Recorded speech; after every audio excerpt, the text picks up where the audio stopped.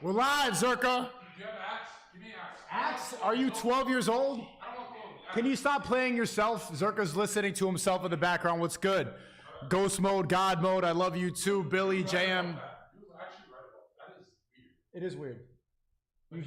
It's not hurting me. No, it's good. You're studying. It takes a lot of time. You're studying material. Elegant. Let's go. Let's go. Let's go. Let's go. Let's go. Let's go. Zherka's back. I'll always be back, man. SNEAKO, yo, Chad, you guys don't understand that. You know, SNEAKO did all these favors for me, not when we were friends. When I was attacking him, and you can tell Jake Paul, and I meant it. I meant all that. But it is weird to see a man do of me favors that no one's ever done for me while I'm attacking and chewing their leg off. It's like a different level of stoic, and that's probably the one time stoic looks badass. But I do that too, you know. Stoicism always looks badass. All of the best. Look at all the 50s movie stars. When you see guys like John Wayne and everything, James Bond is stoic. They don't get emotional besides in Casino Royale. The newer westernized version of James Bond is like, he's emotional, he's crying. He's crying over women. Because I'm not like them, I have to defend. I have to make points about Red Pill Rage. Yeah, but stop saying that stoicism is gay when throughout the test of time, the masculine men that led the world, the role models were always stoic. Think about every single person. All the philosophers, your dad, my dad, everybody. Marlon Brando. Well, Marlon Brando's a little bit of a crybaby. But all the best. What sucks is when I'm at the top and I get SNEAKO rich, it's kind of like, I feel like I'm already rich. I still haven't paid him back. I'm already rich. Because he doesn't like money. Like, dude, you're the only influencer who, you're not really about money. Yeah, he doesn't get it. It's like, the only thing you have is that Hellcat when we think of money. That's it. But you don't talk about it, you don't drive it, you leave it alone for months and leave the fucking country. That's not even that expensive of a car. Hellcat's like 100. It's 100,000. I paid 130 for mine because they Stop. That's an expensive car. 130? You literally gonna flex on your chat? 130 is not an expensive car. What the fuck? They're driving, they're skateboarding, bro. Yeah, I know, but most people don't even know the difference between a Charger and a Hellcat. Like, it doesn't look that much different than a Scat Pack, which is like half the price, or an RT, which is 50K. No, but yo, that's what I got it for the engine. I don't understand why out of all these influencers, you're not really like, if you think about it, the most spiritual thing about SNEAKO is, why are you not greedy? Like, you're more about pushing a message to masses than money. And a lot of people say they're into that, but they're lying. Like, every YouTuber's lying. You actually don't get excited for big opportunities that DM you. You don't, unless it's something you want to do, like the panels you want to run. And obviously it's admirable, but it's like, how long have you had money? Like, when did you get bored of money? Have you been rich for years? No, I haven't been rich, like, been rich for a couple months, but I want to retire my parents, stuff like that. I want to start having kids. I want to be able to get married and then prepare for the future. But material stuff. The most base thing about SNEAKO is, for some reason, he doesn't get that little bitch feeling when someone DMs him like, oh, I can make money with this guy. If he's having a day where it's like he just wants to chill, he'll say, fuck it. And some people will be like, oh, that's bad businessman and stuff. Not really, because if it was... You're the worst businessman of all time. If it was something like with religion, he would immediately respond. So I'd say that's your most authentic trait, is that you don't fall for greed. You don't really fall for envy either. And me, I have fallen for greed. Wrath is my problem. Like, I burn bridges. How? What happened? I burn bridges, bro. I burn bridges. But it is weird that it's like a YouTuber that's not greedy. I'm not used to this, you know? And I do things throughout the day to make myself more greedy. I feel like greedy. What did you do today that made you more greedy? Well... SNEAKO, you got scam cats for 85K tops. Nah, recently, because it's the last cat. They're not going anymore, and it's tough to find. Trust me, I had to get mine shipped from Arkansas. If you could find one right now, if you could find a 2022 Hellcat that's 100K, then sure. Yeah, what did you do today to go and feed your greed? That's the problem. Is I've done this whole week where I could have made. Everyone's telling me I could have made 50,000 if I had my. I have a program out and I have a documentary and all that, and I won't release it. I won't even add a subscription button to my Kick. And it's like, dude, you know, people make fun of it, but it's like, I don't really suffer from greed anymore. I guess greed for clout. That's for reach. That's what I suffer from. But wait, W Zherka pissing in this. You pissed in my sink? No, I just lied. Oh, okay. Because they kept saying SNEAKO kicked me out. And it's like, dude, he's never once kicked me out. I've left every single time. The only thing he gets mad about is like, sometimes I forget to clean that room. That's it. Yeah. Why would you say W for him pissing in my sink? That's not, don't encourage that. Don't encourage bad. People are working out right now. You're in the gym. I went to the gym again today. I don't know if you worked in your cardio. Besides, like Zherka's only cardio is just walking around Miami, constantly sweating, and then his cardio is attacking people on Twitter with his thumbs. That's his cardio. But I went to the gym today, all that good stuff, sweat it all out. And chat, stop saying that I'm doing coke before the stream starts. I'm not doing coke. I don't do drugs. Zherka would not. Do I look at my face? Is this a coke face? Bro, you wouldn't even have a glass of wine. The worst thing he did is get a puff of a cigarette, and then he said, "Fuck this," which is kind of like, well, it's working for him. I'm not going to tell him to drink and stuff. You know, whatever you're doing is working for you. Zherka still at your place, LMAO, bro, never leaving. No, okay. Well, he did. He's in a hotel right now. I'm at the top floor. I got the best floor, dude. Like they gave me such a good hookup. I can't tell if you're poor or not. Like I don't know. Do you like? It's like is a hotel stuff like that? Is that like a big dent or no? Well, I definitely have money. It's just I always think the habit is bad. You know that my habit of spending like $2,000 a day. Right. And my brother, who's my accountant, he actually makes fun of me because I spent $80,000 in a couple months. So you are Jewish? What do you mean? You have a brother that's an accountant? That's very Jewish of you. If I was Jewish, I would have this house, bro. I would be in a fucking yacht right now. That's true. What are you trying to disrespect my house? No, this rent is ridiculous. What you're paying is like it's not that bad. You're paying in USD. What you told me, it's huge. Imagine that in LA. It's not that bad. LA, you'd be paying half for the shittiest life on earth. It's not terrible. I was speaking to my dad earlier. I'm going to give it an actual conversation. Shout out to my dad. And he was saying that he finds you really entertaining and stuff like that. Your parents watch? Yeah. Yeah. Oh, you should never have told me that. Why? No. Don't switch it up. Bro, you've been knew that. The last time an influencer did this, he almost punched me because I clammed up and never spoke again on stream. What? If I know someone's parents are watching, I will never say Zherka shit again. I told you. I told you that my parents watched it before. Remember? You know what kind of dirty shit I'm saying? Keep it going. Bro, that's humiliating. Keep it going. They think you're funny. But your mom saw me. You know, whoa, that's humiliating, bro. Yeah, absolutely. But I can never meet them now. Yeah, you can. No, I can, but my face will be red. Like they'll be like, did you say suck the skin off your, you know? I say some I'm like Hodgkin's times 1,000. Yo, I'm out of here. What are you like? How are you surprised that my parents watch my stuff? No, I'm leaving, bro. This time. All right, but I don't even understand why you're surprised about that. Isn't that a given? Like at a certain level, of course they're gonna see this stuff. So after 10 years, they still watch your content? Yeah. Yeah. What did they watch? The blindfold creepy shit? Yeah, everything. My mom hit me up. Shout out to my mom too. She saw I used a thumbnail where I had the two girls like on top of me. She's like, please remove this. The Islamic community is watching you right now. And I'm like, yeah, you're right. I changed the thumbnail. You know, she's really concerned that I'm. That's what my mom texts me every day. She's like, you know, these Muslims are going to kill your ass. She's so worried about that.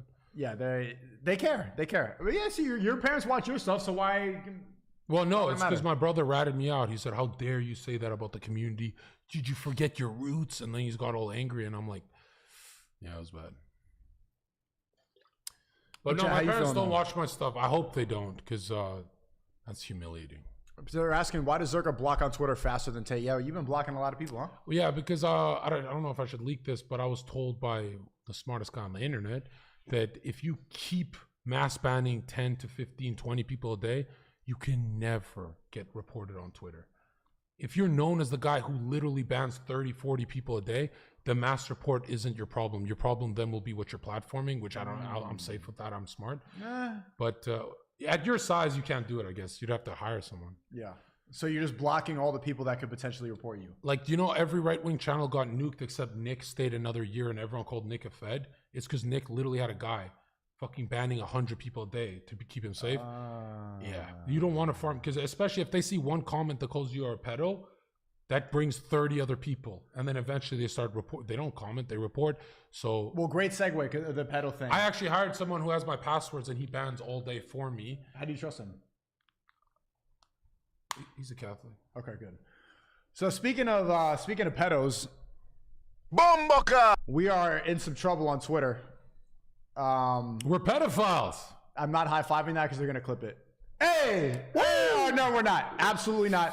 So Zherka, it never recovers me. He will all day long talk about esports people, talk about, and let's play the clip. Let's play the clip. So he posted it. This dude, first, shout out to SNEAKO Updates on Twitter. He posted it, and then a liberal stole it. We should say thank you to Zherka. It still helps us. Does it? Them posting? Okay, we'll talk about it. Okay, so let's watch the clip. This guy got 39,000 likes. Let's play the clip. Actually, okay. It said no thank you to Zherka. Here's one I want to start with.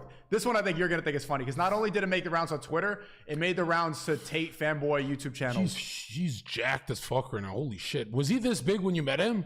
Yeah, about this, maybe like 5-10 pounds under. It looks like he's like way thicker. Like after jail, he got bigger. Right? He started eating. Yeah, why are you glazing right now? Bomboka! No, I gotta respect it. Right? Andrew Tate needs to get. You just want to get unblocked. He needs to get rid of SNEAKO. Oh, fuck you, bald man. Disgusting.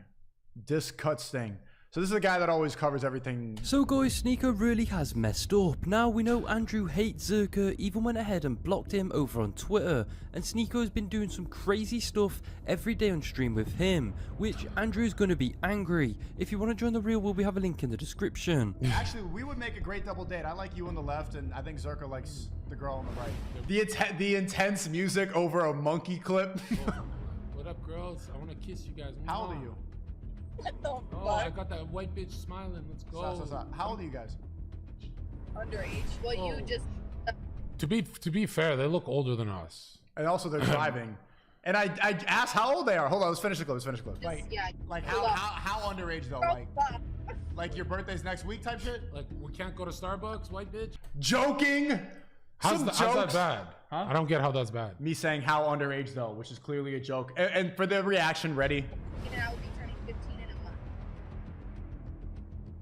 Oh no! First of all, she lied. That bitch is easily 25. Like, you buy that shit? Okay, it doesn't even matter because it's literally all entertainment. When we're on Monkey, like we're aware everything's gonna get clipped up. Am I actually gonna see this weren't girl? gonna DM and find them? Bro, I'm never gonna actually talk to this girl. It's a whole joke for me to go, oh my God, you're 15? How do people not? And then people genuinely are like, oh, whoa, I knew it the whole time. Yeah, I never meet people I meet online ever. Like, there's enough people in my life, so I'll probably never meet a bitch off Monkey and stuff, you know? I mean, if you ask me, you can clearly tell the girl on the left is very young. Honestly, what is SNEAKO doing? Now, when Andrew said don't associate me with dorks, and SNEAKO being in the photo, to me, this really seems aimed at SNEAKO. Now, then post your face then. If you're not a dork, BSN every day making these fucking dorky videos, dick riding his tweets. So guys, post your fucking face if I'm a dork. Because Tate cleared it up and he said not everyone in there is whatever, bro. Like Tate fanboys are too invested in stuff like this. If you are like, if you're better and you're gonna call someone else a dork, why do you hide your face? Why do you not talk about anything besides someone else's life? Why do you psychoanalyze Twitter? And like these people, they all know, like Zherka knows that this shit is a joke. At the end, look, SNEAKO Updates put an FBI thing. I can't believe how many people are actually. Ladies and gentlemen, we got him. It's a fucking joke. I don't even get how like. People are actually upset about this. Like even Ryan Dawson replied, he's like, I can't believe, like maybe it was just a joke in bad taste. But like people are really upset about this. It's so I'm actually a pedophile! Cry! Well, is this gonna get worse if I say that? Yo, if you scroll down, look what they added of me on the comment section. Scroll down, look what they clicked. Yeah, the leukemia one, right? Other disrespectful shit, but yeah, a little beef, and she tries to cancel me, call me a pedo, and then she's like freaks out when I go, yeah, I am. What do you mean? You're not supposed to agree that you're a pedophile. No, I am. I'm literally a pedo. Anything is not gonna help. He's not a pedo. This is a joke. A breakdown because I said that. She's like, oh my God, he's a suicide bomber. Now he's destroying my stream. I'm like, you have a pedo in your house. Hey, like I can knock out Chris Hansen. Like I'm that nigga. You know, I'm that nigga. Right? This clip isn't helping. And so when I started doing the kamikaze thing, she had a fucking mental breakdown in her house. I am whatever you say I am. Yeah. You know what's crazy though is like I kind of enjoy the internet hating on you when they say racist, pedo. I get very excited because I go, you know, that forces people. That literally makes people stop what they're doing to say, "Who is Zherka? He must be a good-looking pedo." And they click on my shit, and then they start laughing. Yeah, so I kind of need people to say that. But so am I being too defensive right now by getting like triggered over this stuff, or should I just be like, I don't know. You've been doing this game longer than me. I don't know how this works. You've been fighting pedo allegations longer than me. Really? No, ever since the I spent thing. 4 years on the internet. Nobody called me a pedo. I saw everyone calling Destiny a pedo, and he was getting so many views with it. I said, I'm the pedo too. And now I regret it. Do you actually regret it though? I grifted into a pedo. But also Nick did it too, right? Everyone does it for views. So it's just you just gotta own the pedo. Is that what you're saying? I mean, when remember when Hassan Abi called out Andrew Tate for saying to that young, she was like 15 or 16 on Click's stream, he called him out and he's like, did you invite that girl when he said something like, when you're of age, come over or something like that. And then Andrew Tate, called her a groomer or something? Yeah, and Andrew Tate's response to Hassan was, what are you trying to say? Am I a creep? And then Hassan backed down and blah, blah, blah. I actually think the right-wing response is if someone says, hey, you're a sexist, you say, yeah, I am. I mean, I don't like Andrew Tate's backing up. I don't like you backing up. You're right-wing, bro. You're right. Are you going to defend comedy or not? So it's like, if you're going to play in their liberal paradigm, you see me get a... And then you take away all their weapons by just saying it. I mean, it gets boring to them because they go, holy fuck, he's a murderer, racist, sexist, like everything, right? And I saw Alex Jones first do this. I loved it. Yeah, I know. Just this part, like, so guys, I think he's a dork. And that's what he's talking about. Now the question is, will we see Andrew cut SNEAKO off after, to me, going off the rails? Comment your thoughts in the comment section. This dude's like, his whole thing is just is male relationships that he's not involved in. That's his whole thing. He's British, so he's gay. So guys, yeah, true. Thank you for the 10. Hassan, bro, tell Zherka to unblock me on Twitter. I literally got into Flat Earth because of him. Why'd you block him? I don't, dude, even if you say, John, you said something that was kind of weird, you're not getting unblocked. Immediately block. I don't have time for negativity. You see how I move, how it's working for me. I don't want to do the unblock thing. Even if you fuck up once, it's like, dude, I have an army, bro. My army doesn't want to see fucking fence-sitting cowards. No such thing as bad publicity, says Hassan. I think that there is, you agree? I think bad press is bad. Well, look at Trump, right? Like that's his whole career was he got every media station to say he's a racist. And then he said, I could shoot someone on fucking Wall Street and get away with it. And everyone's like, yeah, that's kind of badass. That's kind of based. And he just fucking became the true populist. Yeah, then the pedo thing. I was thinking about it at the gym. Like, if a mom sees that clip and then she pulls her kid away, like, oh, that's the guy. Like, I don't want to have that. Oh, that's this. You know, But again, they're gonna do that with, oh, he's the racist. They're always gonna do that. That's true though. If it doesn't happen with the race thing, it's not gonna happen with the pedo. Hey, just be free and live. Just own it. Just own it. Okay, be free, bro. Be free from the liberal world. You're right. Boko, does I graduated flight school today. Can I be your cockpit crusader? I think he's talking to you. We're going to New York? Bruh. Sure. Nice one. Okay, we also have the new grilling video, which I wanted to react to in chat. Myron's supposed to come through. What time do you think Myron's coming? We didn't even get to properly do an intro. He's eating? He's probably on a date right now. Some people in the chat are saying they're gonna beat the fuck out of you. They're gonna beat the fuck out of you. Who? There's people in the chat. Who's gonna beat me up? Oh, like random chatters? Yeah. Man, I never got my millionaire party from Tristan. I didn't even tell you that. You know, Tristan Tate promised me a party. He's gonna throw me a party when I became a millionaire. Well, Tristan's actually about his word. I know him. Like, I've watched this stuff. He had very good insights when that liberal, was it Vice? He immediately didn't trust him. And I even said, you know, Tristan should really be the brains of the operation because Andrew's getting flooded with dopamine and going viral. And like when I go viral, it's going to be my brother calling the shots, not me. And which is hard because, you know, when Andrew's like the flagship, but Tristan's intelligent. He's got like, I fuck these two. I never want to fucking associate with them, but I don't fucking want to collab. I just want to say that they're intelligent, red pill based motherfuckers compared to Logan and everyone. It's just, you know, when you're when you see the biggest allies in your movement call you a dork, you want to go lose a fight to them, right? So I don't understand. Like that he's a professional kickboxer, so me fighting him would be like, it would be an uphill battle for me, you know. You would 100% collab with them. Stop lying. Well, no. I'm saying I would collab with them, but it wouldn't be on no fucking I have to apologize shit. I didn't start that, did I? I didn't start shit. And they're saying squash the beef with the Tates and everything. I don't even think they really have beef. Well, it doesn't matter. Let's be honest, dude. Like, I don't want to talk too much about it, but I'm like a weaker businessman. I didn't monetize all this booming success, but they're good businessmen. So they see Zherka as like muddying the water in competition probably. So even if I was cool with them, they'd always like every chance Red Pillar gets to go up. There's very few people like Myron who actually lift. You know, I seriously doubt. I don't think Andrew and Tristan are selfish. I think they go, I don't trust Zherka. He trolls too much. So they wouldn't ever actually help me. So it was like, who cares? Yeah, they don't need You to. know? Whereas Myron actually goes, Zherka, I know exactly what you're doing with the trolling thing. He kind of understands the Zoomer brain and shit. I'm not a Zoomer. I just think like these fucking homosexuals. What is this? Are you getting pegged here? Well, this is why I did the leukemia thing is the 28-year-old Bomboka! the 28-year-old woman that got mad at me at her party that I didn't fuck her was mad that this 18-year-old was jumping on me. And I was just why you have your legs wrapped around like that? I was just laying down and I was just playing Tetris and then she jumped on. This is a crazy position. I'm not gonna lie to you, bro. Yeah, no, she's got her whole cock in me. Okay, great. Own it. There you go. God, but thanks for the 28. Zherka's power level, there's no such thing as bad publicity. Never change Zherka. Keep spreading your knowledge on Freemasonry. W Flat Earther. That's what I'm talking about. You know what? I'm not gonna lie. This shit fucking was bothering me today. What? This, like, people saying, oh my God, SNEAKO's a... Like, bro, how do you... It was just annoying that they didn't get it. But reading the comments on this, it's like most people... I can't see the comments because I'm banned. People understand, so there's no point in letting them... You just gotta... Yeah, you gotta own it. Zherka, you have the right mentality with it. You really do. Well, no. Let's be fair.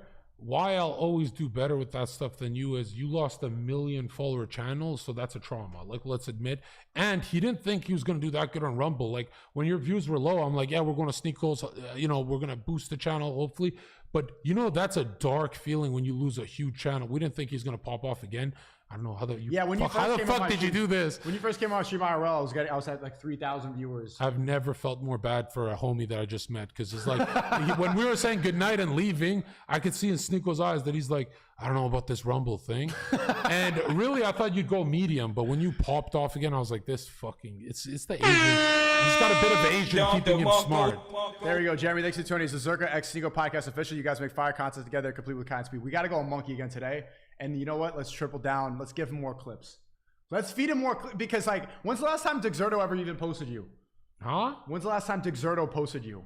Dexerto. Yeah, you never. Whoa. Well, we're going to go on Monkey and it's going to be fire again. We're actually going to be pedos now. Oh, maybe you, but... I like that hole in your ear. We can go get spicy with that little hole in your ear, too. You're weird. You're the one with the giant hole in your ear. I'm just staring at it. I want to do something with it. You know why people are afraid to make pedo jokes? Why? Every influencer's worried that one day they will get got and be with a 17-year-old. I've been checking IDs for years in nightclubs. Like I've never been got. I'm really intelligent. So since I don't have the fear of ever being in that position, I love to make the jokes. But most of them go, whoa. They actually have things to hide. Oh, no. Let's say not just things to hide. If they don't have anything to hide, they're worried it'll happen and all the clips will surface. Right? So... Yeah, the worst thing I have is defending the movie Cuties. Yeah. How trans think they look, how they really look. I want to... Do you have a Discord like this that shows you clips and everything? I think so. Hey, bro. Oh, he wanted to collab, Martin. No. Yeah, he's a cool Jewish kid. Not a big fan of KSI. No, not really. It's kind of corny. Very. Oh, ain't no way. What time is Myron coming through? Look at your anxiety take over. Who cares? Let him I'm roll. looking at these memes and I don't care about any of this stuff. Hey, who Bro, cares? When he knocks, when he knocks, he knocks. When he knocks, he knocks. He's eating. What the fuck happened to this guy? That's 100% app.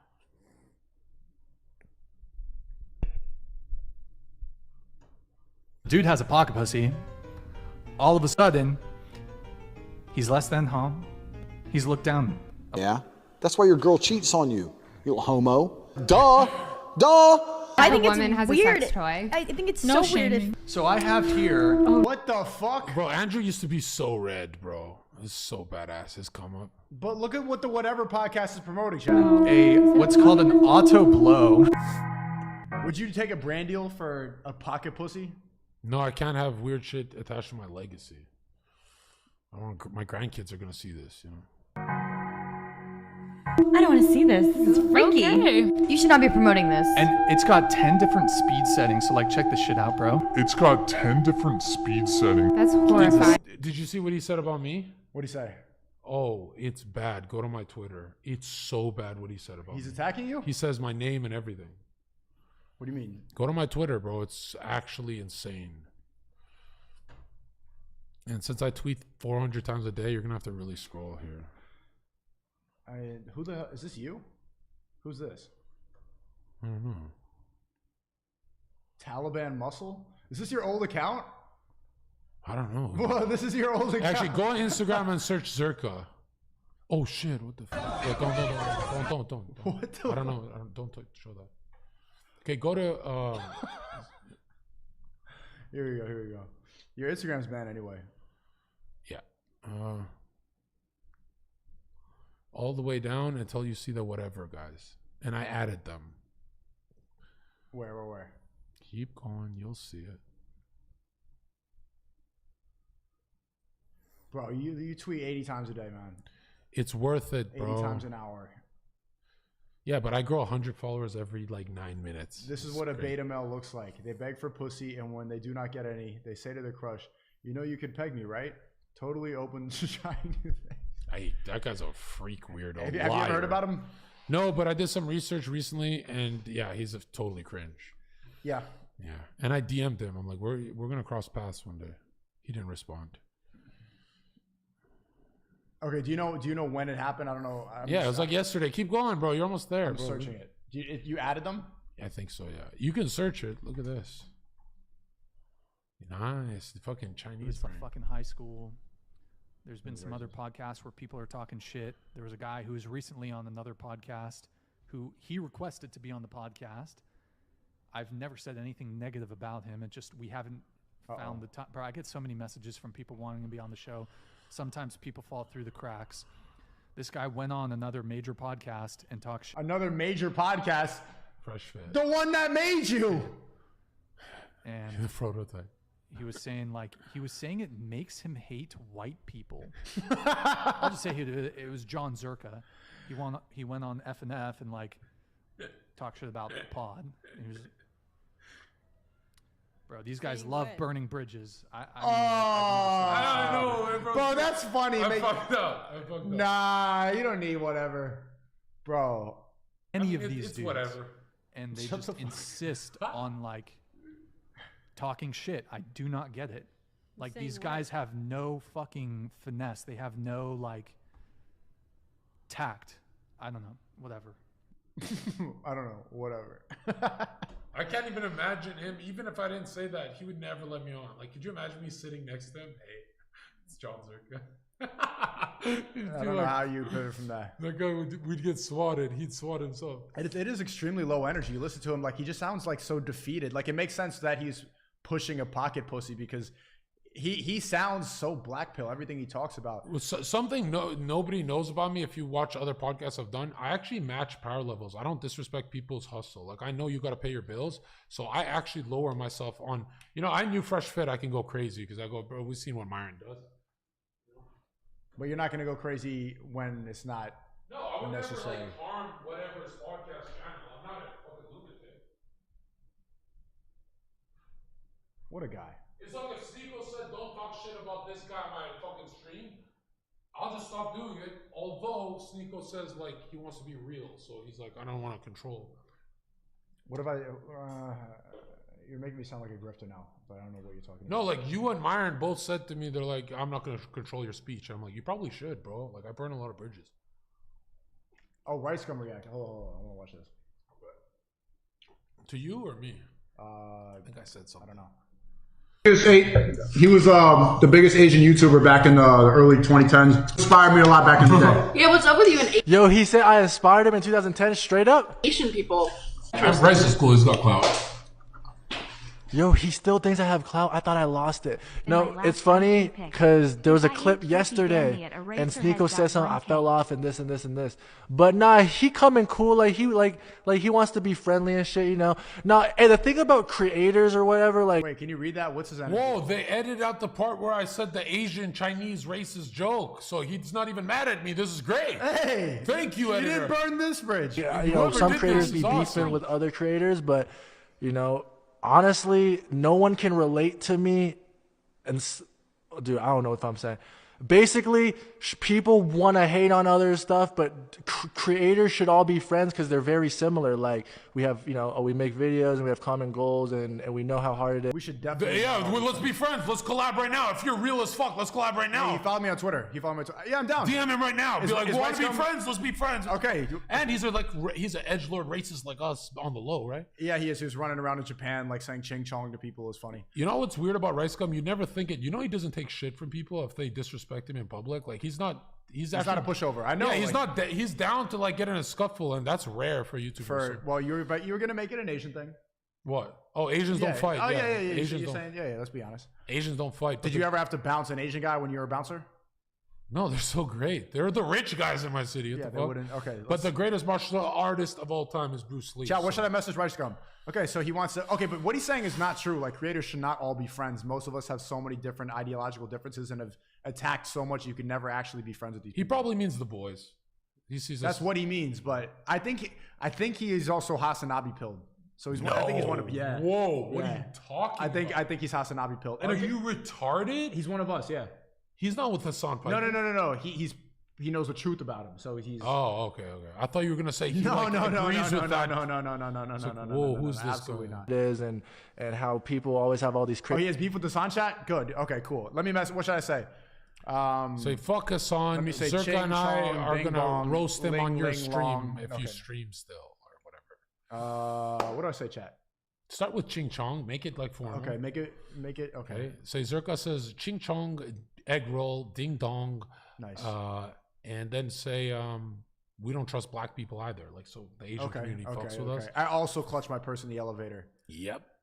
And then maybe talk about like dogs. Like some of them deserve what you guys do to them. Mm-hmm. Some dogs bite people. I was talking to my dad before the podcast. I was thinking I should do like hire the chef, bring Rice come over, bring some girls, get a chef, and then there's a giant dish, a giant bowl. And then you lift it up and it's just ping, and it's a fried dog.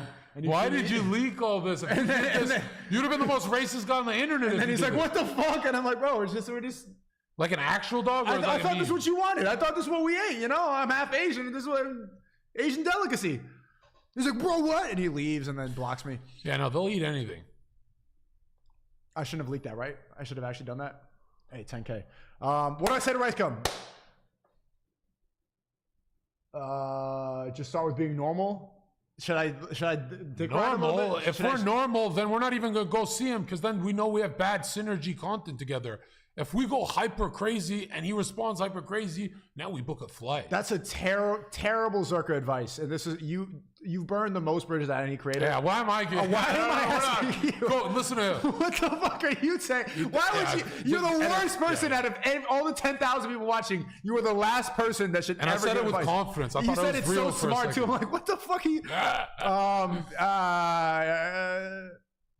I don't even need to DM him. You know what's going to happen? Someone's going to clip that up and send it to him, and then we just keep on reacting back and forth. I'm not even going to say anything. No, start with we hate black people too. Throw a fucking bro. I'm not saying that because he likes rap and stuff like that. He's around LA. I don't know. I like rap too. It doesn't mean I like black people. Start with JQ. Do you see how my chat is even more autistic than you?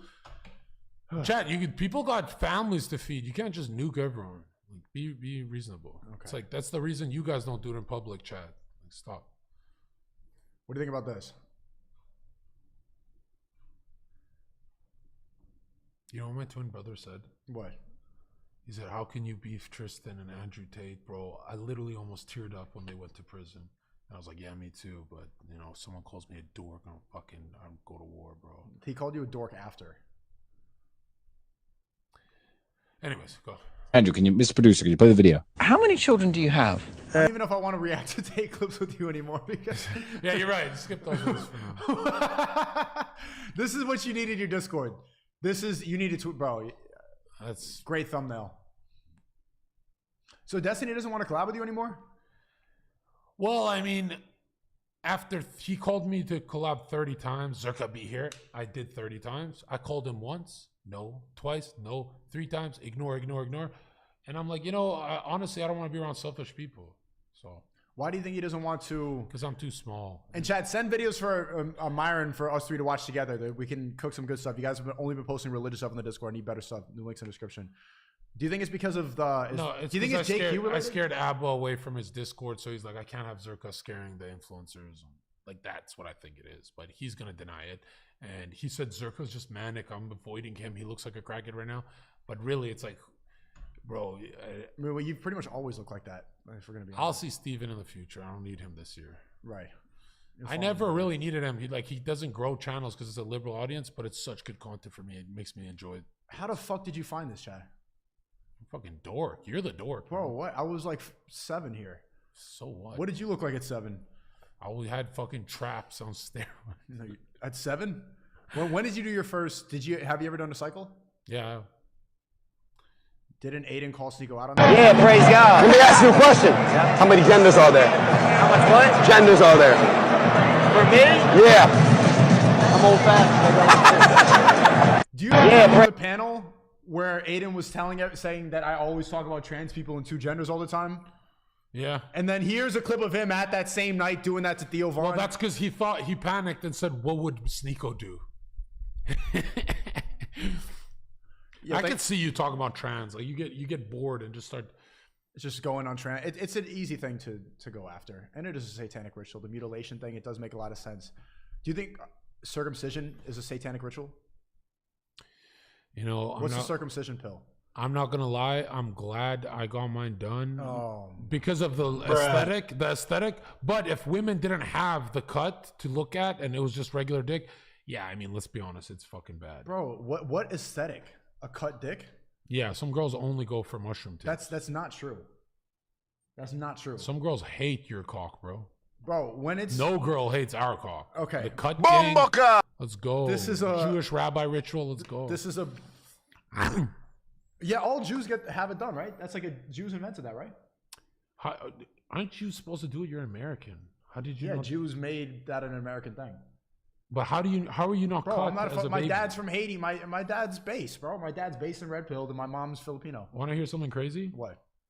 He's trans, by the way. Because of the war and being a refugee, I had to wait till 10 years old to get cut. They put 9 giant needles around my cock. What? Worst pain of my life. And then they said, that's the local anesthesia. And I'm like, local? What does that mean? They said, you're not going to be asleep. Only your penis is. What? And they started chopping my shit up in front of me. And I watched the whole surgery.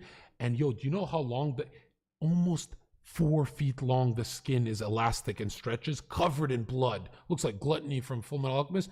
And they cut me up in front of me. 3 months I had to wear a shoebox so my dick doesn't touch something because of the pain. And maybe 10 years after that surgery, my dick's sensitive. To this day, it's sensitive. I lose stiffness quick. And Sigmund Freud would say, his psychosexual theory would say, because I got my masculinity ripped in front of me, I swear to God, because I got a cut in front of me is why I obsessed with masculinity, right? But yeah, like my brothers did better recovering. I didn't, bro. And yeah, 10 years old. Some Albanians do it at 10, and it's horrible. Is it a common thing in Muslim culture? Because I'm not going to give my kid a trans surgery. It's just there's no point in just wash it. And also, okay, couple things. Girls. Yeah, but we don't have to wash it. Chat. One if you're normal. 2 if you're mutilated. Who's mutilated in here? Because that's what it is. It's a mutilation surgery. When you're, and this is a gross conversation. But when you're boom ready to go, the skin rolls back. It's only like anteater when you're bro. There's a lot of trans people. Winning? We're a lot of trans people in here. It's pretty. Yeah, I think most of the world's cut. Right? Yeah, but there's no reason for it. You know, it kills sensitivity, so you enjoy sex more. That's what I'm saying. I got a dick clit. Me? You know what I have to do to maintain hardness? No, I don't. Get on the fucking floor, bark like a dog, bitch. I got to do so much extra just to maintain hard. But that's because I fucked with my hormone profile. I think I'm the only influencer who talks about fucking with my hormone profile. Everyone just keeps it. They all lie about it and say that they're natty. You know, Derek from More Plates, More Dates? Yeah. He's like one of my best friends, and I would never harm his channel or leak anything. But I literally know all the fake natties, and there's so many. Oh, so he knows them, or is... Hey, we all know each other in the fitness industry, and you think it's 80%, it's like 99%. It's even the guys who look like trash. Reckless, thanks for the 5. SNEAKO, sac passé, ou parlez créole? PT. The two of you are a great duo, says Dave. You've been both on fire lately. Hope you guys keep going and don't slow down. Yo, Zherka is definitely on fire. Well, SNEAKO grew up with Kanye.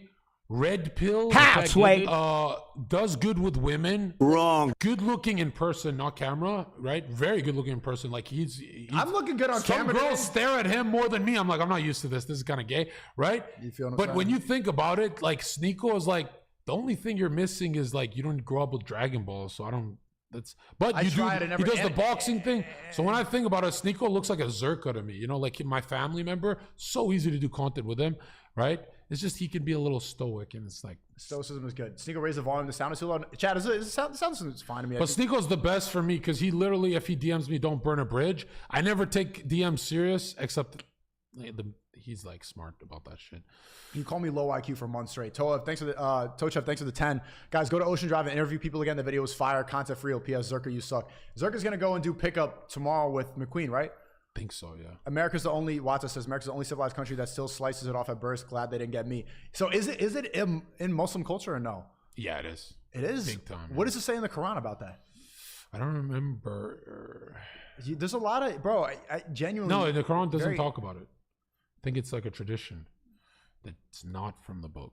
Which there are some things like that. But. Do you know how many people, or say, I tweeted something today about wanting to have a Muslim wife, and then some people like the Groypers are saying that Muslim women smell bad, Muslims smell. No, they don't. If you actually read what you have to do for wudu, which is the cleaning before prayer, you're not supposed to even hold on. Prayer. I get the race realist in chat, but something that I find really corny is when people say like a race smells, because it like really it's like, dude, what kind of women have you hooked up with? All different colors, right? Yeah. Me too, bro. The hot ones smell like lavender always, right?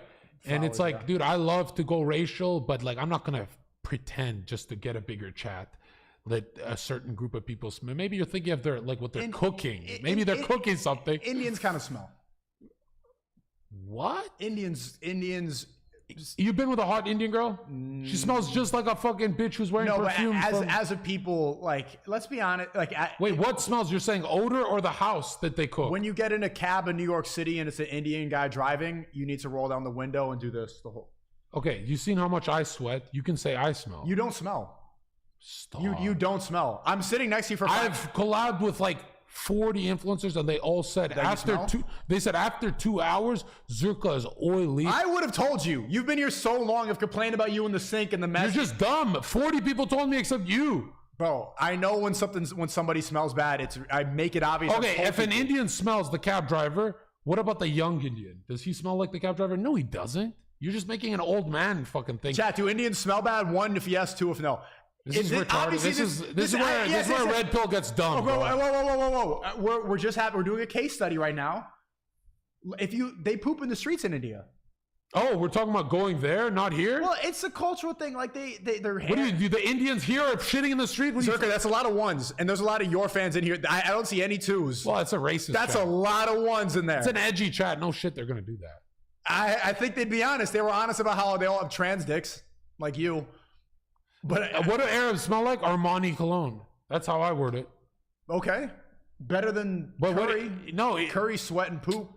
Bro, don't clip that. Don't clip that. Are you? Whoa, I'm just joking. Hey, I'm a pedophile. I'm joking. No, look, I'm considered the most fucking edgy guy, but I'll never lie. What he's doing is literally lying. I'm not lying. Yeah, you are. Because you had to go all the way to slums in India to win this. I'm never going to India. No, you said they shit on the street in India, right? Well, it's a cultural thing. Look, like if you look at Arabic culture, most of them are Muslim. They all have to bathe 5 times a day even before prayer. So obviously they're going to smell better. Indians, well, I'll be honest. Like Arabs do smell the best. Like they okay, so now it's not stupid when you're making a generalization that's good. When I say that, no, Arabs have a lot of shame in their culture, so they're like always got to be washing and da-da-da-da. And then some white boys be smelling like fucking Cheetos.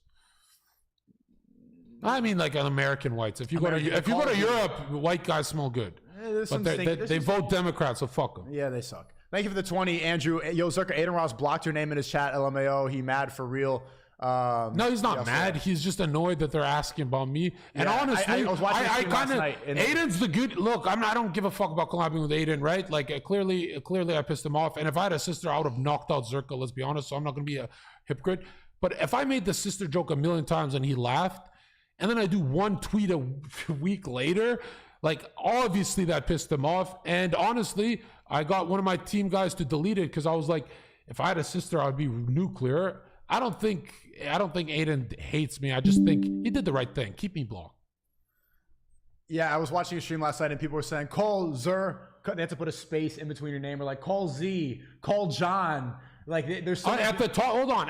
When I'm at the top, I'm still gonna get Aiden rich. Like I don't forget these fucking people, right? They're not my friends and stuff, but I still owe these people. I don't want people in my chat thinking like, yo, you ditched Myron and SNEAKO. And no, even if I fight with them and hate them offline, I'm still gonna get them opportunities and shit because my dad is really like that. My dad, you know what my dad says? What? My dad says, this is his logic, this is immigrant logic too.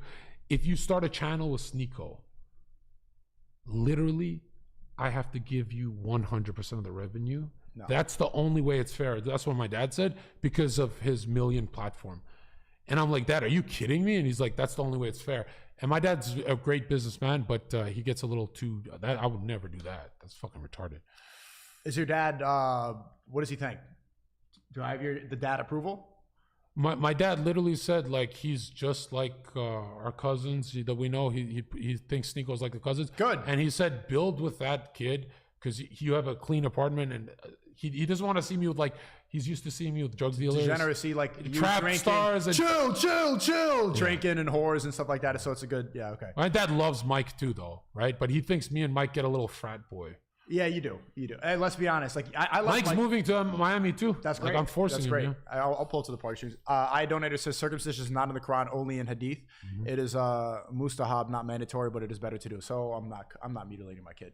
Batub says, SNEAKO, you're being edgy just to be edgy. Plus you're back on the weed. I'm not being edgy just to be edgy. No. To say one group of people smell, if you're trying to say you just said Arabs smell good. You just said the same thing. But it's the cologne, bro. I can find you a fucking dirty Arab. Like, give me a break.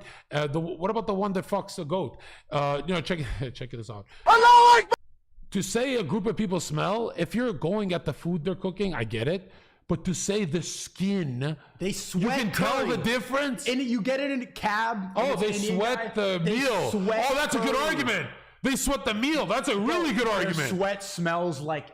Oh shit! Just like if you eat pineapple, it's better come. I get it. Yes. Oh shit! And curry is a wait. So white food. People eat the most boring food, so they don't smell. They don't smell as bad. Oh, that you won. Because there's no seasoning. You literally won. The racism won. Black people smell like waffles. They smell like pancake and syrup and waffles. American blacks, yes, they do. You ever sniff a black girl's hair? They don't wash it. It's like attic. It's not bad, but it has a scent. I once sniffed a girl's hair. I got a big snort, right? And then she said, hey, give me my hair back. Yo, your nostrils are struggling, Zherka. But hold on. You actually won the debate. I thought you were memeing, but I think you won. Certain groups of people smell different. Whoa. I've never lost. Because of the food. You that sweat guy helped. Food That super chatter actually. Whoa, and you were on his side and like, thank you for the $10. I'm not like the debate. Every YouTuber will never admit when they lost. I need to become a better debater. I have to admit it here. I always go with the racist answer. Fuck. Yes, it's always the racist answer. Because I thought you were just trying to be edgy for race is real. I thought you were going to make me look bad. They just sweat trying to like curry. Fair. 10. Good to see another non-NPC from Vancouver. Zherka's funny as fuck. Made me spit my drink on FNF. You go on FNF again? Yes, tomorrow. Keep up God's work, bro. I'm excited to see that. Look up the YouTuber Kyle. He made a better video about you and Christianity, the one that you already reacted to. Put it in my Discord. Okay. There's another clip from Rice Gum here. He's reacting to the cut clip. I already see it right here. I've seen her fuck other. Oh fuck. Like his girl. I was not fucking. Why is this the clip that you need to introduce me to with other people? There's so many clips you could have put in his Discord. Fucking with her now. And you're taking You know why? Pause. You know why you deserve all this annoying stuff because of this clip? Yeah. In literally the clip, I remember seeing this. You say all young men should go through. That was a joke. That was a joke. Actually, if you persuaded one dude, you're going to hell. right? If you persuaded even one dude. I don't think I persuaded anyone to do that. The real, what I was trying to get at is that every man needs some traumatic experience in order to understand to not do something again. Yeah, but trauma you get regardless. You don't need to go find it. You don't need to go actually do it. And that's the highest levels of, well, it could have been worse. If you had no clout and bitches, you would have killed yourself, bro. The fact that you just went back to being SNEAKO, you're so lucky, bro. Yeah. What do you 1,700 that product. Why are you pocket watching? But I don't even think it was that much. I don't know. I forgot. No, guys, a stream is 2 hours long. This was like a 30-second clip. What did he say before it or what did he say after it? There has to be more. Like, you know, he could have said just kidding or something. Like, there we go. He's on my side. Let's go, Rice Gum. There's no way. But yeah, while I was gone, this guy, he made content and been blown up and shit, right, chat? I wanted to play Rice Gum a lot. What? Why does everyone hate me? I don't remember saying that. I burn bridges. I don't even remember saying that shit. You be burning the rice fields, bro. I burn bridges. Give me a fucking break. Shit. Fuck. How have you not met him yet? I do remember. You met that. everyone except that guy? I do remember. I was such a. He was like the only Asian YouTuber really doing shit back then. Asians were like, fuck, man. Why did I say that? No, you know he's the guy on Twitch who said, did it feel good when they're talking about rape? Oh, yeah. That's who he is. He's like more hardcore than all of us combined. Yeah. And he admitted that he botted the shit out of his channel on Twitch, which is the biggest no-no to admit to the admins. He literally admits on stream and goes back to fucking Fortnite. I was like, holy fuck, that takes some balls. And they didn't do shit to him. I guess he's bigger than... If you're a Muslim that's living in the West, and even the East nowadays, to be honest, I urge you to listen to what I'm about to say. What are you about to say? I grew up with Muslims. I traveled the whole world. I've seen the whole world. None of them behave like a homosexual. Like, I don't have nothing against this guy. The temperament is off. What's off with this? Most Muslims, online Muslims are so soft. It's like, how do you guys not feel like it's a psyop? Because he's talking about marriage and how it's... The only badass Muslim online has to be Ali Dawah. Because he, like, sister, you're transgender, you go to hell. Okay, but when he talks about marriage, I bet he sounds just like this too. You must do a marriage training course before you even think about getting married. And the reason why I say that is because just like the prayer is an act of worship, marriage is also an act of worship too. And just base? Yeah, base. You're worshiping your wife? No, it's an act of thank you to God for a union, you fucking retard. How are you worshiping a wife? Well, he said marriage is an act of work. Okay, but yeah, I worship her with a stone. How about that? Okay, so you sound more Muslim than me. Come to the good side. Just like you cannot attend the prayer without understanding the logistics of the prayer, you cannot get married without understanding the logistics that Allah has sent down with regards to marriage. Guys, think deeply with me here. From the moment you were born all the way until now, you have grown up in a non-Islamic society which has different ideas about how the interaction and roles of men and women are between each other. And for the very reason that you've been exposed to this environment all your life, it will undoubtedly have affected you in some way or another, whether you like to admit it or not. He's talking about you. You're never going back from fucking models. You're fucked. I don't think so. Chat, yes or no? 1, if you want to get married. 2, if you want to be single. No, SNEAKO's going to get married literally in 3 weeks. Literally in 3 weeks. He'll be there with his fucking falafel and he'll be like, Ruby and that fat ass, that Ruby Rose bitch just DM'd me. And you're going to be like, Fatima, I'm going to go take the camel for a walk. And then you're going to go to Ruby Rose and fuck the shit out of her. Am I thinking the hot girl? Ruby, she's Ruby, you fucking little stupid bitch. You can get it. Come fuck me. Send the clip to her. She likes this. She's the soft one. She doesn't like this. No, she does. She was on a podcast. She was talking about how she likes guys that don't like her back. I fucking hate you, bitch. Yeah, send the clip. It's just retarded. Yes. I'm the camel here. I'll spit on you, Ruby. The mostly ones in the chat. I think it's better at this point. Real discussion. All these women in the West are traumatized, either by the music, by the culture, by previous dick, by Zherka. Something has fucked with their head. Yeah. And no, Albanian women who are Muslim in my country, literally, I can actually respect them. There you go. They're so fucking normal. So why not, like, we're approaching our 30s soon. Stop, bro. I'm going to be 30 pretty soon too. Yeah, but you don't troll as hard. I'm 30 talking about fucking hippo penises and dude. My mom said, she's like, are you gonna be 50 and have all this value to provide and rather talk about a camel spitting on fucking? That's a good question. So at 40, because this is what the red pill space is like, a man peaks at 35, he should get married at 38 to 40. Like when you're 40, I've heard of this from a lot of respected guys. It'll be like, when you're 40, you'll be able to get any girl.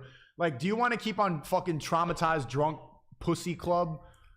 Do you want to fuck like girls like Cardi B pussy, Drake psyop vaccinated I don't pussy? fuck pussy. I fuck do you still want drunk vaccinated traumatized pussy until you're 40, or should you find a woman who's a virgin in a different country, get married, and just skip it? Like what's the actual point? Like even first of all, I did 3 years loyal to my girlfriend, then 1 year to a fucking e-girl, which I didn't even think I could do. You've never been loyal. You're the one who's fucked. I can easily do marriage. I'll just stream in a room and fuck her and never leave. I'm antisocial. You're the social one. I've never been loyal. You go to parties. You go to the GDR parties and stuff. You're fucked. I'm not the fucked one. I don't think so. When I get rich, you think I'm ever going to leave my house again? Fuck no. You're going to get bored in 5 seconds. I didn't get bored for 2 years straight on Twitch. I like chat and me. That's it. I don't... Bro, you're the social guy. You're fucked. You're always going to be around girls. I'm not that social. You're more of an extrovert than me. You're definitely more of an extrovert than me. Last night, what were you doing? You texted me at like 2 a.m. like, yo, I got some girls. Let's come and cuddle. It was work. It wasn't. You went live on TikTok. Yeah, she said she gets 40,000 viewers live. No, bro, you really think she gets 40,000 viewers live? When I saw 450 viewers live, I said, this bitch got me. No shit, she doesn't get 40,000 viewers live. She said it was drama with her island boy ex. Bro, she's not getting 40,000 viewers live. Also, that TikTok thing did not help your career at all. You were just hanging out with girls, right? It's just a waste of time. Wouldn't you rather be investing towards something that's like creating something? I don't personally, like the way I see the future, like all the women in the West are traumatized. There's no point dating. I've done enough of it, been with enough girls. Even if Ruby Rose does DM me or something like that, or like some hot light skin with the fat ass. SNEAKO, I'm not going to lie, dude. It would be tempting, but it's like, am I really going to risk a marriage with kids? There's clips of us with our girlfriends, right? And your girlfriend. And there's this level of romance that you don't have, where you actually, I don't think you're ready to be that loyal. I think you could be loyal, but you're gonna struggle.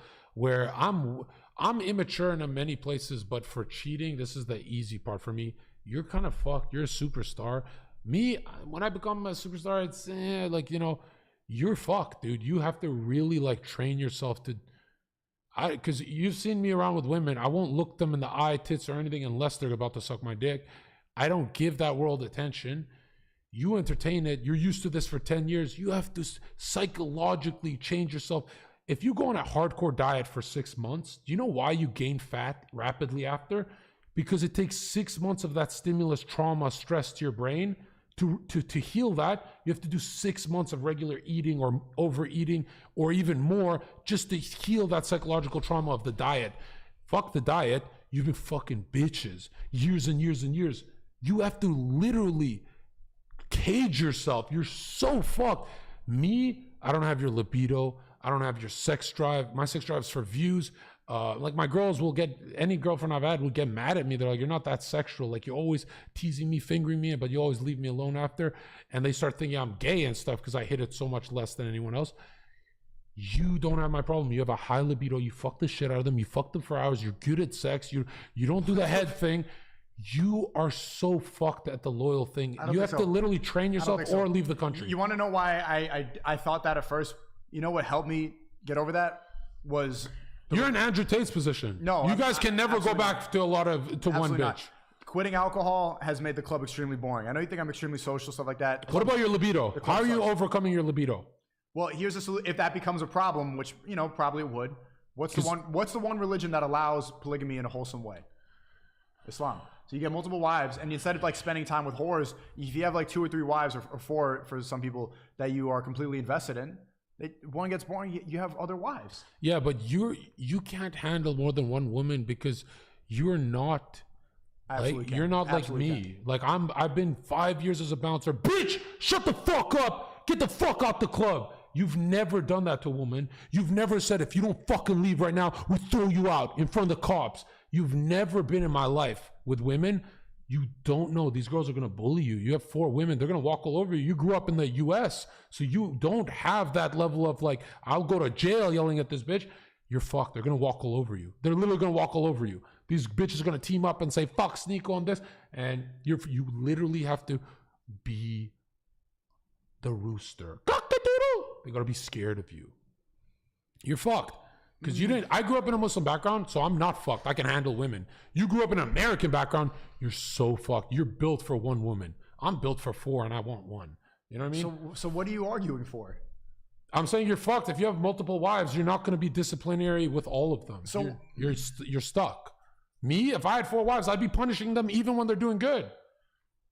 So you're just always going to be punishing them? I'd always have a stone on my hand. I'm kidding, Dexterdo. But I think you have to spend a long time as a Muslim before you do this. Yeah. Like reprogram yourself a lot. That's true. That's right? true. And then go to hell. No, I'm not going to hell. I hate Zherka, but Zherka spin facts. I don't think it's going to be as much of, because the shit just, when you get red, I understand that you think that because I've been with a lot of women that it's going to be a problem, but like the way I see it now, bro, it's just, there's no point. I don't no tradition in your life. When I go home to my mom and dad, 29 years of my life, we've never spoke of sex. We've never spoke of disgusting things. You know how traditional my home is? You're an American. You have to do a lot of, I don't have to do much tradition programming. I'm there, right? When I'm home, I get a dose of reality and tradition. When you're home, it's more an American home. They watch your streams. They see you say cunt. Because my parents won't watch it. They're like, whoa, just make your money, boo-boo. But I'm telling you, you have to somehow be around. Like if you had the shake here and cut, you have to be in a community of tradition for your brain to switch. It's not going to switch because you're alone. So I can move to a traditional country. Well, that'd be the fastest way. If you're playing football if you're playing football with Muslims, playing chess with them, having macchiato with them, if you're doing everything with Muslims, you reprogram within a month. I'm in a traditional community because I don't plan to stay in the West long term. I talk about how the West is falling all the time. It doesn't make sense to raise a family in a place that I think is falling apart. No, don't give up on this place. You made a lot of money here, bro. I will continue to, but I raising kids here, it's just... Well, come back for the Catholic theocracy. That includes certain values you might have got from feminism and certain values you might have got from Red Pill. The point is, we must detox from these ideas because we risk hurting the other person and destroying a relationship and the family structure without... Your biggest problem is going to be stimulation because you're a YouTuber, you're ADHD like me, you're not like as stoic as you think.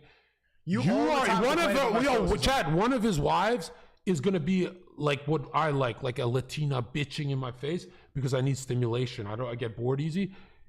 That absolutely cannot be a wife. Absolutely. You need 4 low temperament wives. That's what I want. That's what I want. But who do you deal with right now in your life? What do I deal with? In the last year, have you had girlfriends that are in your face yelling at you? I guarantee. Yeah, and I hate it. I don't want that anymore. I want to be focused on my work and then have the home. Well, that's what I'm saying. That's an addiction you have to overcome. I'm not addicted to that whatsoever. Bro, absolutely not addicted to that. You're not addicted to drama? No. You're a YouTuber not addicted to drama? Stop it.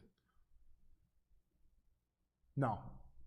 Even if that was an addiction, like, bro, I'm ready to dead that. Also, the hottest ones are bitchy, so you're fucked. She's either unless she's extremely traditional. There's no such thing as a quiet 9 out of 10, bro. Bro, you saw the one I'm talking to? And 9 out of 10 literally grew up with the world telling her she's beautiful. She thinks she's Lugia, right? Unless she's extremely traditional. You saw the one, bro? Beautiful, yeah. I think I'll be able to figure it out, man. Without realizing, because of these unattended principles and values that we've got from a place that is not Islam. Are you understanding me? So guys, do your research, go to your local community and try and find some sort of family program that will allow you to be exposed to the Islamic understanding of what a marriage entails, because it is extremely undroppable. He's basically saying what you just said, like you have to be around. Oh, his advice is better, let's be honest. Yeah. One that I recommend. The Jewish community does that like training thing, yeah. Is a 22-week course which is done online by Sheikh Myron. Go check it out. Okay. I don't know about that course specifically. But football is the greatest sport of all time. No, it's not. All sports suck except fighting. Allah always have plan, you know. He always test you. Like doesn't matter what happened with you, doesn't matter like you become champion or no. This is everything from Allah, you know. If you're gonna be, you know, I love Khabib to death, but the greatest fighter of all time is a Christian, John Jones. agree with this, it's gonna be good for you. Isn't John Jones defeated though? He got beat a few times. Never. He never got beat? No, it was a disqualification for I think 12-6 elbow. Didn't Adesanya beat him? No, they never fought. Adesanya's too small for him. He's like Adesanya's a middleweight. Did you see Fresh call Adam on Fresh and Fit defending you? Yeah, I did see that. Shout out to Fresh. And also, I think maybe you can clip this and send it to Adam from Solidcast and Valuetainment. I think I listened to his explanation. Like maybe it wasn't a setup, but you know it could be water under the bridge. If you're gonna be like, oh, why I don't do this, why I didn't do the other things, like if you're gonna complain, it's gonna be bad for you. You know, everything what happened with you, everything from Allah.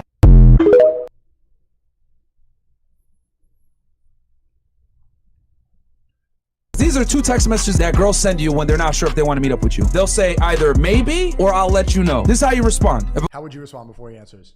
A girl texts you. I know I'm going to disagree with Fresh Myron here. Just make it full screen. This is good advice, guys. Just like in sales, it's a cold call. Never, ever plot the date on text. FaceTime her, and I've done this many times, right? I go, hey, why do you look a little Jewy today? And she goes, what do you mean? I go, look at your little fucking nose. And she goes, what do you mean you're racist? And she's giggling, and mid-giggle is when you go, okay, we're going out in like 5 minutes. I'm getting another call. All right, I'm gonna pick you up soon. And then she goes, wait, I didn't even get ready. But you got time to get ready, right? Boom, you get her. Bro, never pick her up when she's sad. You don't know her mood. You have to trigger her mood, manipulate, go. To carry the giggle all the way to the date. Yeah, if you don't do the call, you don't know if she's coming, right? And same with when you have guests coming to SNEAKO's stream, you have to face. It sucks, but you have to FaceTime each of them and kind of, because as soon as they go, oh, he made me giggle uncomfortable, it should be fun. Right. But if it's one text, they get the anxiety and stuff. So I know Myron's going to get this wrong because Myron actually thinks the texting is supposed to be there. And I really don't believe in texting because, you know, women are fucking retarded.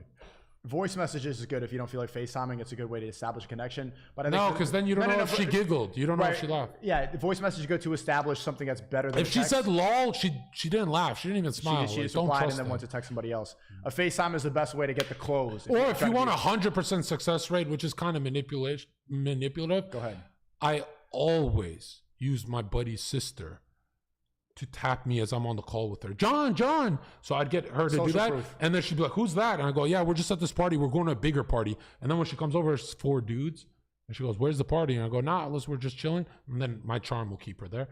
And then we run a fucking no orgy. Bro, you got to sell this as a course. Oh, you cooking right now. I can't talk about that stuff because it's manipulation. But stop giving away all the sauce. This is good stuff. No, what the fuck? Go get the bitches. Okay, so what do you think Myron says here? He's going to say this is how you text her. Like, he's going to give a texting format. If a girl says maybe, you just say maybe back with a question mark. So you want her to clarify her stupidity for you. Then the second one is, I'll let you know. You could just tell her straight up, I don't do I'll let you knows. Yes or no. That's a little bit more direct. Some of y'all might be scared to do that, but once you get to a certain point, you put it that way, she's going to know you mean fucking business. Or you can say, yo, hit me up when you're ready. Because right now, Fresh, you're a little bit nicer about it. He's the one time I'll disagree with Myron, she will never know you mean business without hearing the tone of your voice, the text, right? So on the call, I'll be like, what, you're not coming? You said you'd come. Man, who the fuck do you think you are? And she goes, what? I got a million bitches. You're trying to get replaced? And she goes, no, John, I'm not getting replaced. You can go to your fucking bitches. And I go, yeah, I like that. You sound like my little fucking wife right now. Argue with me. And she goes, what the fuck? I go, yo, stop playing, bro. Just fucking, you know what, DM me. You go do boring shit. And then she goes, all right, fine. And then they always text me. They're like, okay, I'm coming because they want to be stimulated, right? But it is manipulative. But they want to be manipulated too. Well, they're manipulating you and ditching you. Right. So you're saying it as if it's a bad thing. It's just, I've done it a million times, so I predict. I know exactly. I speed it up because I know exactly how she's going to respond. Well, wait, let me get ready. I know exactly what they're going to say, right? And I go, ready. Yeah, you're going to get that thrifty outfit again. And she goes, that's not thrifty. It's Louis Vuitton. You look trash in green. I like you in black. That Instagram photo, go to that one. She goes, you like this one? Right? Women, if you tell them you like an outfit, they don't get excited. If you tell them you don't like one and show them the one you like, then they go, oh, he's making me hotter. Everything in my life's getting better. They need truth, right? Yeah. Bro. And be honest. Don't wear your hair like Save that. This for a course. Bro, you're... Well, I'll still make money on the course. Like, your people deserve some free shit. Thank you. Plus, in my course, it'll go in detail with a video. So. Wait, I need to get another Red Bull. And it worked 5 years as a bartender, bouncer, DJ, and then you know all this. But none of those guys can explain it on a podcast. They just don't know how to explain it, but they do it instinctively. It's like if you're around women, you just get them, right? All girls are the same. Yeah, like literally, you can fucking pick up a girl by saying nothing. Pretend you're a girl. No. Right? All right, look at this. All right. Hey. Stop. Hey. Okay, they're gonna clip this. You can literally say nothing and just do that level of tone, and literally they start getting wet. They're so dumb. So what is it with the tone of voice? Explain the tone of voice thing. I would do pacing, right? If she's laughing, I go faster. If her anxiety is high, I go way slower. And if her anxiety is really high, like let me ask you, pretend to be the girl, like, where do you want to go eat? Right. Well, what do you want me to what? You could just answer, like, where do you want to go eat? I don't know.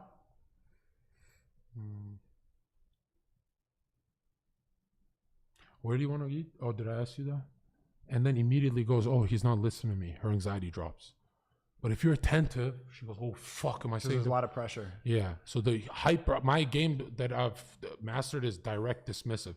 So I'll be like, damn, Amy, you're cute. And she goes, yeah, but like, I'm kind of talking to a guy. And I go, man, you're cute anyway. Selena, that's the one, in front of her. So I'm direct with Amy. Oh, she's giving me friction. Dismiss Amy with happiness. Oh, it's okay, baby girl. And she goes, whoa, he just moved on to the next one. And then she goes, oh, he's a businessman. He needs his dick wet right now. So direct but dismissive. Not direct, like hurt them. Fuck that. Me, I just say, I don't do let me knows. Yes or no. Then that puts on her. And if she gives you some snarky response or whatever, just leave her dumbass on red. Well, here's the thing with game is that it's an art form. It always has to match your personality, because if it's forced at all, like if anybody in the chat does exactly what Zherka does, it's not gonna work. You could prompt the woman. So every girl I meet, I've scared girls texting them too much. So as soon as I meet them, I go, yo, I'm like clingy. I'm clingy. I text a lot, but like if we don't work out this week, I forget who the fuck you are. I got so many bitches, but I'm clingy. And then a lot of them go, yeah, me too. Like they want to play that game, even though they're not. And I go, I need a lot of bubbles or else I get bored. Like I tell them how creepy it's going to be talking to me, and it makes the creepiness go away. But if I hit her up with 32 cocaine bubbles, no way. And when you get her number, never give her your phone. Say, no, it's dead. Give me yours. And you type and text yourself.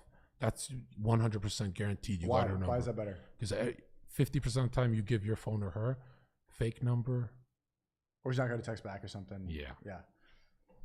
And when I always text myself the same thing. What? Daddy, you're so fucking hard. Like a big message to myself. Right. And then it's not funny. Everyone does that. But I respond to my phone right away. I go, chill out. You're like a little fangirl.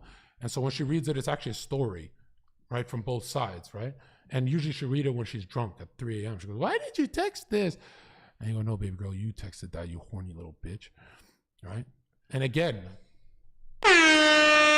when you're advancing positions and being horny, you're dismissive horny. So she goes, I'm not giving you pussy. You go, damn, that sucks. But if you ever go, why not? Yeah, nah, creepy. We've all done that. Nah, yeah. But what if I just did this, right? And like you can see how stupid women are. Like they go, I'm not having sex with you, John, right? And I go, okay, right? Well, you know, like I'm about to go to bed. Good night, and your stuff's right there. And I go in and I close the door in my room, and she's alone in my apartment. And this is what they do. This is what they do. No one's ever done that. They wait in the parking lot, and they're shook.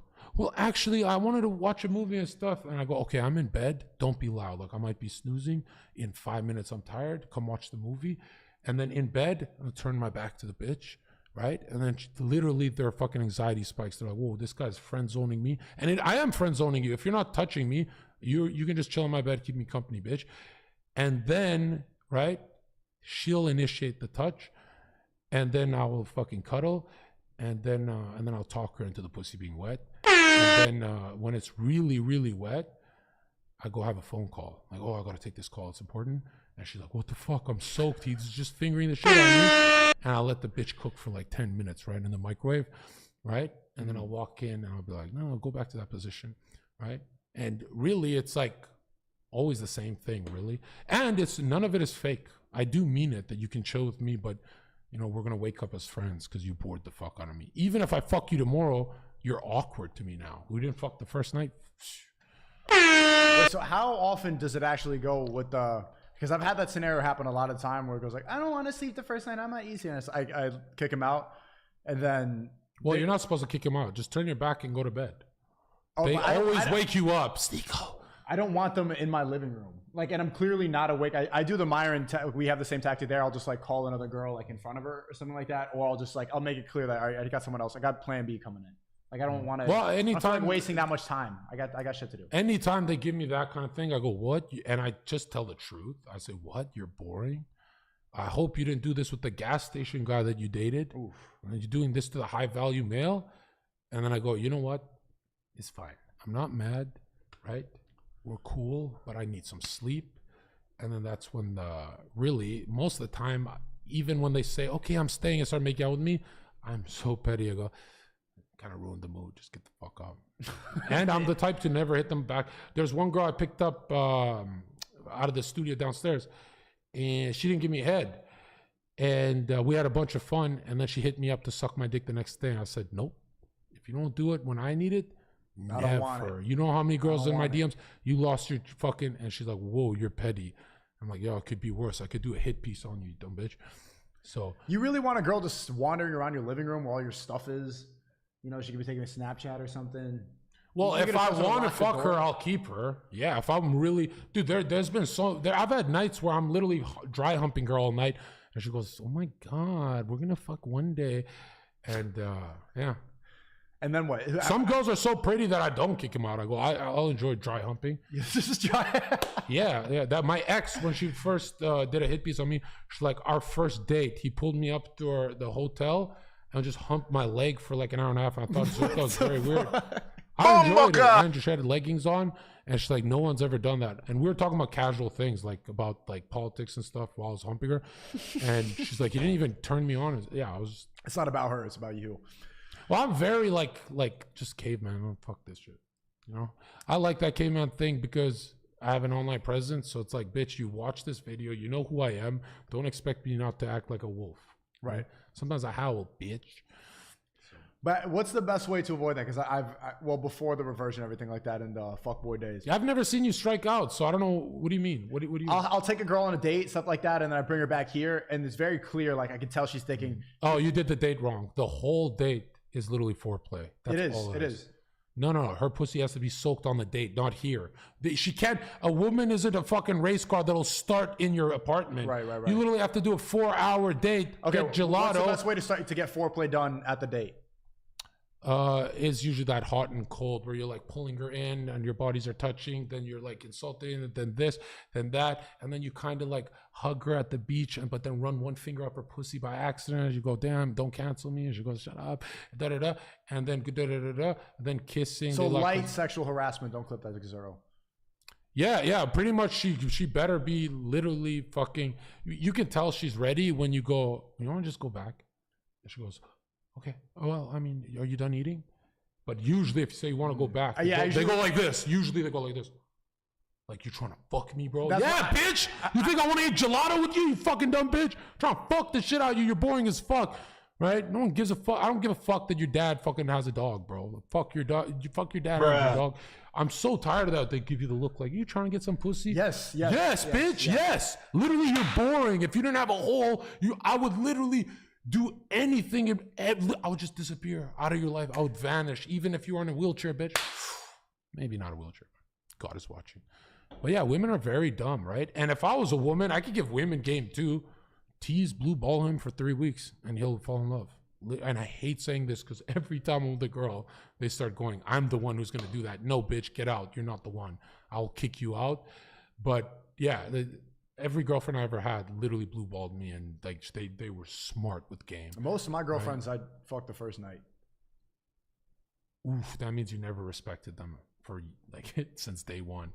Because bro, when a girl brings a 6'5" dude to his knees and he's doing everything, getting 0 pussy 3 weeks, it's increasing the purity in my head of what I think she is.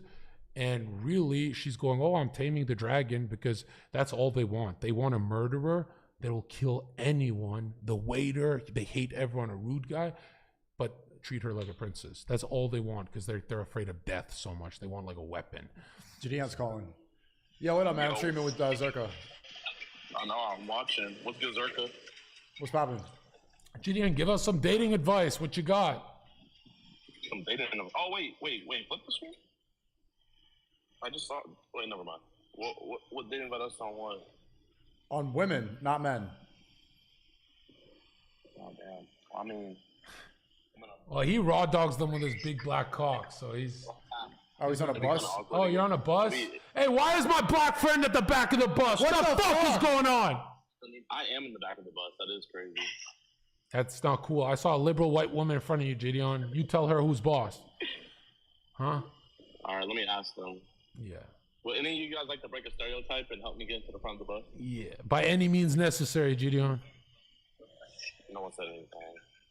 I'm staying my So ass. why are you in a bus? Like, He's at the airport. Oh. Gideon always doing black guy stuff. Yeah, you really are. Like, you're always terrorizing these poor liberal white women. Get off the bus, bro. Get a skateboard. I'm not Rosa Parks. I'm not going to get off the bus. All right, bro. Go crazy. Hey, he said W stream. Yo, thanks, Gideon.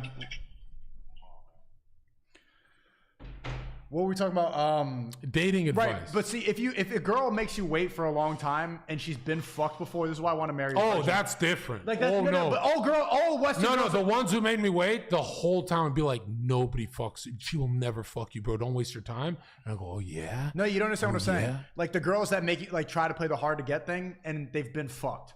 It's like, it's just disrespectful. Cringe. That's just cringe. Why are you making me wait when you let that, you sucked a random guy's dick in the club for some cocaine, you know? Like, and you're going to make me wait? Like, I'm better than all these dudes.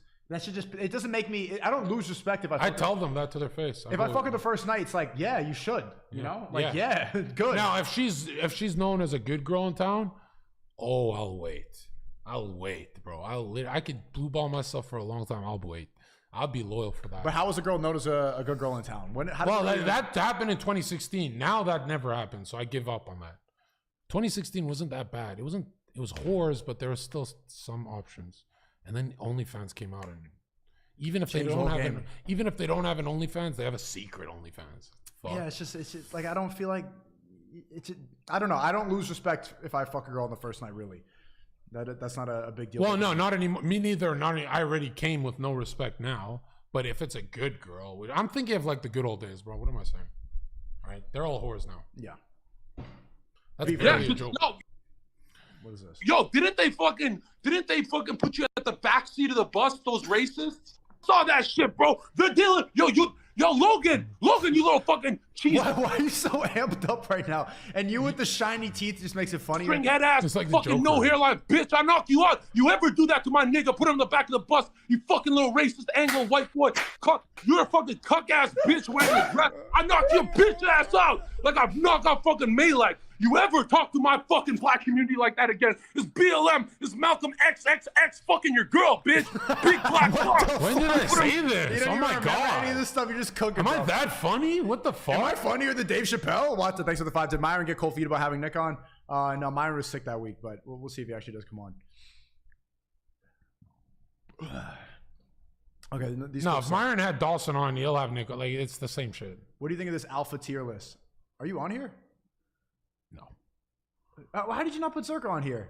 Well, I don't think I'm alpha. Like I'm kind of like a fucking anime guy, bro. I'm a nerd. Pop Smoke and Brett Cooper? Pop Smoke's the greatest of all time. Kanye, then Pop. Pop Smoke was Muslim. Really? Yeah. Whoa. He said, Assalamu alaikum. Omar cause paid off. Oh, but I thought he was just singing, bro. Talk to the general. Well, a lot of the woos and like that gang, a lot of the black dudes in Brooklyn are, prison Muslims. You know how it goes. Okay, can we get into this grilling video? It's your stream, bro. Chad, I want to see Zherka on this show so bad. Chad, type of 1 if you already saw this, 2 if you didn't. Because I want to go analyze it. Wait, secret break. Okay, go ahead. Well, I do want you to. Shit, 11K. I want you to analyze my game here and see how I did, and maybe Chad, you can pick up some stream tactics. out of 10, but be critical because we actually get You've been better. cooking. You're carrying right now. One time I believe carrying. Chad rated out of 10, but don't be that 10 out of 10 cringe. Like, don't do that. Okay, mostly 2s. Mostly 2s. You guys haven't really seen this yet. Okay. Zherka's taking a little break. He's carrying right now.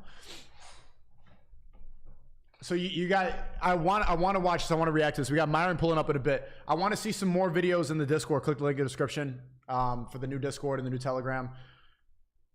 I want to watch some stuff with him.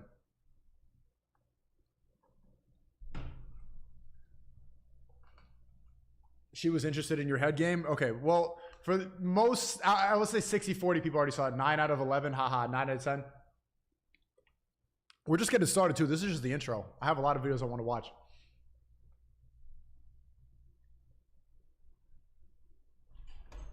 Actually, something that I gotta say, I'll get more. Hello? Yo, chat. If you ever have a stale conversation with a girl, remember, sex is toxic. Like, come here, bitch, you know? So they can't see you as a nice guy because there's no arousal there, right? So an easy thing to do if you just meet her is you call her a pussy. You'd be like, man, you're a pussy. You don't say bad words. Like, can I call you something? And then on the phone call, she'd be like, yeah, you can say it. You know, you can gauge that yourself. That's your job. And then you go, you have a little fucking whore. And then she's going to call you a whore, and immediately it spikes arousal and gets you away from small talk. You need her to call what you. What do you do when she calls you a whore? I said, I like that. What the fuck? That's good. That means you're going to fuck her. What the hell? You like when a girl calls you a whore? Yeah, dude, if they're talking dirty, I'm about to fuck. If they're talking nice, I'm never fucking. Obviously, But what's the immediate response? Because you don't want her to have any level of power and be degraded. Well, if you watch all my million clips with girls, I've never responded to a woman's insult. All right, I'll smile, I'll be dismissive because I genuinely, instinctively think they're inferior. Right? Like, it doesn't hurt me if they go, Zherka, you're a whore. So embrace the misogyny. No, I go, am I a bad whore? Like, I'll never actually say, no, bitch, you're a whore, because then that's assuming she's on my level, that I got hit, I have to hit back. Right. And I genuinely think I'm better than them. Like, they're not that rare. A million of these girls go on Fresh and Fit and nothing happens. I go on once, I take over the algorithm. Women, I know they're under me. These bitches are under me. Right? You get what I mean? Use the misogyny. Yeah, I've noticed SNEAKO always responds to a jab like a boxer, like he has to jab back. You, Andrew Tate, yeah, you're right. Everyone, Myron. You're right. I'm the only one that goes, that's a little girl. Their tactics never work. When they try to make fun of, I noticed that when he's on Fresh and Fit, they try to make fun of his teeth or something like that, or call him a cokehead.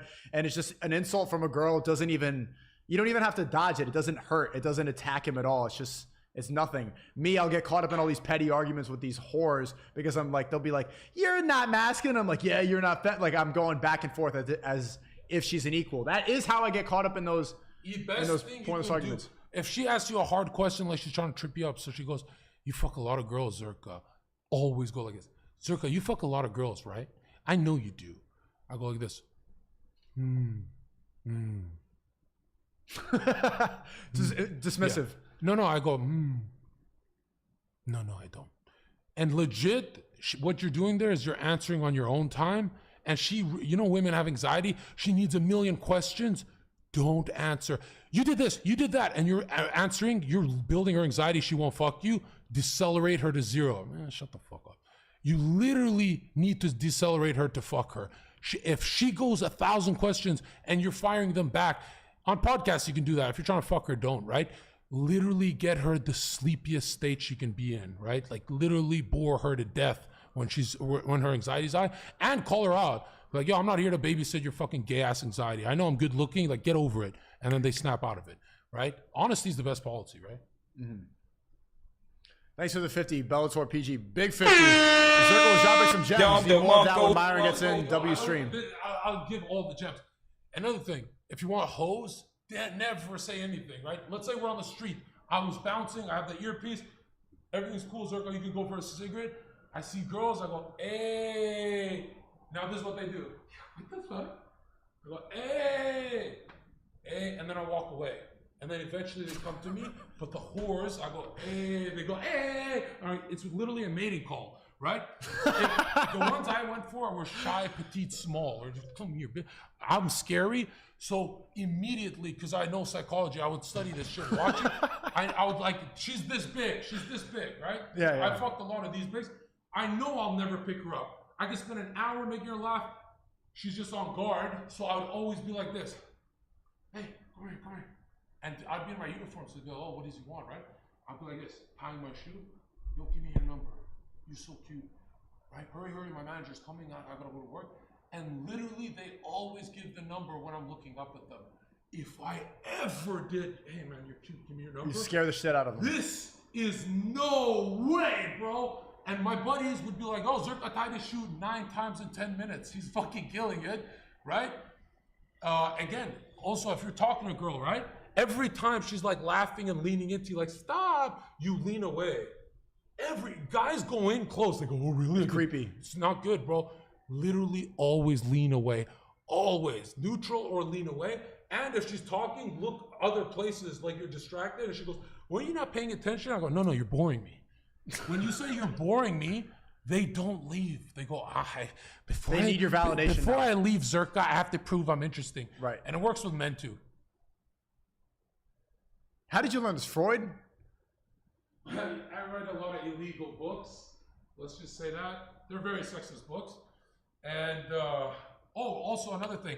If you look scary like me, you noticed my body language is very flamboyant. And you'll see Andrew Tate and a lot of people are good at this. Well, he's like 10% of me.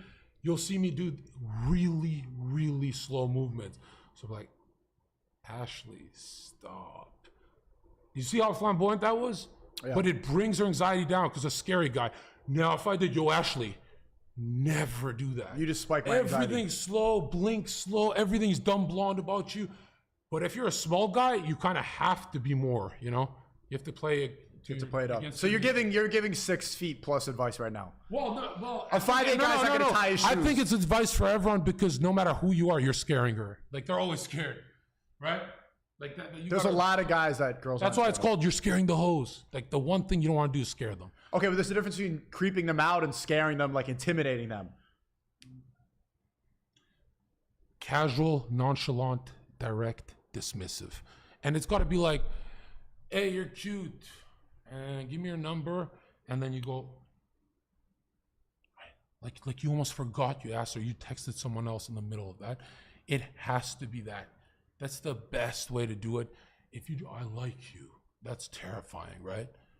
And literally, I'd open with, man, my phone is freezing from all the girls texting me, and then they'd laugh. They'd be like, "Oh, I thought your phone was actually freezing. You're a fucking idiot." And then immediately they go, "Yeah, he has options. He's got game. He's comedic." But if I just go, "Hey, give me your number," she goes, "Who the fuck? What if this guy got slapped for being a creep? Doesn't know anything about me?" So yeah. And another thing is uniform. Like if you're dressed like a drug dealer, my buddies and I would go in hoodies and they'd be afraid of us. One time we went semi-formal, we picked up every whore in the club. We dressed up like Bill Gates with a sweater over. We looked so proper, so proper. So that's better than looking like a drug dealer. Yeah. So why do girls always go after drug dealers? Oh, and another manipulation tactic I do. You know Arab? Yeah. I got him laid in LA in 2 seconds, and he's like, "You're literally a genius." He went on his stream, said Zherka's the best. This is what I did. I bump into him, and I knew he was in the club. I bump into him. "Oh fuck, dude, yo, can I have one photo, bro? I'm not weird. One photo." And the girl next to him was like, "Who's that?" Yeah, and she's like, "How's this stud who looks like he has 1 million subs doing that to Arab?" Literally, he got laid down. I was like, "Thank you so much." Kendall said I'm the best wingman. Mike, all of them, right? So yeah. Or this one, "Do you know who he is?" And she goes, "No, who's SNEAKO?" And you go like this. Never mind. And she goes, her now mind she's interested. fills. Her mind goes to the maximum. She's so dumb. Now she's completely She finds out it's a dude talking about trans people. Hey. And I have you on. Andrew, thanks for the 20. This is my second ever dono. Go crazy, SNEAKO. You bring it up. Zherka has made entertainment so much better. Catholic all the way. Islam is the one true religion, but I appreciate your dedication to whatever you... God mode, thanks for the 5. Zherka, give us the book list for this. Yeah, what's the illegal book list? It doesn't matter. They're like 500 pages of boring shit. So how do you have an attention span to read all of that? I mean, the book is only 20% of my game. 80% of it is living in the club. Is having the experience, right? Yeah, there's a lot of people that are going to be like... Let's be honest, there's a bartender right now that's probably a little better than me because I'm kind of out of it. You know, if you're living in the club, you are sharper than me. It's just that the comedy really also... Bro, if you're having trouble being funny, be more honest. She will laugh.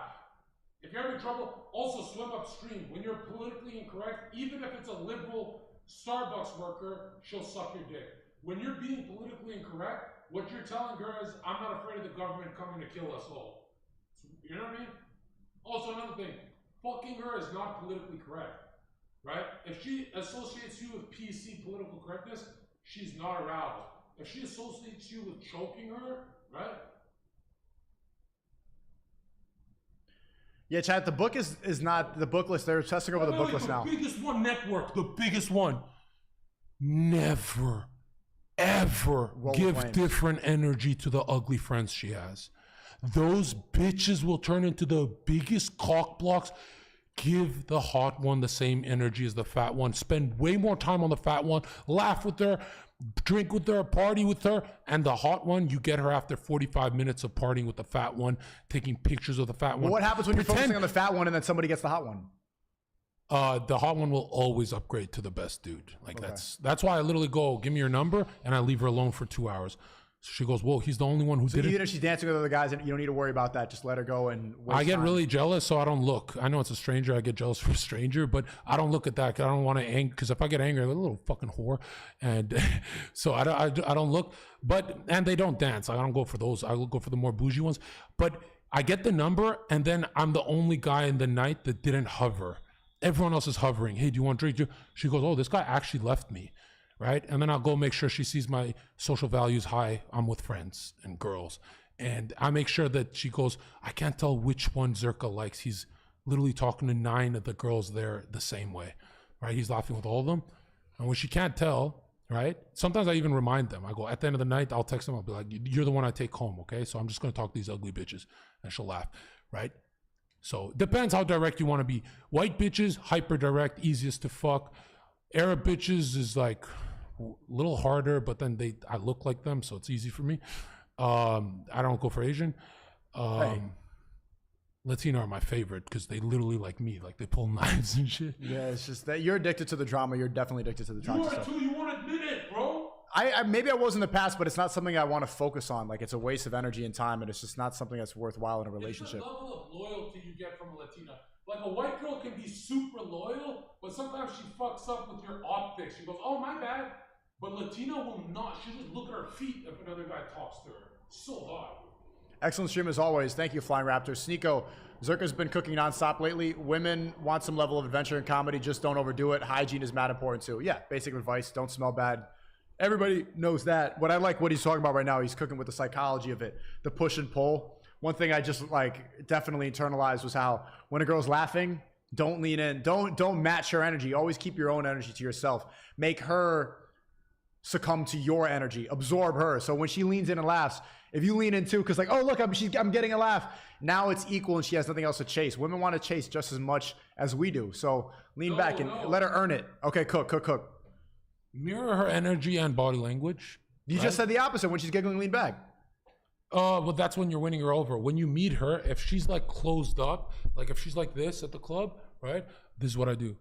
Yo, and I tap her like this. And then she turns around, right? And like this. And I go like this. As in come lean close, but I don't look at her. A lot of guys like come here. That's really scary. Don't do that, right? She comes close. I go, that guy looks like a pedophile. And she starts laughing so hard. Like I'll choose one dude and snipe out a liberal. So she, you know what I mean? Yeah. And then she goes, whoa, I thought he was going to ask for my number. And then I tap her like this and I go, that one too? That one? That one? And she goes, oh, he literally doesn't want me to talk to any guy at the bar, you know? And then she starts laughing, right? And then I'll lean back on my phone like this. And the bitch stays there all night. Like, is he ever going to talk to me again? That's what I'm saying. You're agreeing with me. I go like this. I tap her with my leg, right? I go like this. Another one. But from way back here. So now we're homies. But I don't lean forward every single time. And if it makes SNEAKO laugh, the dumb bitches laugh way harder. Yeah. That's good. Nobody cares, Zherka, bro. He's cooking right now. I'm not even gonna lie to you. Pickup is so easy, okay? Pickup is so easy. Enter the archetype of her older brother. Pick her up. Immediately that become her dad. Become the dad. You know your shit. Damn, man. If you become her boyfriend, you get cheated on. If you become her husband, you get cheated on. You literally got to become her dad until you switch to husband years down. Hello? Yo, you're a cute guy. You're a cute guy too. I want to fuck you. Okay, I don't know why you. I play Rice Gum a lot. Get me really tight because he.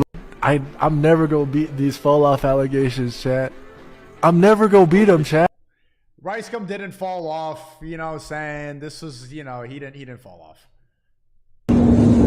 They ain't believe in us. God did. They saw you real low when you broke. They saw him play low when you rich. I done got rich in the piece. Spent it all and got sick. Made it all back in the minute.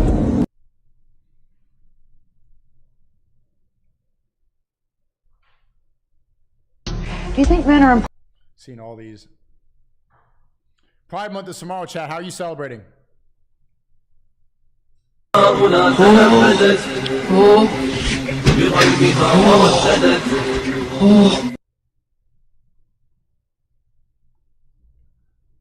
Chat, did you change your mind on Alex Jones, or are we still on board with him? A lot of you guys have been calling him a Fed recently. I want to have him on really bad on the stream.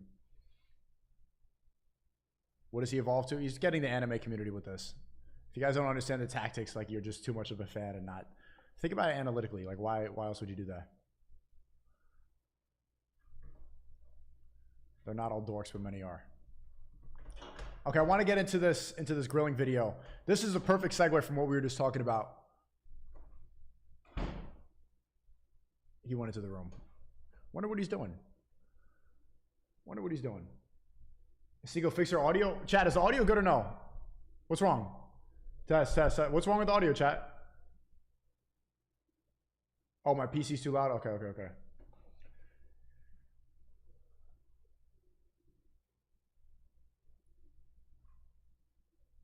Oh, my bad. The headphones are too loud. Okay. Audio's fine. All right, cool. Did you guys add anything for Myron to come through? Yeah, there's the new ABBA video or whatever. Let's see. What do you think is good from this list? Check Myron IG story.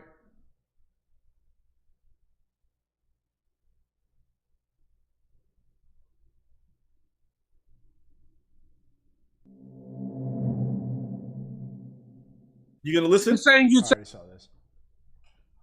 Bro, there's nothing good in here for Myron. You guys need to step your game up for the Myron videos. Or we can just talk. I want to do IRL pickup with Zherka. I think he's going to do that tomorrow. Well, I mean, to be fair, all my clips are IRL pickup. I used to get paid like $1,000 per pickup, and I'll do like 8-second pickups, and then people are like, these are scripted. So I'd make chat direct me where to go, who to talk to. So I'd walk for like 20 minutes, and they'd be like, like randomly down the road. And like, there's so much online footage of me doing that. There's no point. Like, people watch it for entertainment. I think the guys in my Discord who copy me, they're like, dude, you're so right about that. Like, I had Elijah, my moderator, right? My best black moderator, right? He says, Zherka, you literally have the best advice because I did exactly what you said. You come to a girl's apartment, the first thing you do is like this. You sit down. Amy, give me some water, will you? And you start asking her for favors. She brings you water, immediately in her head, why am I bringing him water? Is he like my husband or something? And don't back down when she says, get it yourself. Be like, come on, be a fucking good host. Make her do favors. Like, put her to work. Okay, how do you get past that shit test when she says, oh, be a good host? I say, this place sucks. That's the truth. It sucks. She can't even bring me water, right? Wait, but what if it's your house? Still get her to get the water in my house. So what did she say? What did she say when you get it? It's your house.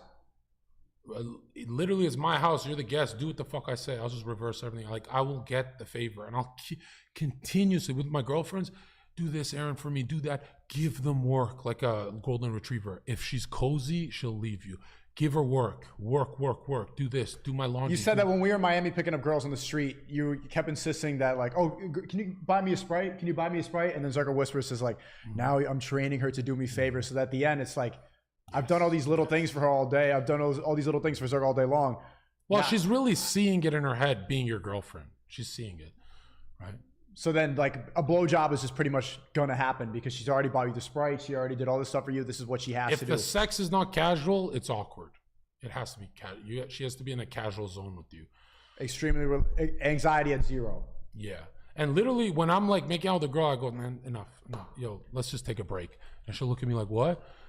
You know, you're kind of nervous. It's kind of like, we'll wait for you. And then literally her nerves go down.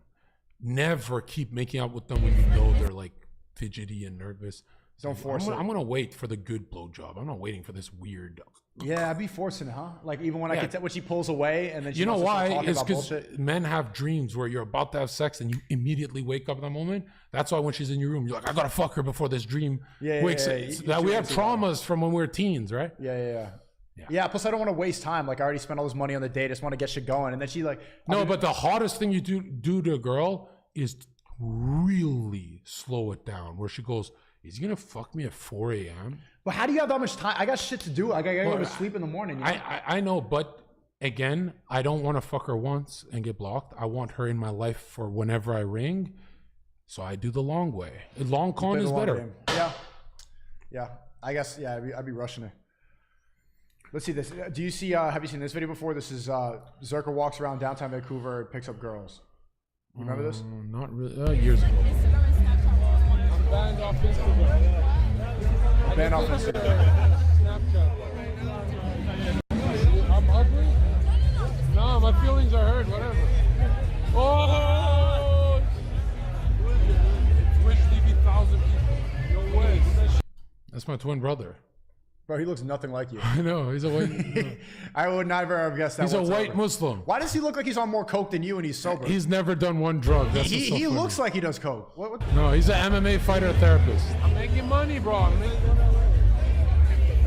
Yeah, I go this way. It was so crazy. He would bring me, when he was in university and I was bouncing, he'd bring me all the good girls that were studying and they all want to fuck the bad boy Zherka. And all the bad girls in my club, the bottle girls, they're used to dirtbags like me. So they go for the nice guy. Like we would trade. I'd give him the bottle girls. He'd give me the UBC university girls. It was fucking great. I got that rapper guy.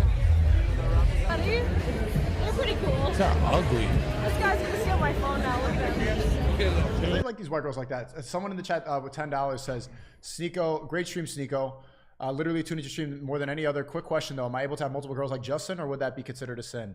I mean, unless you're marrying them, like any sex before marriage is a sin in most religions. So yeah, you know the answer to that. You could have Googled that 100%. Here it is.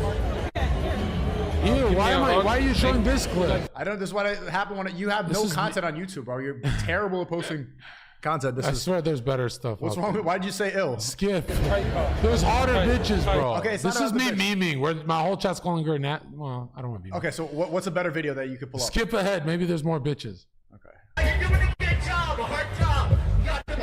Skip. Go find it. Find way more error back then.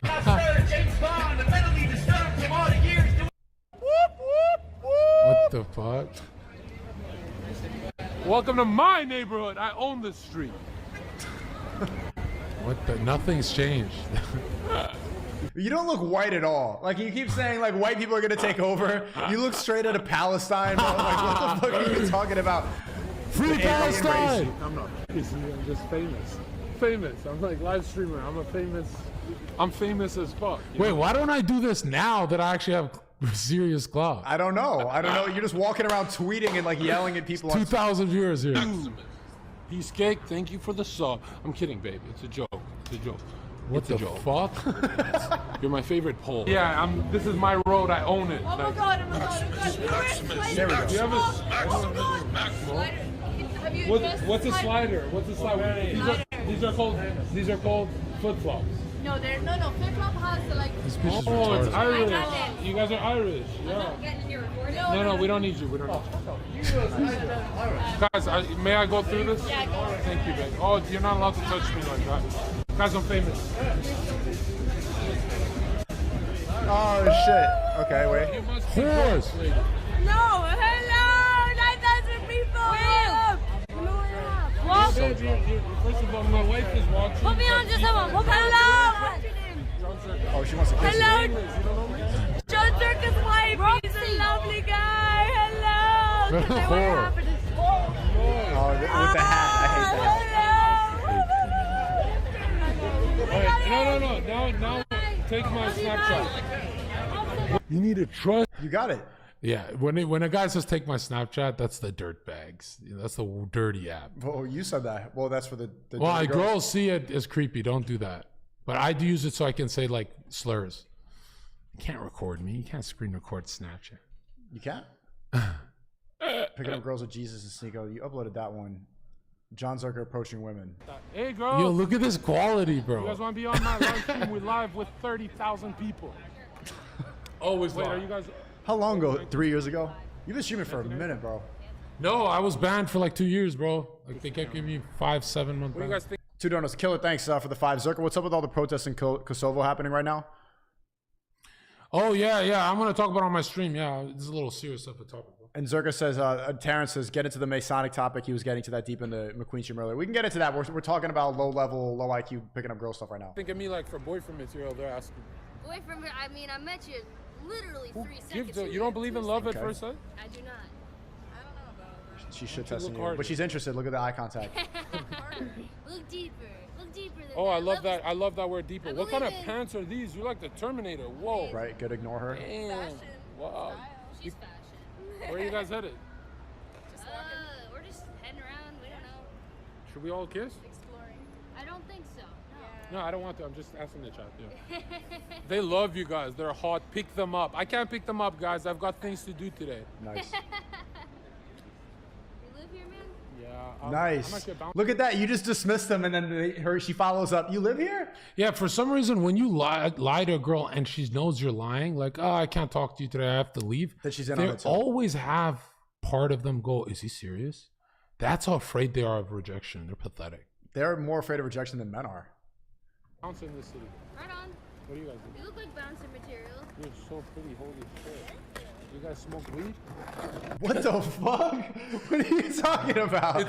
You guys smoke weed? Should we go get stoned? Not today, but another day? Another day. Another day, yeah. Yeah, like maybe when I feel more social, because I'm kind of depressed today.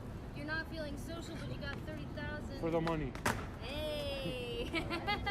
You guys have Snapchat?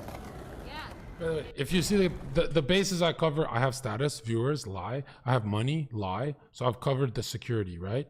And then, yeah, so it's like I'm speed running it. The best examples are the hot girls. You'll see my best game. These are like. If I actually want to fuck a girl, you'll see the best clip.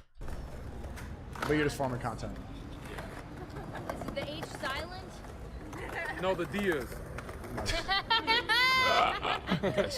Hey, add me so it looks like I actually picked you guys up. All right. But Yeah, don't say your number or content. anything because you don't want to leak anything, right? Yeah. What's your name? Zherka. People say it's easier with a stream. It's actually harder because she thinks you're trolling her. She doesn't think you're actually picking her up. I find it much easier when I'm doing content because then you have the excuse. Like if you say something. No, if you say at a bar, I'm a streamer, YouTuber. No. Then pick her up. It's way easier than if you're live and the pressure's on. I completely think the other. When I have the stream on, I could say out of pocket stuff much. Like you have no problem saying like calling a bitch a whore or saying you're boring, stuff like that. When I'm one-on-one, I still have a little bit of. I don't want to hurt her feelings or something. That's like that. the zoomer in you. That's the difference. The zoomer. But when I'm streaming and it's content, it's like, oh, you're a stupid bitch. And she's like, what? Why would you say that? And I'm like, oh, you know, like the camera gives me the excuse to be a dick. But when it's one-on-one, I'm like, I want to protect her. They clam up on camera a lot, though. I'm not gonna lie. They clam up. They stop talking. Yeah. Scram. Brianna and Scram, like get out. you get out. Yeah, exactly, right? Dumb. She's so cute. Yeah, so just add me and then maybe we'll go on a date, us three. I don't know. Triple date? I don't know. She's my cousin, so probably not triple date. Are you guys actually cousins? Yeah. I know we don't look. That means we are. that means like you guys can't. Okay. That means I gotta choose from you two. That's impossible. It's clearly that one. Ouch. Because she's more polite. Yeah. See, never ever let her think because she's hotter. This point, that is not where you want. If her energy goes down, her friend doesn't fuck me because Loyalty? I depress the friend. And I mean, it's like it gets muddy. So I'll always say, oh, she's more polite. That's why. It's never a looks thing, ever. You guys are all 50-50. You're fighting for me. And more adorable. Look at this. I love you both. You guys both have the same eyes. Right? She almost turned into a huge cock block. Right? I had Yeah, to you saved that dispel quickly. it. Yeah. Cute. What color are your eyes? See, more attention on this one now. Blue Slower eyes. on that. Look at that. Okay, guys. Nice Have to a meet great you. day, Nice to guys. meet you. Now scram! Hey! It's really good, actually. Tell me I'm not that king of this shit. No, being a bouncer 5 years taught me that, like, this is how you talk to girls. You talk to them as if... You really gauge their anxiety. Sometimes, hey, what up, bitch? Some black chicks love that, you know? Yeah, they do. Because, I mean, they're like that.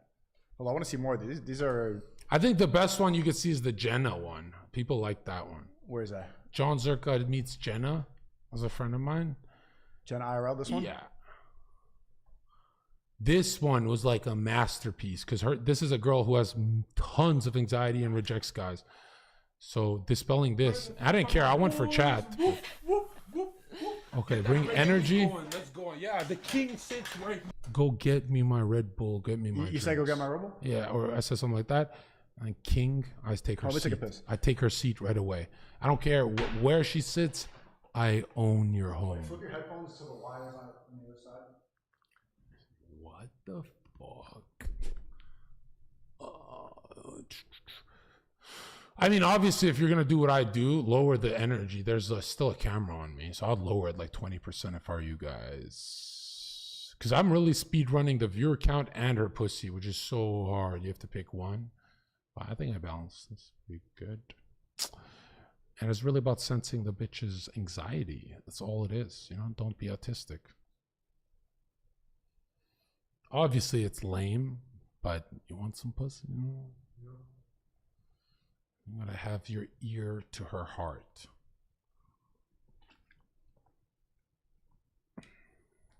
I even say to girls, like, stop being scared of me. It's fucking cringe. I'm not scared of you. I'm gonna prove it by sucking your cock. Now I'm scared of you. You're a little whore. I'm not afraid of you. Suck some dick, whore.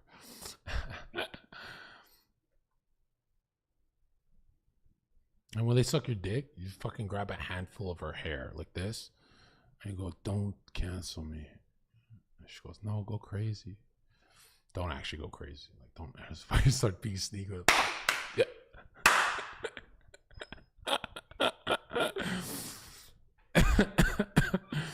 Wait, what did SNEAKO's clip there? Fucking grab the liberal bitch. I'll never do it with, like, imagine this face doing it. What? Is this your clip where you grab the liberal bitch by the throat? That clip is, I could never do that clip. Like, because people imagine me doing that. So. He sits. What kind of fucking bunk ass chair is this? So I didn't like the chair. I'm honest about it. Pour the fucking shots. All right, she's immediately doing. Yes, you are. I'm not a slave. We'll take turns. See, yo, look how fucking Palestinian you look, and you're really trying to claim that he's white all the time. The first comment on this video was Zherka's the most white looking and the most Arab looking at the same time. You look like you sell cologne in a mall, like at a kiosk. Yeah, none of my brothers are just white guys. I'm the only one that came out like this. What kind of camera is this? It's the 420 camera. Okay, what did I look? Yo, thank you for the 20, Bellator. Zherka, where's the best place to practice your tactics if you're not a bouncer? Bro, just outside. What are you talking about? We just were watching 2 clips of him walking to girls on the street, and you're going to have a fucking excuse? He was there with his phone out and just approached 2 cousins in the middle of the road. I think parties, when you're at a house party, that's when you should be, like, locking in see how you're doing. Because it's just loud enough. It's a good environment. There's a club, but the club is difficult because you're talking about whispering and calling guys pedophiles, but you can't hear anything. It's hard to whisper to a girl and really run game in a club because I mean, at this point, I know exactly which girl I fuck at a party. When I walk in, right? If I snap my head and look at the girl, right? I go like this. I literally do this, like spike her anxiety, right? I go like this. If she goes like this, like immediately looks at her phone, I'm like, oh, this one, she respects me the most. This one's getting fucked, right? But if I snap my head like this and she goes like this, chewing her gum, looking at me, I go, oh, this bitch doesn't know who I am. I gotta go teach her. Shauna Frog, thanks for the time. So true. These levels of getting you can even see when you enter a room. This is what girls do when a Hawkeye enters a room. They touch their hair and their back goes more straight. If they don't respect you, they're like this, right? And that's when you're like, oh shit, I have to like teach them who the fuck I am. Woo! Look at that, Maximus. Welcome to the stream. Look how tall this man is. Holy shit. Yeah, some guy said I'm not fucking tall. He said I'm 5'6". So tall. I'm 10 feet when I stand. Look oh my how tiny I am compared to him. We're gonna be the greatest couple, you guys. Oh my god. Turn the camera off or keep it on. Should we keep it on? Guys, everyone switch to Pornhub. Are you on anything here, or were you sober? Most of the clips I pick up, girls are sober. There's a few drunk ones, a few ones on my podcast when I'm on Adderall, and those are the worst ones. Like, blah, blah, blah, blah, blah, blah, blah, just fucking talking her ear off. Too fast. Yeah, but this one is like, she literally said, come now or we're not streaming. And we went to 9,000 views on my first day. Game in joke video game. She's at 300, and then I spiked her channel. I gotta put my shoes on. And it was evil. The admins were trying to ban me. They hated the MAGA guy. And I was like, yeah, baby girl, I'll stream with you, because she had the check mark and they wouldn't give it to me. Yeah. So I was like, oh, her check mark will homepage me. So I literally went to her house. They're like, fuck. Oh, are you fucking showing off your fucking shoes and shit? All right. Damn, I need a new chair. Mine is so much. This one keeps you up, right? Pretty lit. It's a Vancouver brand, actually. Does she still stream? I don't think so. This reminds me of like Optimus Prime and shit. I just streamed with her a few weeks ago. All right, we doing shots? Is this the microphone? Yeah. Mic check. Mic check. Mic check. You dumb bitch. Okay. So what do you think of me in person? Like, If you're going to be direct, lean back. Never lean forward. Look. Yeah, you called her a dumb bitch and then you lean back to not intimidate her? Well, I called everyone, the chat a dumb bitch. It wasn't her. So she goes, oh, he calls everyone that. I shouldn't take it personally. Look, I lean back. Yeah, like I regret this, yo, because this is. I regret this. I'm vulnerable. So attack me, right? She goes, oh, he's vulnerable. Drops her anxiety. I don't always say, that's fucking the shit. I got him to take a picture of my third eye. Yeah. Or I said, give me my eye. I want a third one. He didn't know I meant my dick. Oh, we didn't draw. So he didn't. So he put a regular eye. Fuck him. Yeah, that's wow. What the? That's the fuck? best Jewish pussy you'll ever have, chat. Dude, this is so distracting. Kosher Where do I look? Oh shit! I just spilled everywhere. You're drunk already, man. No, I took one shot. That's actually the best thing you can. When all the guys at the party try and get her drunk, if you're the one guy that says stop drinking, immediately she thinks you're the boyfriend. You're protecting her. Yeah, and you mean it, because you know she's acting stupid and Right. annoying. I don't. Drunk girls are annoying as Can fuck. I have some of this? Yeah. Use my chapstick. You see the tone switch? Look how literally from excitement hot. Can I have some of this? Cold. So she's literally, and I'm really gauging to see like. So you're on go the whole time. You're playing chess. With Well, I've done every this single- 5 years, Monday, Tuesday, Wednesday, Thursday, Friday, for 8 hours a day. So I don't think, I just do it, like instinctive, right? I'm not. No. Can I have some of this? Yeah. We're gonna have Use some my of this. You sound like chapstick. Jimmy Fallon now. Because you incels. A little hesitant. Do you have anything? As in, I'm not rushing it in my mouth. As in, you're not that hot, I bro. have rabies. No, I don't have rabies. And it's really her older brother. That's what you're saying. How much of my chapstick are you gonna use, dude? I gotta get just the surface. I don't have rape. Well, you know what? I plead the fifth. You do have rabies? No response. Look. Did you see that? Why? Hyper dismissive. I can't even hear her sometimes. But that's intentional. Shit, dude. Where do I look back? What's the point of being dismissive like that? To drop her anxiety. Because if your attention's on her too much, she's like, he's trying to fucking rape me. If I look, If you actually look at it, the boy is more interested in the stream than fucking, which is her dream scenario, and it's true. Yeah. For once, it's straight up the camera. Wait. I need a haircut. take the hat off. Woman, I need a haircut. Take the No, hat off. no, That's a big grip. Are you ticklish? Are we See, having I'll lean back if I'm touching her. I'll never lean forward or do sex? anything. No, No, we're not sit having down. sex. I'm just trying to. Are your armpits ticklish? No, they're just. I answer on my own time, right? Because she's trying to do rapid fire questions, and if I respond quickly, we're just raising now anxiety. She has the ball. Yeah. The ball's in her court if you're responding. Yeah. every So time. this is like her dad. I'm just checking, okay? Look at this. Look at this. Look at this. I don't get a haircut. I don't leave the fucking house. I'm such a loser. Take the hat now. off. Take the hat off. She found a So weakness. she's actually wants the attention, and he's not giving it, which is really making her wet. If I look directly, Right? Because if you're not giving her attention, she's thinking he's not desperate. He's not going to rape me. Right? That's the. Take the hat off. No, it's all fucking. Take the hat off. Now look at this. Chat, take the hat off. Please. Do you see how subtle that is? Never tap them. Right? Look how light that touches. Look at that. She literally says, "Getting my pussy. You're so gentle with me." No, it's Bro, all. someone in the chat says, "SNEAKO, I've been watching you for a long time, and I think you're in your bag the most when you host panels and guests. I think your future is the Hitler version of Joe Rogan." Okay, don't let people think that. No Hitlers in the chat, dude. That's not good. Take the hat off. Chat, take the hat off. Please. Chat, take the hat off. Why is she being so insistent about this? She's excited that Chad's in her house. That's what I think. He's a young girl. I think she was 19 here. And it's always off, guys. Let me get a haircut first. Are we allowed to hold hands? No. She's not gonna give up on this hat. Oh yeah, yeah, TOS, yeah. This is really good, actually. It's too intimate of contact. Yo, cut the heat.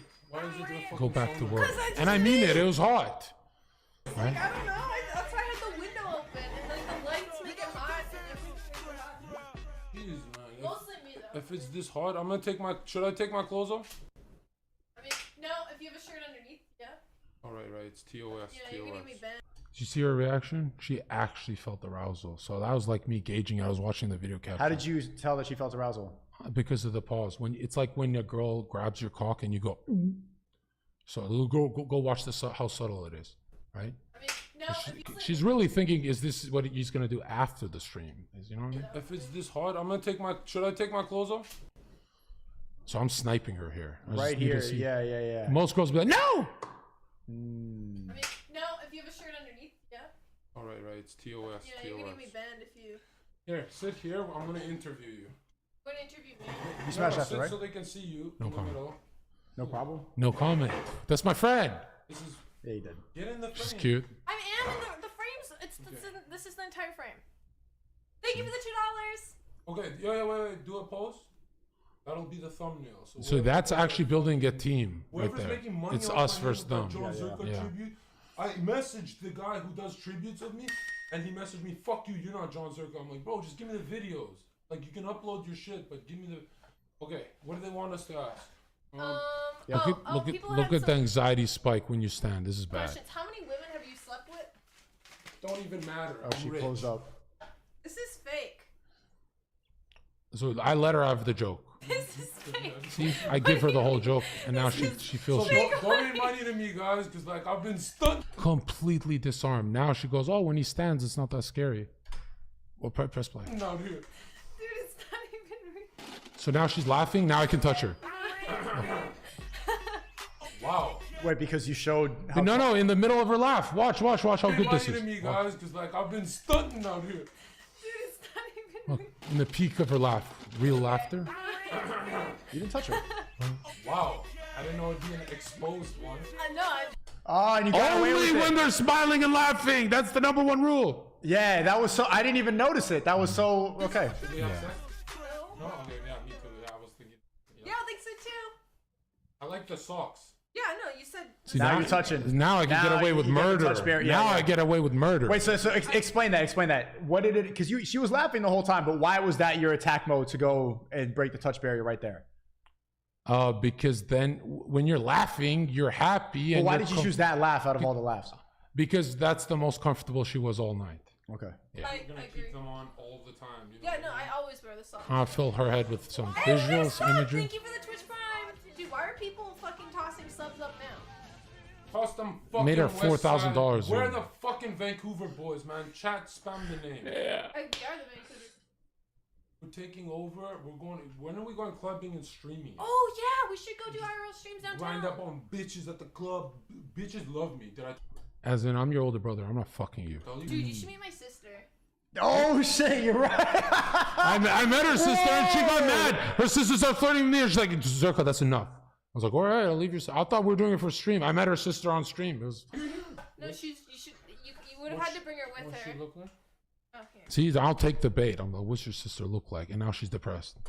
Exclamation mark sister. But I'll save her. Yeah. I'm always gonna save her. Right? Here, let me show you. If she's hot, I'm gonna upgrade. Ooh, that's so mean. It's effective. People yelling Maximus. The video game. Hello, TOS. That's my sister. Oh damn! You know what I want to do to your sister? Oh, you made her mad. Have sex with her? No. Oh Take her to no. the Respect library. her? Definitely. I'm all about respecting women. I learned Yeah. from Hassan. Hassan Piker, bro. Oh, her dad came in. Their family loved me. I had light a cigarette in her room. Like I thought I was like, what the fuck? It's. That was my little sister. Nikki, guys. That was her mom. No, that was my Or her I lived sister. with my Yeah. mom. That was And a then they come out. 15-year-old The girl. police on me. That was a 15-year-old girl. Okay, ready? We're gonna interview you. Sit here. Okay. Get closer to the camera. They want to see you. Like, trust me. Like, They've seen But everything of me. What did they see of you? Are we taking these shots? Yeah, give me a shot. Vodka, actual vodka. I'm not fucking around. So if you're gonna take it, You don't even drink like that, really. Oh, you watch what I do here. I used to drink. Watch who I used to be. This is 1 week out of bouncing into streaming, like 4 days. So this is the old me. Wait here. you have to go to your Do you card. have any rope? No. I think it's in my trunk. Nice. Hey, Tia, Oh, okay. Thanks for the $2. So I'm doing great. I'm doing phenomenal. Yeah. You just drank that And vodka it's not a flex to do great on camera with a woman, but a high anxiety streamer, everyone knows who she is. This is really hard. water. Also, where is he going? Do I go watch him? She needs She's me missing. now. Yeah, she's done without you. There's nothing. There's no energy. And that's when I walk slow too. I go for a walk. I call my mom. She has no idea what to do on stream right now. Sean says, first you woo with them with Wordsworth, then you pull out the Longfellow. Okay, that was a gay donation. Oh, words, tone. It's so awkward now. I'm gonna go. Yeah, I sucked the energy out of the room. But yeah. She needs you. Yeah. What the fuck? She's ditching the whole stream to go see you do nothing. Well, to be fair, there's like 9,000 people saying Maximus, like bring him back. You were gone for 5 seconds and she drowned. Yeah, she's baby sister now, so I'm winning. Thank you. I said you got a nice house You here. got 2 limes? Yeah, but I left my Tetsai guide home, so I can't cut it. Oh, what's it? What's that? Never mind. We got limes. Yo, I'm getting fucking laid, boys. Like, I'm getting... balls deep. Not tonight, I'm talking about... Oh, another- like later, right? Yeah, totally. So, have you always lived Just in a second. Please donate money to my account. It's very important. It's I on can't your afford a time. fucking lens, man. I just need $5. Well, I'm not gonna wait for her high anxiety questions, you know. What was just in? The lens. Oh, the lens. Oh, that is so good. Look at this. It was just in like 5 minutes ago. What was just in? The lens. Oh, the lens. I'm shooting imagery of me fucking her in her mind, but subtly, not aggressive. By the way, you looked up and down at her? It was just in Yeah, like 5 pussy. minutes ago. What was just in? The lens. Oh, the lens. I was Where'd it thinking go? of something She saw it. Content. Yeah. Well, you know, even if she doesn't pick up on your joke, the subconscious does. So you're still doing it. For the content. Hey, what is in? Hey, I want everyone to log off and go watch Destiny. She's so content entertaining. Why, bro? I'm so out of the loop. This is 4 years ago. You're still talking about Destiny and Hassan. How long have you known these fucking people? Like 4 days. You're not. I know them 4 days, and So you just immediately started streaming. I hated them. Hated them. A week into streaming, you're already going after Hassan and Destiny. Because they put me on a debate panel with them. Austin show. Thanks for the 4. Been trying to figure out who Zherka reminds me of. He looks and sounds like the younger version of Tony Robbins. No, the closest influencer to me is Harshwins. I think I learned everything from them. Right? You don't want to see this. You want to see Destiny. Are we allowed to touch? LMAO, a real life Surrey jacket Zherka. Don't touch like sexually. Okay. Yeah, so yeah. She's doing that fake awkward Yeah, thing. you can like touch my hand.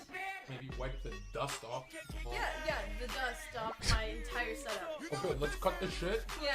We're gonna fucking ask the real questions. What do you honestly How many think? women have you slept with? Man, you know what? If we start counting, over 9,000. I was farming the youth. 20? Or maybe less. How old are you?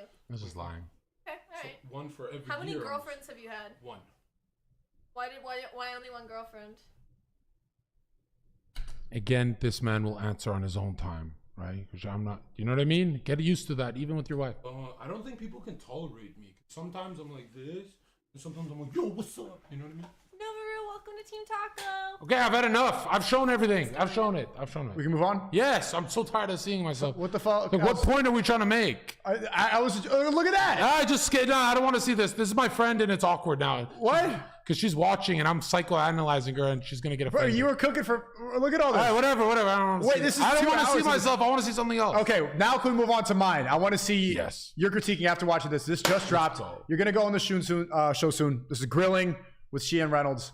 I wanted to do this for a long time, and I reacted to all their episodes, like the one with Castillo, the one with Tate, the one with Myron Fresh, all of them. It's a really good way to figure out. I think besides Piers Morgan, the best performance Andrew Tate had was this one. He slayed this one. When did you watch it? Recently? A year ago on stream. Has 18 million. What would you do if I couldn't cook? Get you some cooking classes and call your mother and say you failed.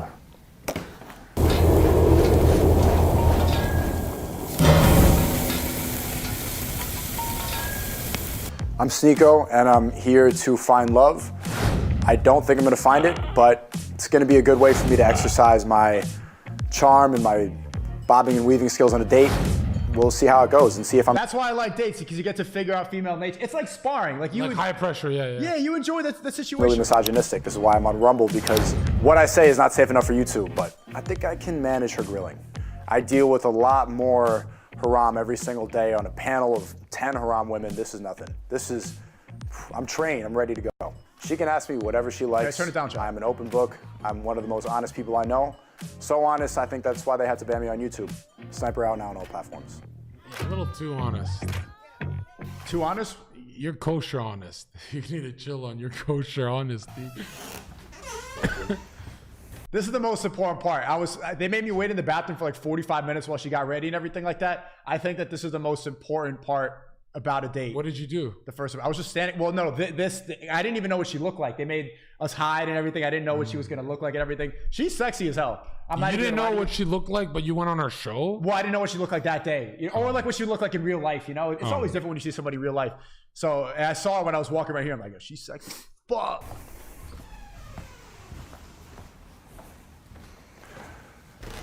Good morning. Hello, how are you? I'm great. Nice to can meet you give me you. a hug? Great to meet you. What's the anxiety level out right there? I never do the hug thing. I don't know why Andrew Tate and you guys do it. To establish a touch connection immediately.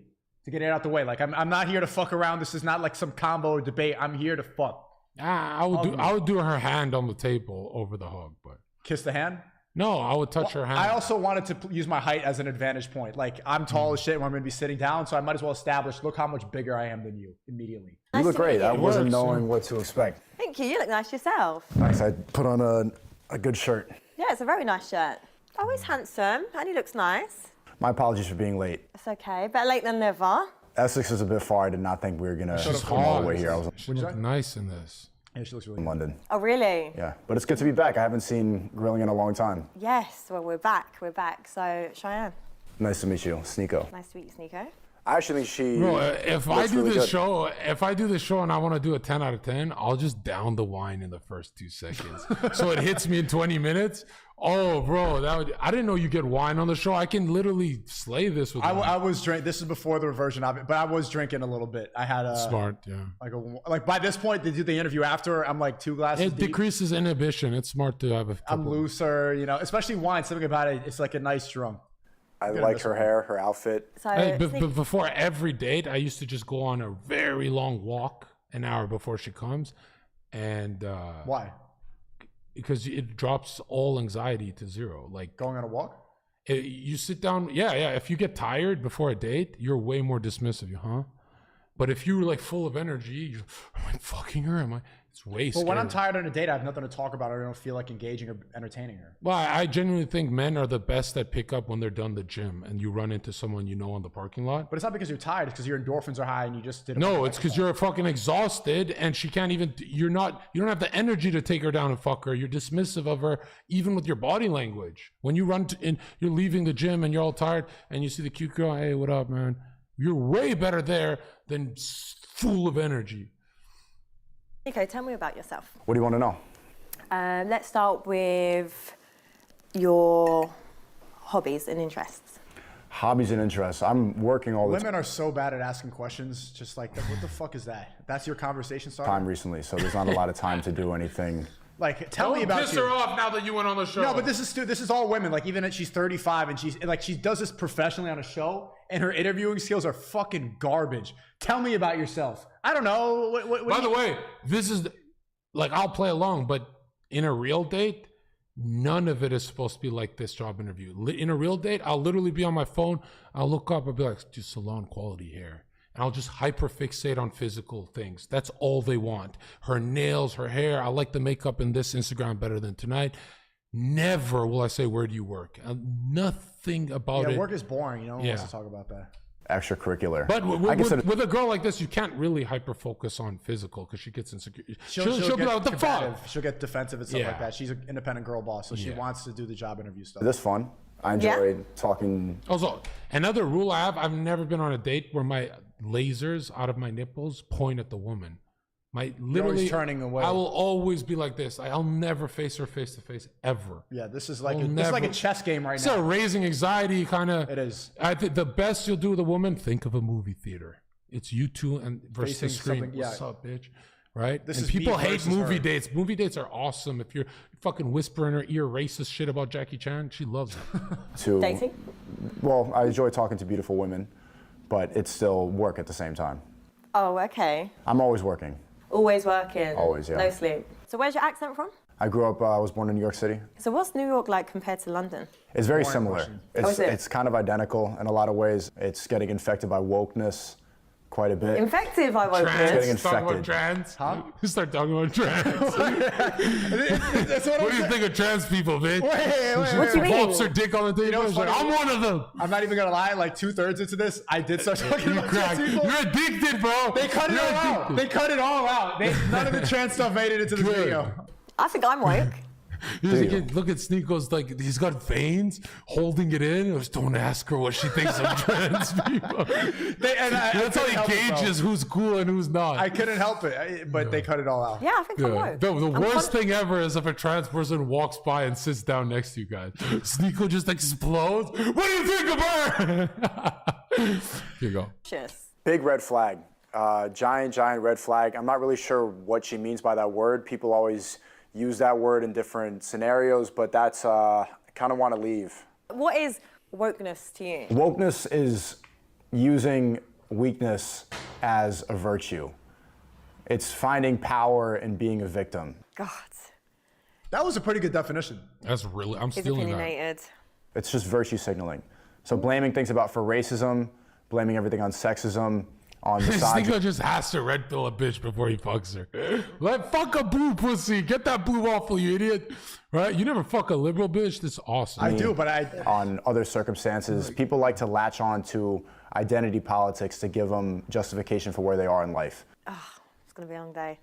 Or make climate change their personality. So you're here on business. You're stealing her fucking viewers, red pilling the audience, and you're talking to the fucking camera at this point. Well, that's what. And you're doing good. You're doing better than on your stream. I'm cooking right now. You know what I'm saying? But this is why I'm here. Like, I'm not just here to talk to this girl. This is a robbery. You're starting off with selling your brand. My brand ain't gay. This is what I'm about.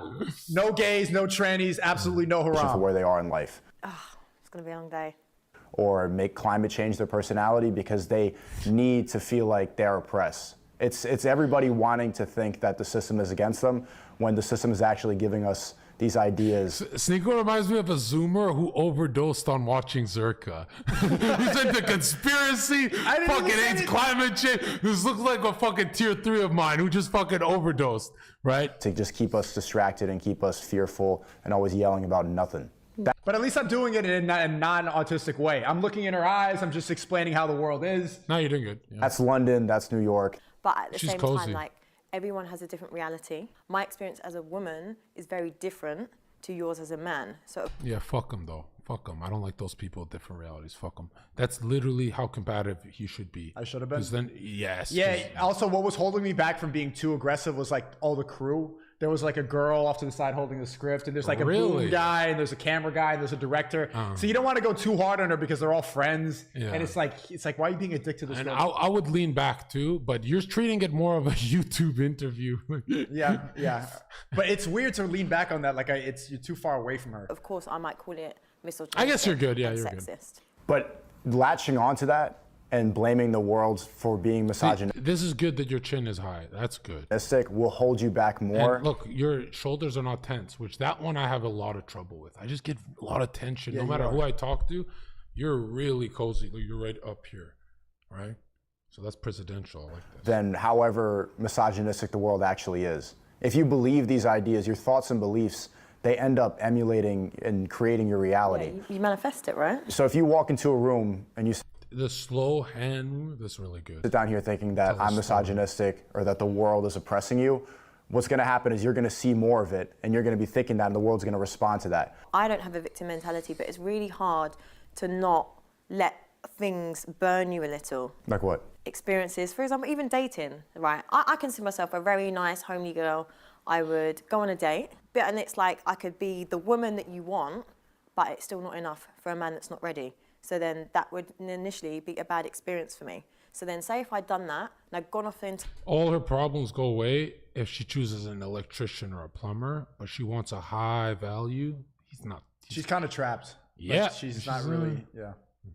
Which is weird. After 10 years with an electrician, she'll be like, I've never been happier in my life, but she'll never try it. ...to the world, and then that with 10 or other men, firefighter. 10 Try more that. men on body count that is an issue for you, men. So then it's like, where do we stand as women?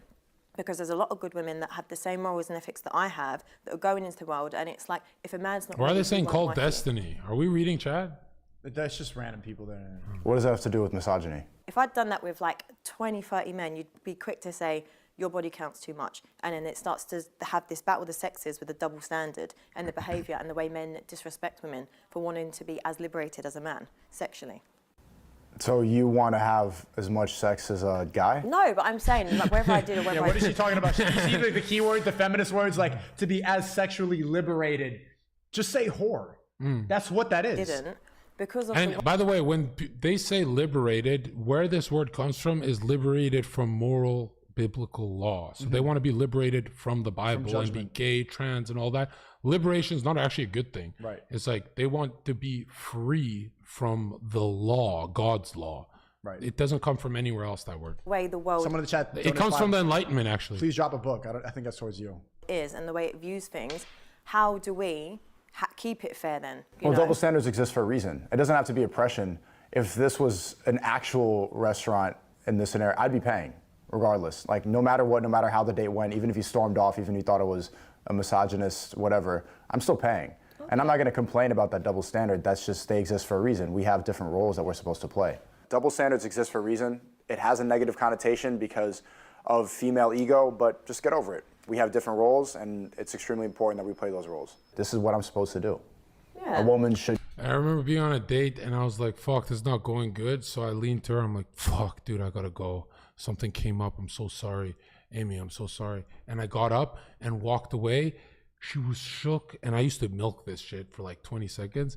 And then I'd come back with like a drink that the bartender already had ready. And I'd sit down. I'm just fucking with you, you dumb bitch. And then you get her emotions literally her rising. anxiety goes to zero. And she saw the trauma of me leaving her. So she has sex with me faster. And she sits closer right away.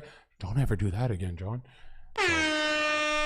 Yeah, I should write a book, bro. We're deleting this stream and uploading it on Patreon. Chat, I'm legitimately stealing that entire process, like, and I could do it in my own way too. To keep her body count. I even do that when we're eating. I'm like, dude, she's so hot, and then she snaps her head.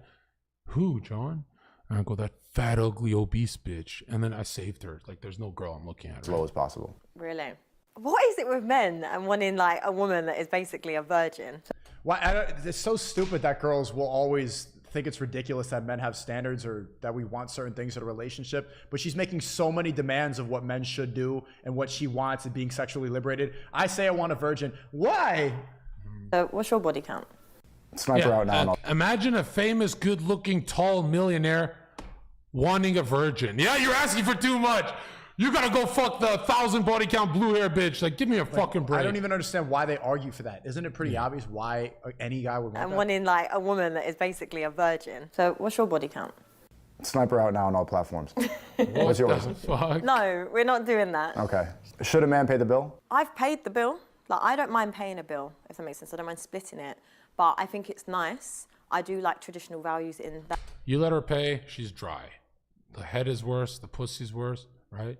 She opens the wallet and her pussy closes. You open your wallet and it opens up to it. Also, when you pay, you can fuck her friends because they know you paid. She tells them. Aspect where if a man is a protector and a provider, then look after me, you know, then pay the bill. But I think it's unfair to expect men to pay the bill.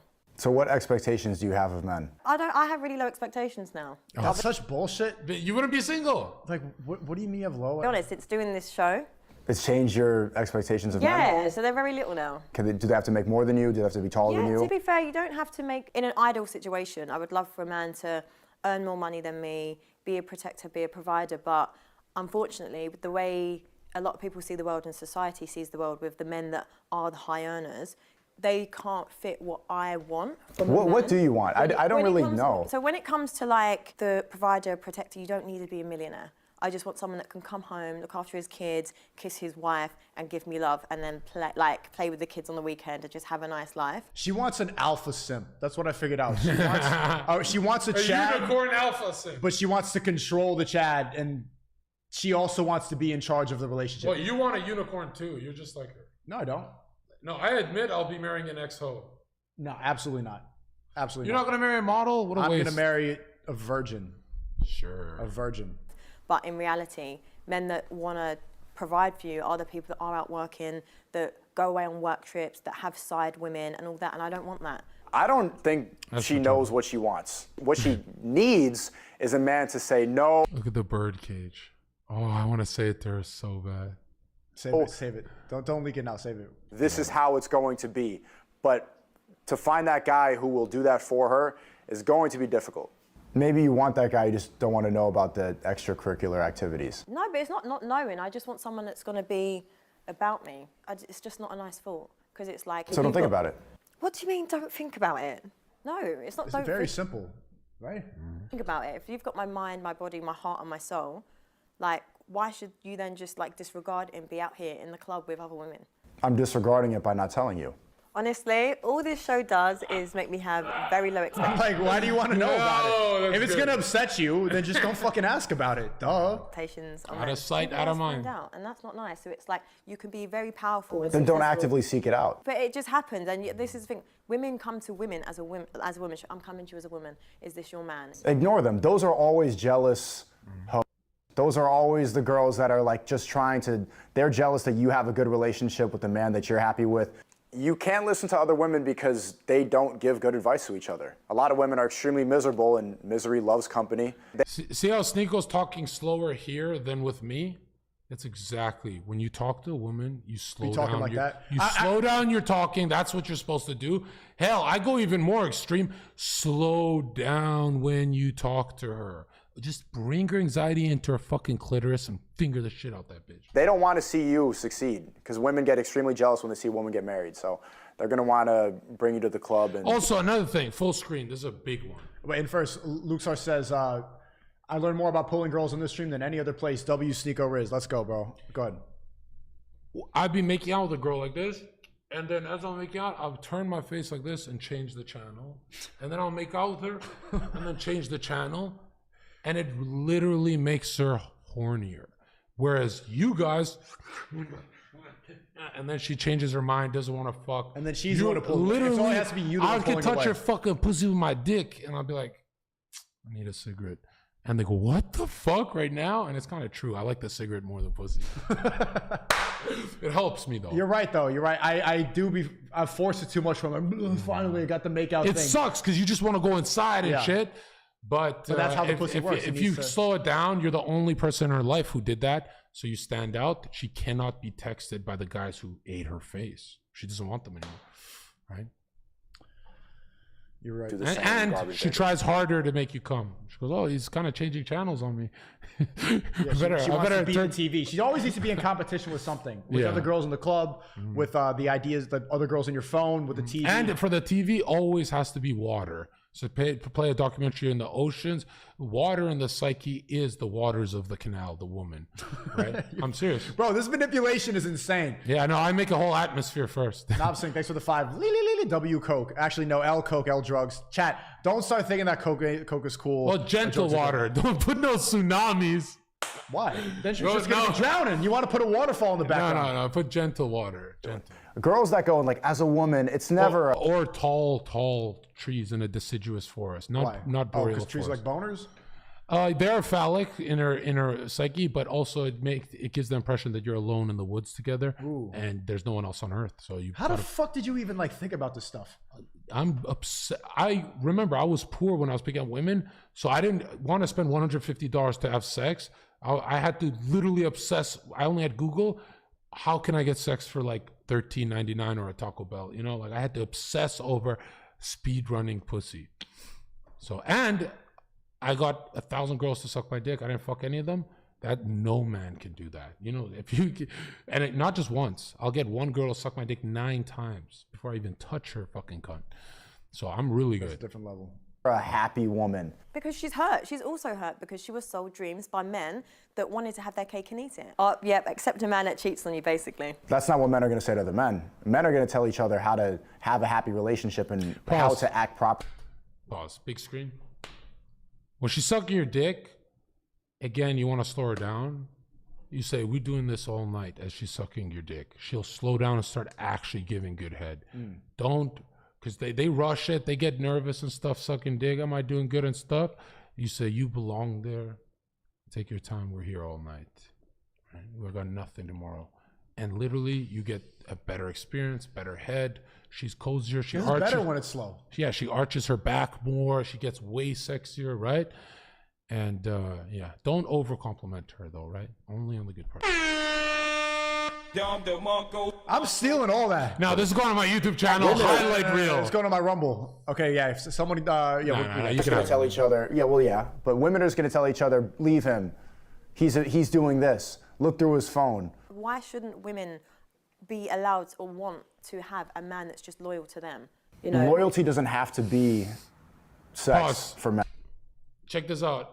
If she knew, if God came down and said, SNEAKO's your man to this girl, he's not going to cheat on you. And God tells her that he's not going to leave you. They don't have a big problem with cheating anymore. The fact that he'll upgrade, that's the fear. It's not the cheating part. It's the fact that she's getting abandoned. If she knows in her heart, you'll never leave her, you're just getting some fucking head, the jealousy actually goes down by like fucking 40% or It's like still gonna be huge there, metric. It's always still going to be there. Men, it's not. here we go again, another misogynist. Actually, it's a woman. They wouldn't even believe God. It's a fucking woman. God comes down, they go, fuck do you know? Like, why can't it matter to you as a man? But you can't apply the way you view sex to the way men view sex, because we will never see it the same way. We don't see it as like we're losing our purity. Our purity is not attached to sex the same way a woman's is. Yeah, but that's because men put the purity on us as women. You see how she's always trying to fight something that just is natural? Yeah. It's like, but it's men's fault. Like, why should the guy that you settle down with suffer from the things that you think are holding you back? Just because you think the patriarchy is oppressing you doesn't mean that the guy that you're with needs to solve that problem in society. So I feel like men give us this pressure. Do we give, I think women put attachment on that purity just as much as men do. What's the first thing a woman says to insult another woman? Slut, whore. Yeah, no. You, because deep down we all know that that's how a woman's value is measured. It's just. Okay, you're killing it. Holy shit. When I think it, you probably bumped up in viewers after this. This already has, like, in 2 days. I've been banned on YouTube for 8 months now. This has 465,000 in 2 days, bro. I'm surprised you didn't stutter once, because sometimes when I'm bringing statistics, I get lazy. You're fucking killing Nah, it. I'm hammering it down, not stuttering. I'm relaxed. I'm doing my thing. You know, a lot of it was, I knew that I was one of It's the like younger one guys. hand is going to her titty, calming her down, and the other hand's going to her chat. He's taking mirrors. Right? Don't do what I do where both hands go to chat. I'm trying to be like extra mature and extra stoic and extra like I'm a grown man thing because I'm like 11 years younger than her. I know, yeah. So I'm trying to, it didn't work. And you're teaching her, yeah. I'm teaching, I was waiting for her to play like you're such a baby card, but it never came up this whole time. She's cute. Mwah, Yeah, she's very attractive. Austin, trying to I want to find say fuck the show and actually try and bang. the balance. Like, what makes a good woman? A good woman provides a spiritual balance. I'm a very busy guy. I have a flight later on. I have a lot of businesses. I have a lot of people attacking, and I have some enemies, stuff like that. And so there's a lot of pressure. Enemies?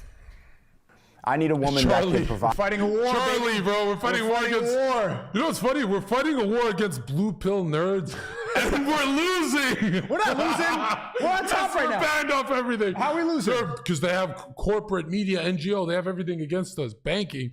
Like, we're fucking getting dominated. Where's our Trump? It's been 2 months. Yeah. Provide that balance and just that she can pray for me, that loves me, and is happy, and is around, and she presents herself well. It's not that complicated. It's not that hard to please a man. Cook, clean, smile, happy relationship. It's that simple. I feel men don't validate women's emotions enough because it's like, listen, I can do all that for you. I can bring you peace. Pause. Never validate your woman's emotions. 90% of communication with her is nonverbal. Always hold her.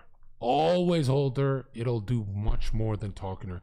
When you talk to her, she's gonna piss you off. You're gonna be, I don't know how to help you, bitch. I gave you a million solutions. They don't want a solution. They want non-verbal security. Yes, I can pray for you. I can make you have a really great, comfortable life. Like, you know, I've never had a girlfriend who didn't instinctively cuddle me anytime I sat next to her. That's how much I used to cuddle these bitches. I was playing fucking PlayStation. Literally, they'd be attached like a fucking monkey. And I get them used to that, like as this like a healing ground for them. Talking to them, bro, I'll jump off that balcony if I have to talk to that retard shit. Giving me peace because I'm unsettled because you're out, you're here. Why is that unsettling you? Why is he playing dumb for? Because you should, like, if you're out all the time, like, where are you providing for Not me? all the time. No, but I'm saying, but if you are only fucking sometimes. Life, there's no peace for me. I'm just at home, you know, because if you're not there, there's not that emotional need. Because women, we're emotional, we need that. So how often do you need me to check in on you? Well, if I'm your woman, every day. Every day? Yeah. Yeah, morning, before, morning and night. Yeah. Call you in the morning, call you at night. It's not a problem. But do you not see where I'm getting at? No. That's exactly what I said. You make so much sense. How does what That's the exactly fuck? what I said in the cut it out. She even agreed morning and night, and she's like, what the fuck? Yeah, she just wants to control a man. Basically, this is why it's going to be extremely difficult for her to ever settle down. If I was raising your children and you're not there, is that fair? How often do you want me to be there? No, that's What do you think about this? Before I get into this topic, this is controversial. Wow. How many days a week you have a kid from ages 0 to 5 in the diaper goo goo gaga, memories are not being formed? How many days a week do you need to be at home with the kid? The greatest men on earth. And chat, what do you think? The greatest men on earth, like Floyd Mayweather and stuff, their dad wasn't around. Like, who cares? If the dad's not around, the kid becomes a fucking badass. If he has your good DNA, if he's not a simp. If you're a good role model. Well, no, if you have simp DNA, then he becomes a pussy. But no, if I had a son, I would only be there for weekends. I don't think I'd be there Monday, Tuesday, Wednesday, Thursday, because I would text him, like, figure it out. Your girlfriend dumped you, figure it out. You still communicate, but you're at home 3 days of the week. Yeah, I'll still be in his life, but weekends is where not actually bond. Like, let's go to the park, let's do this. Let's have some fun But stuff. every day, I wouldn't comfort him every day. Literally, do your fucking homework, go to fucking boxing, shut the fuck up. Chat saying like 3 days, 2.5, 3. I think we agree because that's what I said, 3. And let's see what happens. I'm asking you. Well, back on full. I would only condition my child to have comfort on the weekends like his wife will give him. Monday, Tuesday, Wednesday, Thursday is Workload, homework, stress. boxing, homework, boxing, homework, boxing. And I'd get him so exhausted he doesn't have time to be depressed. That's a good strategy. Ideally, a good balance. A man needs to be very present in his kid's life. At a certain age, from like ages 0 to 5, the dad doesn't really need to be around. You're going to emasculate me if I'm there all the time and I'm changing diapers and the baby's crying and then you're upset and you're emotional. Actually, the biggest thing, when your woman sees you change diapers and do female jobs for years, She sees you as a bitch. She's actually building up huge subconscious anxiety that you're not going to provide. So it's very bad, you know. And I'm in that house environment with all these toys and you're like really big and bloated. I'm gonna be emasculated in that time. Why did you say that part? She's gonna be all hormonal and angry and blah. You're not supposed to say that to her. Being That's honest their with biggest fear. Around from 0 to 5 that much. I'll show up. But you do. What do I need to do? Do you want me to change diapers? Yes. Why? Because it's your child. It's yours too. Yeah, but so I'm not saying that. Who do you think is better at changing a diaper, me or you? 100% it is a woman. Like naturally. So why do you want me to be doing it if you're better? Because it's like take the slack. We're raising children together. It's supposed to be a unit.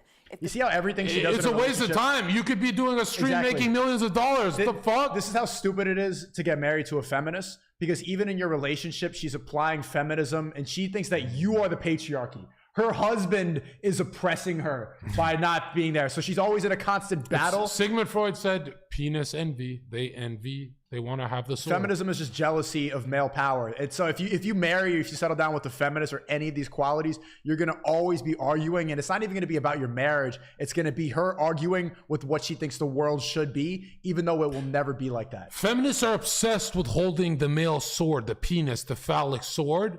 And they don't realize that the submissive girl actually holds it. Because when a dude like me is out with my submissive girlfriend, right? she'd be like, John, knock that guy out. I don't think twice. Boom, fucking crack him right there. But if my feminist girl that I picked up at the bar, I'm trying to fuck, she has nice tits and nice ass, if she says anything, I'm like, what the fuck? I'm not listening to a fucking retard, right? So it's like, if you really want to penis envy, be submissive. He'll be your weapon. He'll be your, he'll see you as a child, actually. He'll listen to everything, but he'll never see a feminist as a child. He'll always see her as some aging old bitch. I gotta read Sigmund Freud. I have to read that. The core value of a traditional household is men and women together. So we're raising children together. Who's paying for the house? Just shut up for your kids. That's it. Stand up. So I will go out and get the money to provide for the home and provide for you. But regardless, whether you're providing for me, this now is about the children that we're raising together. If a man's not in a child's life, or especially, for example... No, you're not raising children together. She's raising the kids. You're raising the spear into the bison, the career, the thing that keeps you guys all safe. He raises the career, she raises the family. Look at the Saudis, they got it right. For example, a female. Women tend to be more hypersexual if their father isn't present in the life. Does that not change anything? Would that not make you want to, as a man, be a father and step up and be in that family unit? Of course I will be there. But from 0 to 5, I don't need to be there all the time. It's not true. If the father is kind of away from his daughter, but the mom is instilling the father's opinions, she's going to be a lot more based, right? Like, you see Muslim moms, they literally, your dad said this, your dad said that, literally copy paste. Just wait till your dad comes home. That's exactly how you're supposed to do it. Wait till the dad comes home, and then he comes home, everyone tenses up and scared. Is dad gonna hit? Yeah, and if you really want your daughter to not be a whore, he has to literally see you fucking always hugging your wife. Like, she has to, don't be sexual and stuff, but she has to actually be like, oh, I want that for myself. They're so happy. I don't even think I should live at the home. No, now you took it too far. I need an apartment somewhere. I don't want to smell the poop and the diapers. You actually, no. I don't want to trip over a toy while I'm walking to the bathroom. You're deluded, mate. So you wouldn't be ready for kids then? If you wouldn't want to be there and see all these beautiful moments, like a vital moment of... If SNEAKO had a kid, as soon as they're 7, Dad, let's play fucking ball at the park. He'd be like this. What do you think of trans? And by then it'll be a transhumanist robot agenda. It'll be different. I'm red pilling my kids. My kids are going to be based at 5 years old. I want them talking about Whitler. I want them to know about everything. I don't want them to ever be caught up on those sides. I'm going to homeschool my kids. You know what's weird? I would get so angry if my child turned trans. I would like try and... It wouldn't happen. I would... No, if that... It could happen. It can't happen. I would go crazy. I'd try and disown them. Within a week, I'd be walking town with them, fucking knocking every fucking conservative out. I'll totally change teams. Go full... I'm weird like that. I'm hella Absolutely loyal. not. To family, I'm hella loyal. Absolutely. That's like my biggest fear is having like a little... What am I gonna fucking lose my child forever? To Satan? No, never. I'm homeschooled. This is another reason why if your kid went trans, they're in a fucking 40% suicide rate cult. Yeah, no. They're in you danger. can't validate that. You need to tell them that their brain... You need to kick them out. It's not gonna happen. John, top 2 Sigmund Freud books. So The Theory of Dreams, what was that called? The one was it The Theory of Dreams? I like that one, where he says dreams are just wish fulfillment. Like, if you had a dream, whether it's evil or good, it's a wish. You want that Remind to me about happen, that, Chad. depending on where you're going. Theory of Dreams. And the second one would be the Oedipus complex, with that paper he wrote about an overbearing mother makes the child, basically a mom will have a subconscious contract with her child. I'm SNEAKO's mom right now, right? What did I do? No, look at this. So there's a subconscious contract you have with your mother where she goes, SNEAKO, I'll clean your room. I'll do everything for you. I'll take care of you. I'll coddle you. Just don't ever leave me. SNEAKO goes, I'll never get pussy. I'll be a simp and I'll just stay with my mom, mama's boy. That, when you read that, it's a subconscious contract the mom has. Son, don't ever leave me. I'll keep you safe. The son never grows up, which raises her anxiety like crazy. She goes, oh my God, what's he going to do without me? But moms do that out of fear. So I think once you understand that, all mama's boys start snapping out of the... Carl Jung talks about there's a mama's boy archetype. We're like daddy's mama's boy archetype, right? And that you have to grow up out of that. Who can you like, what streamer fits that archetype?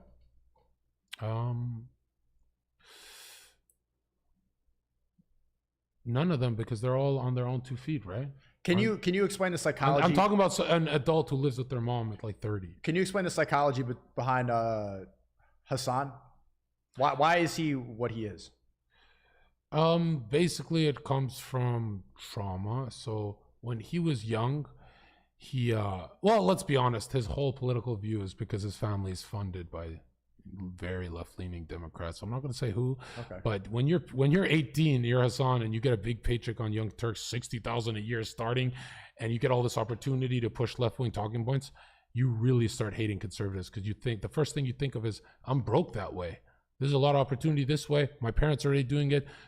I mean, for a Turkish family to be that liberal is when the fuck Really do you ever rare, see yeah. that? They're traitors to their people. So for them, it's like a money thing, right? But also it's like a lot of that liberal high on openness and agreeableness comes from resenting the father. It comes from resenting God, which means you're going to resent your own dad, right? Or anything that has the will of order, right? Like God's law and stuff. And you want to kind of rebel against it, and you take on your mother's spirit. Like, it's very bad, actually. And it never ends up correct. Like, the kids then, if you wouldn't want to be there and see all these beautiful moments, like a vital moment of... Wait, so what's the problem? I want to homeschool my kids. There's another reason why I want to have a traditional virgin religious wife, is because I don't... If you want to homeschool them, you better make $10 million. Easy. You don't think I'm going to do that? Do you doubt How old are you? 24.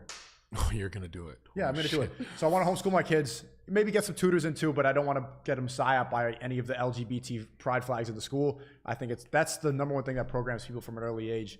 Like, for example, you know that Twitter account Gucci Bucket Hat?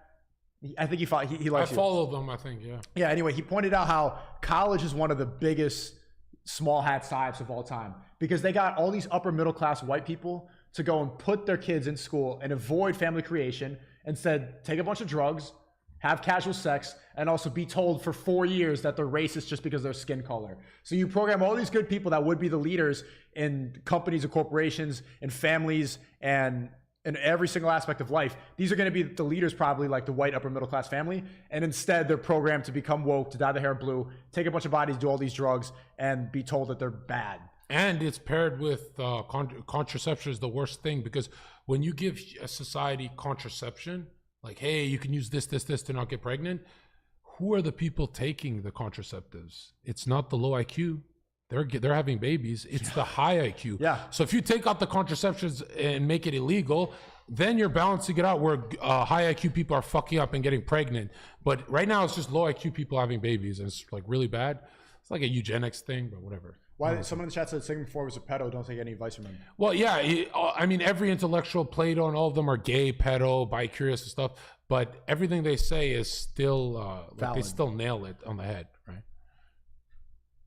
Watching your child smile for the first time, watching your child take a first step, that's something you've created. And I feel like as a man, that should be the most powerful thing that you've done. You've created a life. You know, that's your name. That's one thing you've got. You raise a child, you have him in... See how she's nagging me even on camera like this? This is what it would be like being married. No, because this, imagine being married to this. This is exhausting, and I'm making money. You know what's weird? When a woman is arguing and nagging like this, she's ready to fuck. The man is not. The man is not. When it's nagging energy, the man is not ready to fuck. It's like I jumped in the cold side of the pool. And, your name, it's so bad. Your family name, especially if you have a son, and you don't want to be there and watch their first moments. I want to be there. I think that's poor. But you could record it. Like the biggest difference between men and women, you piss her off, she's horny. If she pisses the guy off, like tries to make you jealous and text a dude, bro, you are literally getting replaced. Like you've never pissed the man off for real. Like he's not horny there. But they get trained to do it anyway because most guys won't leave because of that. Because we're told that. Through thousands of years, every religion, book, textbook tries to suppress female sexuality because of this reason. Everyone's coping now. Yeah. No, I'll be there. I'll be there 2 days out of the week, but like every single day, just babies crying, and it's. I am going to lose what makes me able to provide for the house and for you. And it's gonna make me unattractive. Like that's gonna kill what made her attracted to me in the first place. If I'm there all the time and breastfeeding the baby like her, I lose that essence. Like when I met her, I wasn't breastfeeding a baby. How your wife or girlfriend met you in the honeymoon phase. How you should maintain it forever. The goal is to stretch the honeymoon phase. It's not to be a different nice guy. That's the number one. So in the honeymoon phase, if you're calling her a fucking slut, fucking her, and then you stop doing that years later, you're a different guy. And she's like, well, I got scammed. This guy's not the same And now dude. she's going to be looking for that. She's going to be ended up. And she's going to test you. Say, hey, I don't like this. I don't like that. She's going to try and change you. And she's going to look. Hey, Don't believe her. Can a weak woman change SNEAKO? Oh, fuck that. For the kids. We're not going to both breastfeed this baby at the same time. You know deep down it needs to be every day. Like, why wouldn't it be every day? We could compromise. No, it's not compromise. It would be you need to be in the house See, every day. here's what I would have said. I would have been like, look, we can breastfeed the baby every day, but I take the left one. And literally, that's what I would say. I would go right into play. I wouldn't take these topics. Yeah, that you don't even serious. take it seriously. You in the house with your woman raising your children better together. tactic. Because I'm not being funny. There's enough men on the world that aren't present in their kids' life, and I think it's an absolute shit show, if I'm honest with you. Look at all the single women, look at all the single mothers. You know, I'm not saying you're going to be no, single. No, but that's how it is. I'm still debating with her. I should have disarmed her with humor. You're right. What's the point? There is no benefit. Listen, like, as single women, as single mothers, they deal with a lot of slack, you know, and they deal with it. They raise the kids, and it's like there is no difference to a woman that is in a relationship or a marriage raising her children if she's by herself, if her husband's living in a separate apartment. She's basically a single mother. 3 days out of the week. Honestly, why are men like this? It's like, I'm not even listening. I'm a third. I'm a we had a day. Gets to be his best self when he's there. Yeah, he's there. He's there. You're saying it. These are your own words. When he's there. So what is the point? You in the club, you in business, you doing that. And I don't say anything about as the a club. business, provide. I get that. Be the provider. I'm be the man saying of from the house. ages 0 to 5, being there every day is detrimental. At the Goo Goo Gaga stage, I don't need to be there all the time. It's just that's the truth. There's no reason for me to be there other than for her to make it fair. If I'm living with my girlfriend all the time, we're gonna end up hating each other. That's where the resentment actually builds. If we have separate apartments and then we get to miss each other and then we get to actually be our best selves when we show up and see each other, the relationship lasts longer because you get to miss each other. That's a very important part of maintaining a relationship. It's about unity. It's about. And that's why you have to be rich. The house has to be big enough to where you can get lost, which Right. is And really you don't hard. need to see your really dumb hard face. to do nowadays. Like, this is an expensive place and it's small, right? So you got to get very rich. You got to get stupid rich. It's difficult now. About raising them. That's all it is. I don't even need to argue it anymore. That's what it's about. What are your red flags? Red flags at a woman if she doesn't respect her father. That's number one. Number two, if she has a high body count. I think if it surpasses half of her age, actually just over 5. There's an equation to it? You're so red, but you're so in there. What's the equation? It's half the age. Half her age and subtract 40, 7. 20? Fuck out of here, bro. I'm not fucking that MILF. Well, why are you fucking a 40-year-old in the first place? You got me. SNEAKO, have you ever been in love? I have, yeah. Yeah? Many times. Many times? Many times. How are those experiences for you? That was a very therapeutic question, but they were good. You can't be in love many times. There's one big one and the second cope, and that's it. Like, there's nothing. If you're like the third, fourth girl, like just. I've been in love like 3-4 times. It's not the same feeling. Trust me, the first one is the big one. Like, big. No, the first one was really like ideological. I think I loved her in my head more than in reality.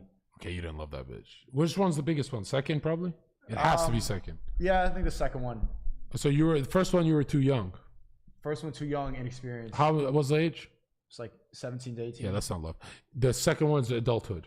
I was 21. Yeah, that's the real one. I guarantee you that one fucked you up and made you overdose. Yeah, that was really bad. That's where you overdose on fucking prescription red. I was taking perks after we broke up. I'm saying red pills. Yeah.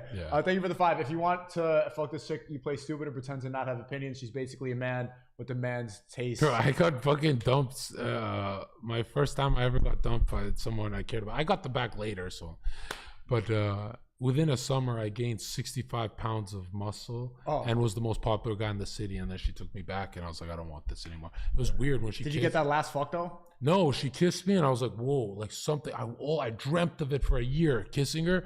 And when she finally kissed me in her car, when she came to the club, she's like, whoa, you're not a fucking nice salesman. You're a fucking clubbing bouncer who does drugs. And she kissed me, right? And I pulled away instinctively like, wait a minute.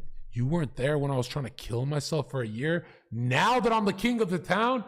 And then you got red pilled. And then you went through some rage right after that. No, I fucked a lot of women. And she was screaming, stop it. Stop. You fucked the whole neighborhood. I was like, yeah, more. That's red pill rage. Same with my ex on Twitch. Yeah. I would be like, we cannot break up because I'm going to go on a fucking spree. And she'd be like, no, you're not, John. You don't have that kind of libido. I'm like, yeah, because I have a girlfriend. Like, I get the attention. It's not even sex. And then immediately when we broke up, she had a mental breakdown. She's like, "You fucking everything." It's like, yeah. So keep me leashed, bitch. I think it's a good learning experience. The difference between a man and a woman falling in love is you notice when a woman falls in love and it doesn't work, it ends up kind of wearing down her soul.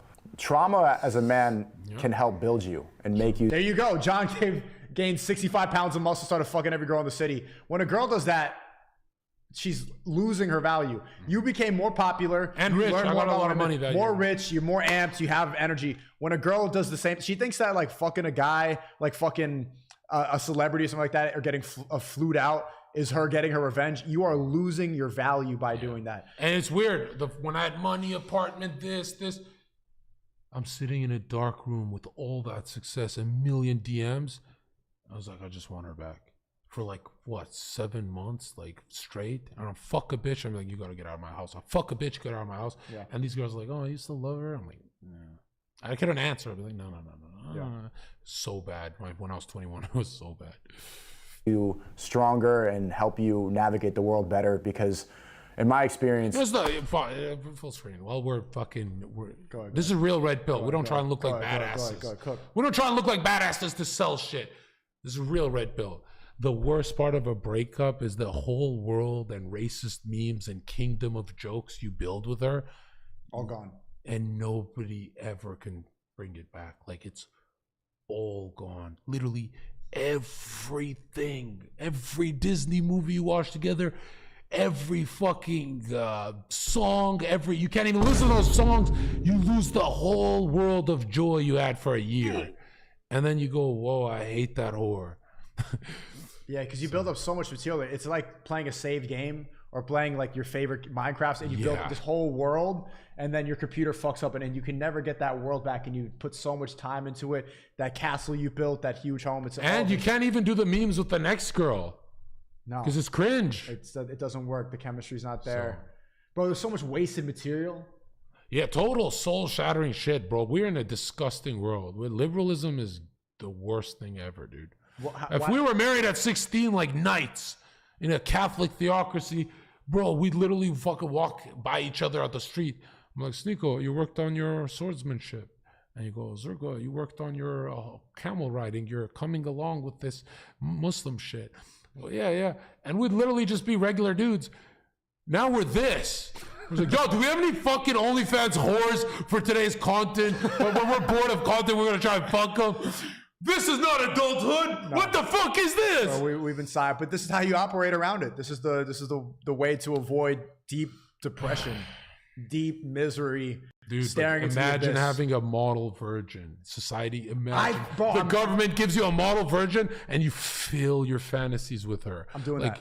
I'm not settling for anything less than that with the marriage. Absolutely not. Inshallah. I can't say that. I don't have 1 million subs, so good luck. But it has nothing to do with I know what I'm getting. It has nothing to do with subs. I bet you could find an Albanian girl, virgin, beautiful, everything like that, that's ready to settle down with one guy. If you just turn off that, people in the chat are like asking about your libido. If you're able to have a monogamous relationship. I think the biggest reason why the one base thing about me. Let's go. That's why I still fight for Christian marriage. Let's go. That's the one. I know I can do it. I've never been able to maintain monogamy. Like I always said, like I need to go sleep around. Didn't you cheat on your girlfriend and like the internet chewed you up for it? Yeah, they called me Cheeto for a while. That was way better than being called Cucko. I miss being called Cheeto. But to be honest, that girl was trying to change you. She was not a good soul. Like she's a good soul. She would watch SNEAKO have all this success saying what he wants. And then she'd literally try and convert him to blue pill. Yeah, she did. It's like, could you imagine if she won? Oh, I'd be. You would have had nothing to your life. She did try to. She almost destroyed your life with her fucking anxiety. Yeah, very close.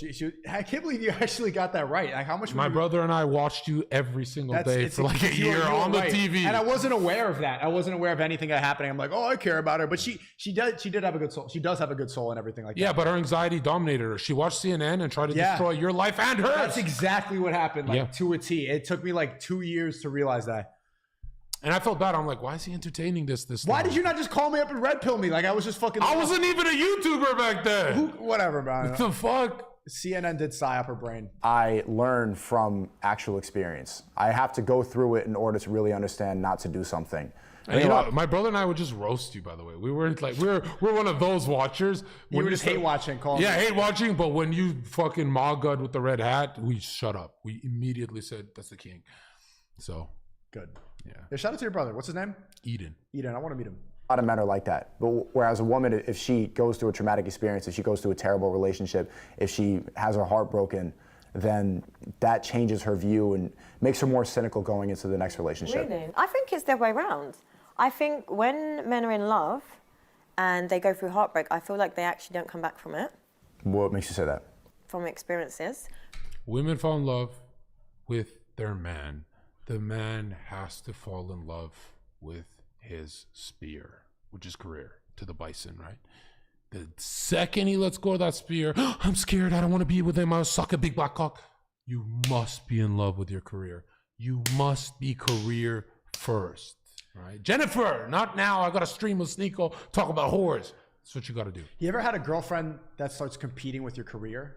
That she sees that you love your career more than her, and she tries to go and take it. I've had girls like that didn't want me to stream. That's an influencer. Yeah.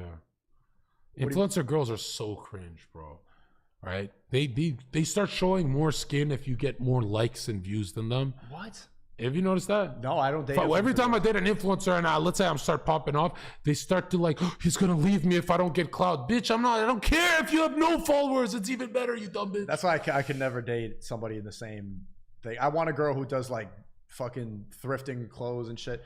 That second breakup hits the hardest. I had mine in 2017 at Flying Raptor. After my ex was a liberal and on birth control. I didn't have sex for a year post breakup, literally questioned my whole reality. It changes you. Well, right now she's arguing that it makes a man never comes back from it. I argue that a man has to come back from it better, because if you succumb to that depression, then you're just going to become a loser forever. Trauma will harden you as a man. It gives you scar tissue that makes you better. The worst part, look, the worst part of the breakup is not actually losing her, is that you lose who you were, the boy who had the world view that, hey, the world ain't that bad. That's the worst part, that you lose your innocence. And dude, that makes you jaded and Wolverine-like if it keeps happening. Or maybe sometimes even once. But when that layer of protection is gone, you know, so pretty much the breakup, you lose faith in God, you resent God. It takes everything that ever let you enjoy Mario Kart. Now you can't enjoy it. Now you're just like droning. So yeah, start to hate the bitch. From conversations from people, from the way men are. Guys that are heartbroken, they're in the gym right now. They're starting a business right now. They're trying to improve. They don't want to ever let a woman control their ego like that again. That's what I mean, like men shut off like from love. So if you have your heart broken, then it's like they do go militant, and it does probably make them become a better man, but then they're not open to love, and then they do this whole, they don't want to then be loyal to just one woman. They want their options. That is kind of true for me. My first relation, like in high school, I was all romantic, lovey-dovey, simping, giving her flowers, writing her poems. It's not simping though. It is simping. I think being romantic is not simping. That doesn't make you a simp. Like, she doesn't understand. It's giving flowers without her earning it. Yeah, and another thing, if you're gonna be romantic, make it scarce. Scarcity builds value. So like, I thought that I could win her heart by being romantic all the time, but it's just kind of gross and pathetic when some guy's always giving you all this attention. No, you should see when I give a woman a rose, she looks at me like, "Where's the camera, John?" Like, what? This is not Zherka, and it literally is more impactful than anything their exes did, because the exes were like, "Here, rose, rose, rose." So balance out the misogyny with a rose every 2 months. 2 months is good. That's a long time. That's pretty good. Yeah, I like that. Like, why should it be called simping? If you're showing love and affection to someone you love, that's not simping. Also, the rose has to be symbolic. So don't, if you get a bunch of roses, it's gay. But if you give her one, for some reason her pussy's soaked, it's always got to be something symbolic. Something. What do you explain? Because I usually give a bouquet. It feels like everyone does that. Whereas one, they actually leave by their bed. They don't leave it like in the living room. Like they literally. She doesn't put it in a vase full. She leaves it in a drawer. Like, I've seen. I walked into my ex's apartment years later. I opened the drawer and it was still there. And I'm like, what the fuck? A rose? Like the rose I gave her. So I was like, these bitches keep. By the way, it wilts after like a week. Well, it's like this fucking ugly rose that is in a light up lamp. You know those ones on Instagram that light up? I don't know if it was a fucking real, but it was a lamp with a rose inside. So not an actual She took the tube off on Instagram. The fuck? you know that fucking, they got me that fucking 1999 Instagram ad. Yo, chat. Myron texted me, prepare thy Angus. I think he meant anus, but what the fuck? Why is he? Oh shit! Should we get some steak with Myron on stream? Should we order some food and pig out? You hungry? Hungry. Eating with you guys would be content though. Yeah, I'm pretty hungry. Yeah, order us, bro. You fucking pimp me. The fuck? Prepare thy I think he meant anus, but I think he's here. Say, come upstairs. I don't know if he's here. We'll see. Okay, but chat, Myron's coming. Give me videos, give me content to watch in the Discord. Oh, but it'd be difficult for us to even watch anything because we have only 2 headphones. That's fine. Another person who gives horrible advice for dating, but if you study them, Destiny's really good.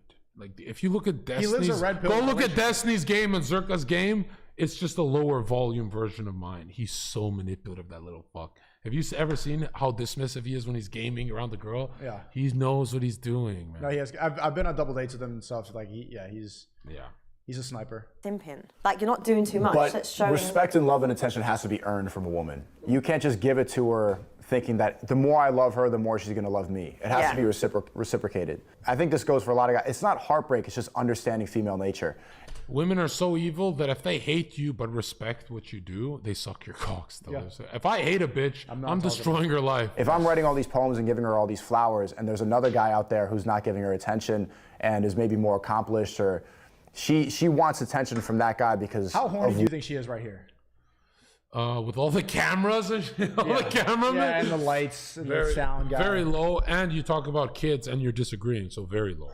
Right? She doesn't feel that secure. But isn't she imagining what I would be like as a father? No, because you're way younger than her, so she literally can't get horny for a young guy. Like, you look too youthful for her, so you're winning an uphill battle, really. Like, you're doing great for... So she's like a 3 out of 10 horny. Chad, what do you think? I think in a real date, it would be different. I think you would win her over with a few drinks. What he is. If I'm giving you all the attention from the jump, in a real date, he'd be like, you know, creator's kid is actually doing this is the revenue bracket.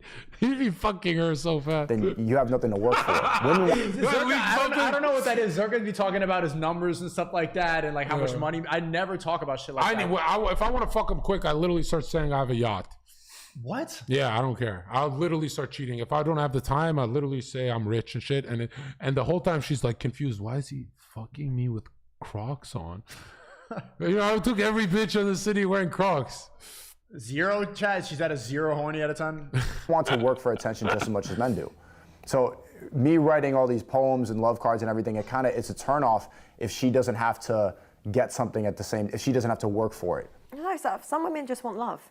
You know, it's not always about working for it. We all want love. We don't go for it because you keep leaving us, bitch. What the fuck? It's very stupid. Yeah, like, dude, our dream would be fucking... You know, if all men could choose to live in simp land... We would. I think they would go into that blue pill world. Everybody has... Their first relationship is always something simping, and then you realize that women don't like that. Eating the steak in the Matrix. That's, I would take that in a heartbeat. And I put myself in that situation. Like, I've... Never been. Really, you get a girlfriend for the first time, you have paradise on earth where for some reason, even your chores become fun. You're like throwing the trash out. Woo, I'm going to see her today. Right? You're like, the world's great. Then it shatters and she takes paradise from you and it's fleeting. And then she breaks up with you and it just goes. Zoom. Now, a lot of men freeze and go, no. And then there's men who are like Andrew Tate who go, fuck it. And they become millionaires chasing the paradise. And then they grab paradise and they go, now I'm cheating on you. Grab another girl, and they have 30 bitches. And they go, give me all your paradises. And literally all of them are crying. They're like, he's cheating on me with everyone. And that's badass as fuck. If you chase after paradise, like, don't let the bitch run away, right? Win back your ex, become a millionaire and fuck 1,000 bitches in front of her. Let the bitch cry. The kind of woman to want the man that doesn't want me. That's how you gotta love the Tate brothers' attitude. Who the fuck are you abandoning, bitch? Who the fuck are you abandoning? I'm about to become the top G. Like, you know, when he became #1 on the internet, you know he was texting his exes like, yeah, you want this fucking top G dick. And they always flirt back. They go, well, you are, dude, you're kind of killing it. Yeah, it's an ego thing, bro. I've never seen two men closer to Andrew Tate acts just like me, and the reserved therapist brother I have is Tristan. Like, we were upset. We had 4 accounts on YouTube liking all their videos, spreading it, sharing it. We were like obsessed with these guys. Like because it's really like we want to push their message, you know. And then you attack them. No, and then their message got watered down and gay. So I was like, I'll do it myself. Well, now he's saying like, buy your wife a necklace. Like, fuck that shit. Fuck your wife. What? You know, Don't buy your wife shit, Chad. No, I'm not. You don't even know me, so yes, I would. You know, I'm the woman that wants stability. I'm the woman that wants love. Maybe I'm naive and maybe it is a fairy tale, but that's the way that I see the world. Show me that you want me. This girl hasn't been fucked in years. I'm kidding. Have me on the show. Fight for me. The moment I know you've got my respect in the sense of I will ride for you, I will root for you, I will fight for you. But if you're not even showing me that you care, why? Why should I? The relationship that you're describing, you're gonna get bored of this guy. You want a guy to be with you all the time. You don't have a lot of expectations. You just want a man that loves you. And if you... I hate SNEAKO, Andrew Tate, Tristan, all these guys, because they're always explaining to a woman why she's wrong. And then there's guys like me who go, shut up, you don't know shit. There's no point. You can recite an essay, she won't hear you. There's no point to any of that. There's no point. Literally, all you have to say is shut the fuck up with this equality shit. This is for everybody watching the video. She's never gonna change her mind. She's never gonna. I know it's for the video, but I know you guys do it in public. I actually think Tristan doesn't. I think Tristan doesn't waste his time. He's more like, okay, this bitch is stupid. I can see Tristan walking out on a date. Yeah. But I can see Andrew being like me and going, well, it's like going into a whole spiel. I don't think so. Like, bro, don't waste your time with Myron spiels. does that. I wasted so much of my life. Mine will do red pilling on a date. Andrew, just they don't waste their time with girls. They'll just get out. Did they literally say, are we fucking or not? Like that direct? Not like that, but it's like if she's not complying, just go. And they'll go. Good. You're not having to compete for his attention to some extent. If you're getting all of his attention and he's always available, both of you are going to get bored. And then you're going to end up cheating. You're going to leave. When I say competing for your attention, I don't mind competing if it's your work, your business. I'm not competing with another woman for you. So if your time is not with me, then have it be at work. Well, women are either competing with another woman or the clock. I don't know what's worse for them, you know? And if they're really feminist, they're also competing with you. Fucking losing. It's just all in competition with a bunch of garbage. There's 5 from Labat. Older male watching. SNEAKO, Zherka dynamic on point. Organic content. Good shit. Good balance. Will you guys be on FNF tomorrow? Yes, we will. Yes, we will. I mean, I'm not even on attack mode anymore, but it's going to be a fiery show. Let's just leave it at that. For another woman, I'm not competing over not one other woman, man. but if your man is not getting attention from other women, you're going to become unattracted to him. No way. He needs to be desired by other women, or else it's just, you're going to get bored. Have you ever thought the fact that women are actually desire men that are good men? Being a father is a masculine quality. So that's what I'm saying. So you're contradicting what you're saying. It's to be present in a child's life, to do all those things. It makes you attractive. It doesn't emasculate you. It makes you look better. More women want you when you are a present father. My point is, you are going to want a man that is desired by other women. Yeah, that's what I'm saying. So being there and being... She's totally wrong. Donald Trump always taking flights to becoming a bigger billionaire. His kids followed suit. They copied him. If he was home, if Donald Trump was always home, his kids would literally smoke weed. A present man, and it's for one woman, makes other women want that. You know, so it's down to you as a man to control and have that discipline. Look how destructive she is with her opinions. Like, everything's wrong. You know, I'm ready. I destroy her. So that's what I'm saying. But if you're a very successful man, why can't you be the man that runs it down, holds it down, has this business, is so successful, and is loyal to one woman? Do you know that would be probably the most alpha man on the planet? Because every woman would want that. Name one of those guys. I don't know any because they all sleep with other women because they have... Boom! Yeah, done! You did the math! Done! Options. So that's what I'm saying. So if you really wanted to be the ultimate alpha... You shouldn't have even interrupted. You should have let her drown. She's coping. Look at this. Imagine you didn't say anything after that. Every woman would want that. Name one of those guys. You're nice to her. I don't know any because they all sleep with other women because they have options. So that's what I'm saying. I'm being friendly with her. This is Freudian leak. She's leaking everything now. Yeah, I'm laughing along with her, but she just got... Yeah. I'm saying, so if you really wanted to be the ultimate alpha in general, This is literally where you lean over and do this on her cheek like she's a child. Like, you almost had a good idea. Condescending as fuck. Make them like literally hate you for a second.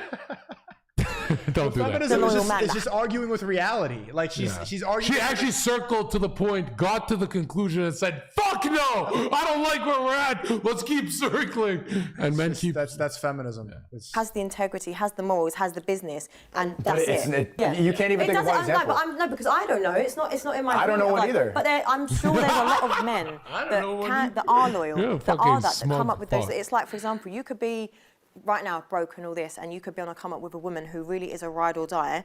And if you stuck with that woman, then she's my priority. And she's your priority. And if your only other intention was on being, she's fantasy building after she found out these men don't exist. Like, stop fantasy building. And it was that, and it was solely on her. Then you would be the most wanted. By the way, a big part of the psychological programming they have for fantasy building is Disney, which teaches them to run away from home, pedophilia shit. Like, all the stories are Peter Pan-like.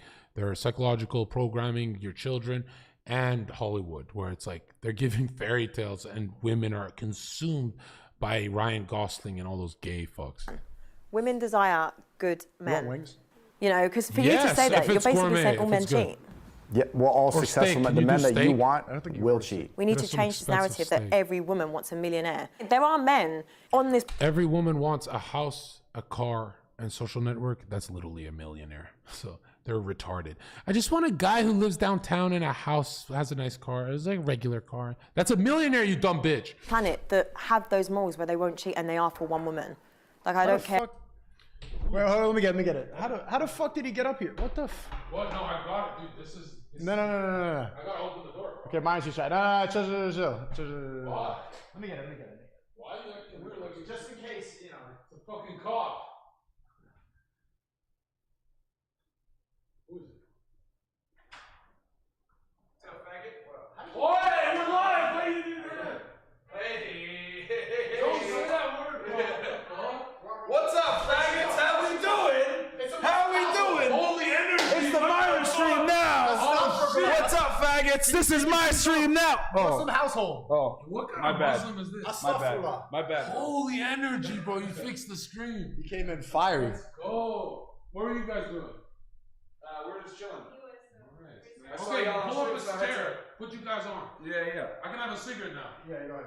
Yeah, go ahead, have your cigarette, you fucking loser. This is my What's up, faggots? How we doing? Yo, it's the dude who made me, Jack. Let's go.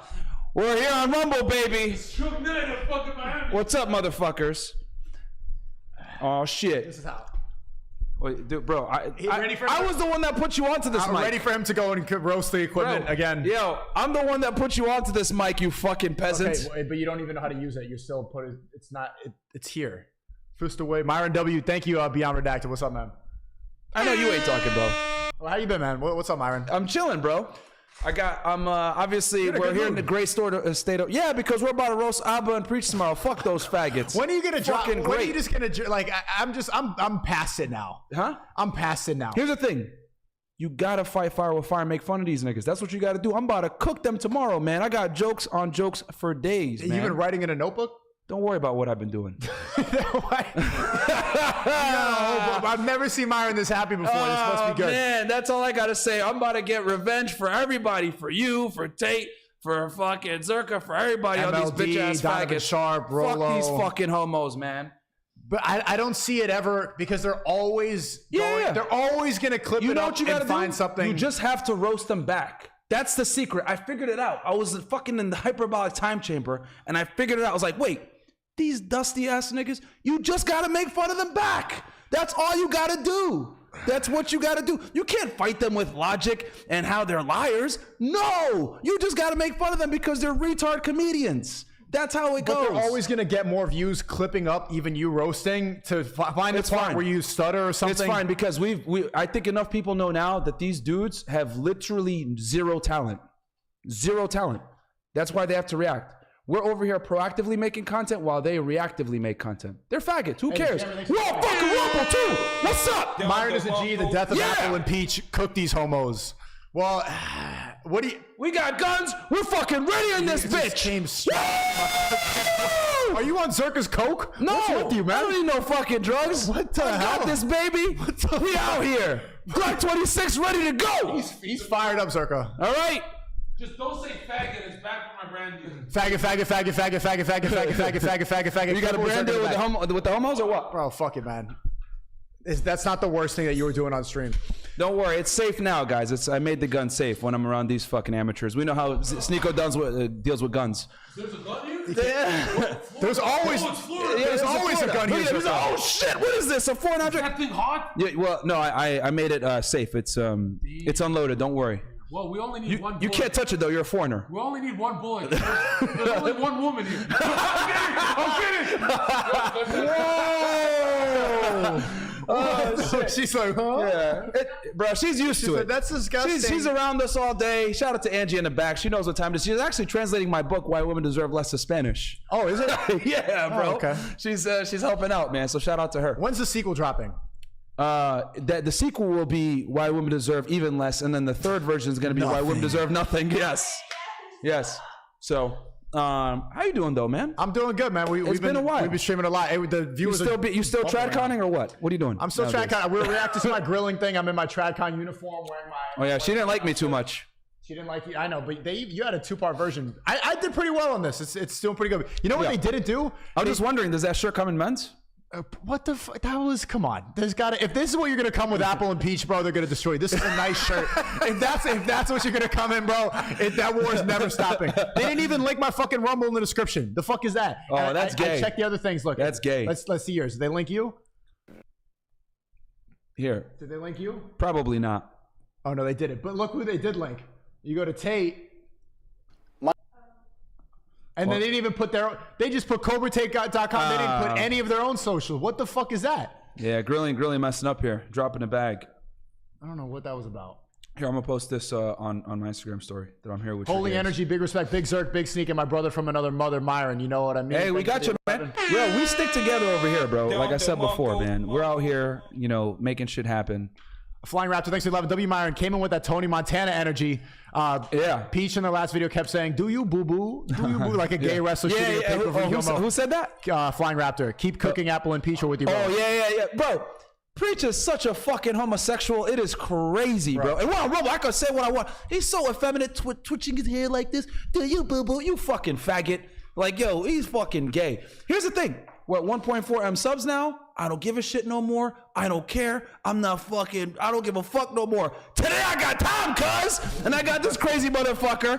We'll go ahead and do a tag team match with these fucking homosexuals. It's funny how why not? He edited Zherka out of the video. Yes! And Zherka was cooking in that podcast. Like, you were coming in with fire jokes. fucking cowards. And they know what they're doing. He intentionally edited Zherka out completely because they're like, I'm not going to give him free promo. He knows what he's doing. He knows, man. This is why I'm saying, I don't think you can ever beat, especially I don't even have a YouTube channel. So if I keep fighting that, they're just going to have all these jokes and like way more views. I can't match that amount of views on Rumble, like just posting a video. I have to do a live stream. It's okay, man. We will fight the fight for you, my friend. It's all right. Don't worry. I mean, like, there's stuff I want to say. 300 Spartans strong against their retarded fan base. Miami is so small, we're going to run into them here. Oh, yeah. We're going to have GoPros on our head. The chickens are going to come to roost eventually, my guys.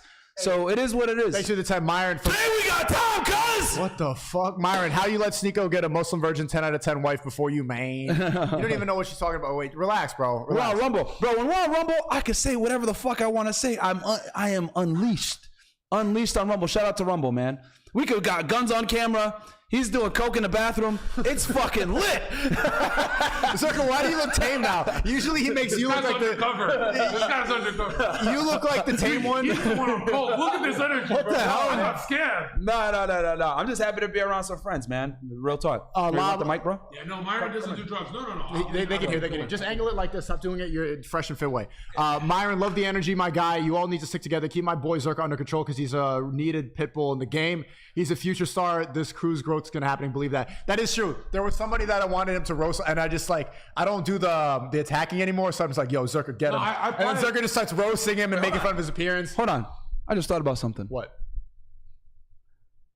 Remember when the NWO formed? Yeah. Okay, what? I think it's time for fucking the NWO forms against all these other fucking faggot ops on YouTube, if y'all know what I'm saying. No, this is the NWA. I think, yeah, bro. You remember fucking Hulk Hogan and Kevin Nash and them? Yeah. Like, bruh, did we just form the NWO just now with these fucking losers? against I'm these so happy losers. You finally got Zherka on the show. I introduced you to him like months ago. Yeah. In the club, and I'm like, he'd be great on the show. And I've been stealing your material Let's put it for a year. Hey, man, it's great. We all have. Zherka, you're so based. I'm like, yeah, I thought of it myself. Bro. I'm watching Hypergamy, bro. I'm watching like my grilling episode right now, and like half the talking points are straight from Myron. Like, let's be like about hypergamy and about what women really want, and the double standards, about how men can't be honest about what they want. It's all man. It's all straight from Myron. It's all straight from Myron. Like, Myron inspired me to cheat. Where he's like, he's reading stats. I'm like, this shit's not working out, bitch. You want some food? I'm gonna order some food if you're hungry. Oh no, I'm okay, man. I'm okay. But no, man, I just want to come by and show you guys some love or whatever. Tomorrow's gonna be fucking lit. We're gonna have Zherka there. You can Back-to-back shows. Because those fucking faggots light on you too, bro, saying why you got banned and shit like Yeah, that. yeah, And I'm that's gonna right. expose that too, because bro, yo, tune in tomorrow, bro. That's all I gotta say. Tune in tomorrow. It's gonna be fucking lit. What about after hours tomorrow? Yeah, pull up if you want. I think Zherka's probably. Yo, it's embarrassing how close we live to each other, by the way, guys. It's actually really embarrassing. I was like, I told Angie, she was like taking her makeup off and shit. I was like, yo, let's go to SNEAKO's place real quick. She was like, wait, what? I was like, it's literally right down the street. You'll see. And she was like, what the fuck? I didn't realize he was this close. I was like, yeah, man.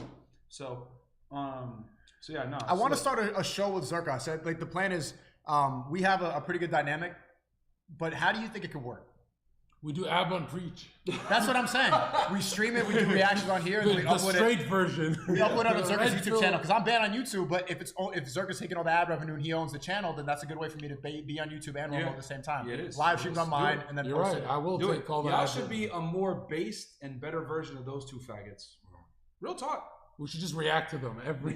Just like make fun of them for being so dirty and being so effeminate and being so grungy, looking like they're from fucking Portland or But some you're shit. scaring them. What if they do come talk to us? We still want that. They won't, dude. You just gave You up. saw on how it? we deflected?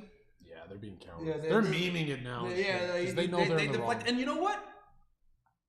I expected it. Yeah, I predicted it. I don't know. See? Yeah, they avoided the whole fake rape allegations. They put that in the video, but they didn't address it all. They're like, oh, this is like gay. Like, red pill's gay. Like, come on, man. Yeah, bro. So, and here's the thing.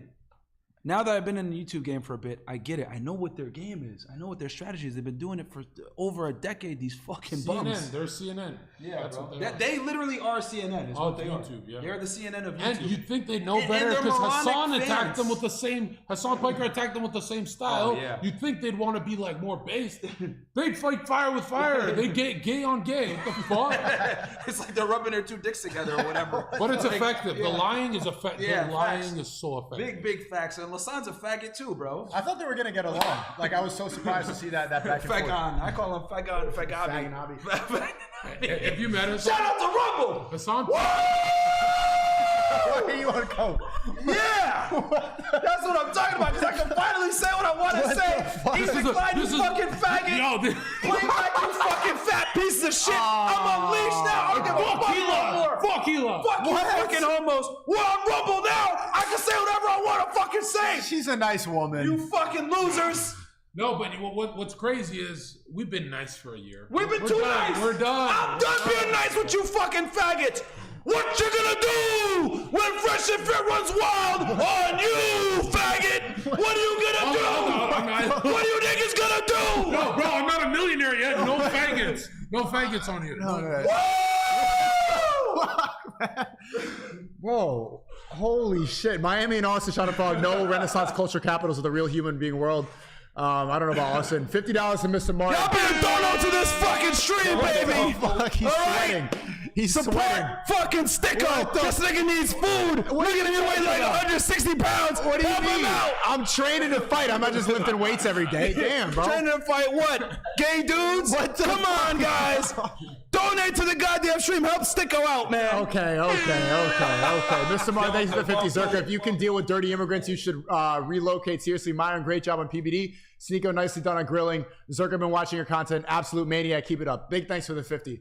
Let him coke. Okay, chat's activated right now. Why was chat slow as fuck? This is Obi-Wan Kenobi and Anakin. Yes. Right? Highest power level. Damn. Yeah, on Rumble, it's a little bit different. I can say what I want to say. I had a talk with Myron I'm like, you gotta be more red pill rage, bro. You're being a fucking pussy. And he comes in with F-bombs, bro. No F-bombs. What the fuck? On Rumble, dude, I'm trying to get a gay Jewish sponsorship.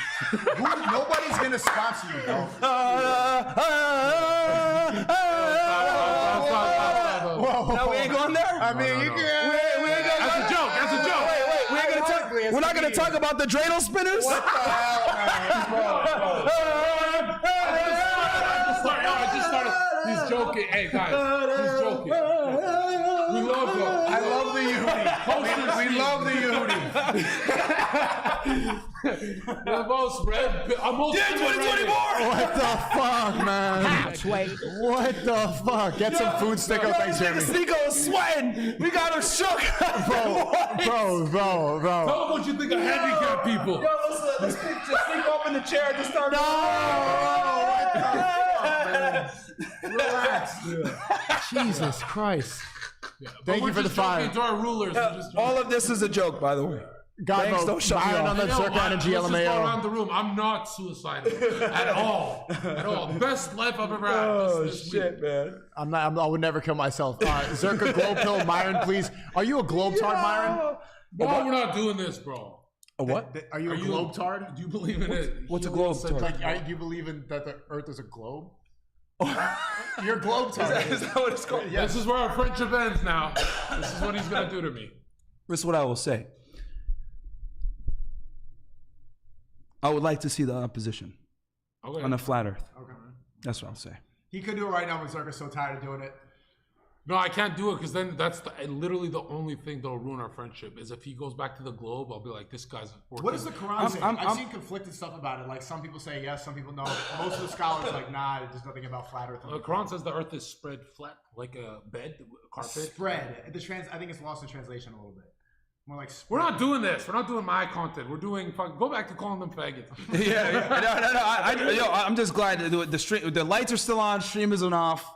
Made a couple jokes. It's not gonna turn off. It's fine. Why don't you bring this energy on Fresh and Fit, bro? So YouTube on the bitches. Start doing bro, you can't be yelling dreidel spinners on fucking YouTube, bro. Come on, man. That's what got me asked. That's a L. But they're gonna lie and they're gonna say that it's because of misogyny. Niggas are screaming them boys in the chat. Chat, relax. Did you guys invent that? We love the them boys. You guys with the cha-ching? Yeah. We stole that. No, so Ryan Dawson, I got to give him his flowers. The bell. He does the bell. We say them boys and we hit the cha-ching. Faggots love flowers. Give him. I'm kidding. Oh yeah, I forget that he's an op for you. They don't like you. No, I forgive him. If you guys like him, I forgive him. Yeah. What, dude? You guys, we'll make it work. We shouted him out actually when we had PBD on because Whitney Webb has been stealing his shit. Oh, when are you going? When is PB? Is it Friday? That's Friday. You coming, bro? Tell him. Yeah, I'm going. Zherka's gonna be there, guys. If you want to meet us in person, I'm buying him a ticket. Hell yeah. Bring so he's coming. Some coke, but just make it low key. Don't let my SNEAKO's gonna come too. Maybe I have a flight. I want to go to Spain. For what? For what? There's no Virgin there. Barcelona? But yeah, I have stuff planned. You going there for some bitch, faggot? No, I'm going there I'm bringing my whole team. I'm bringing my editors, and we're gonna do content. What are y'all gonna do? You gonna fucking chase after a bull? Like, what are you gonna do? I'm making like some artistic content, and I'm not just I'm taking a break. From Let him express himself, Myron. I'm doing IRL streams. I'm doing gym streams, stuff like that. I'm linking up with Sterling. So you're slashing your viewer count. Remember Luke Barnett? We met him in Dubai. I'm linking up with Luke Barnett and Sterling. Gonna be okay. There's gonna be a lot of guys. I'll put you in touch with How to Beast too. He's out there. Oh, he is. Yeah. Well, he might be coming. He might be coming to Miami in that time. But if you're in Spain long enough, I'll link you up with him. Yeah, there you go. Shout out to him. To spice it up because like we're streamers, and you always say that like us young guys that we don't have enough life experience to stream, and that we have nothing to talk about. So I have to actively seek out life experience in order. I already traveled the whole world. I've lived in Barcelona. It's a great place. Lived in Tokyo. I've been all over Europe, and Miami's the best place on earth, bro. Miami's the best place on earth. I'm tired. Yeah, they keep saying call Nick. They say that all day, every day. Call him. You want to call Nick? Fuck yeah, let's do it. Really? Yeah. What the hell? Fuck yeah. Don't torpedo me. Keep it simple. Okay, let's call Nick. Fuck Don't torpedo me, bro. I don't know. Is Nick streaming right now, Chad? Call him. Chat, I'm reading it, man. I got y'all, baby. I see what y'all want. They've been saying that all day. They say that all day, every single day. It's all right. Well, let's call him. Fuck it, man. I agree with a lot of his points, man. People want to get mad at the shit he be saying. Everyone's saying W. This is gonna be based. W Jews, W Israel, W Zionism. Let them keep their bank accounts. Thank you, Beyond Reacted. I agree with you 100%. Do it now, Zherka Godmo. I don't know what he's talking about. Thank you for the 5. Bro's going to Spain for that. Blah blah blah. Get the fuck off my dick. Yeah. We already know why you're going over there. I had the whole shit planned anyway. Is Nick streaming right now, Chad, or no? He's invading Poland right now. come on, man. I'm kidding. Come on. Don't laugh at that. This is problematic. He's a little extreme, this kid. That's a little bit. It's a joke. He's not that extreme. He's not picking up. Okay, next time picking up. You're saying calm down. We should schedule an actual show. Rumble only. Oh, he's streaming right now? Okay. Well, tell his chat. Tell on Cozy that we have 3 guys that want to talk to him right now. He would definitely, probably after when he's reading super chats. Yeah. But I ordered some food. You're not hungry at all? What'd you get? No, I'm okay. I got some steaks and stuff. Yeah. You got steaks? I'm feeding him. Actually, you know I have a content diet. If I have carbs, I immediately, because my insulin spikes, I get sleepy. So I'll only do protein if it's a content day, so I never get sleepy. I still got the energy. If I have one piece of bread, I start doing this on a podcast. But you don't sleep though.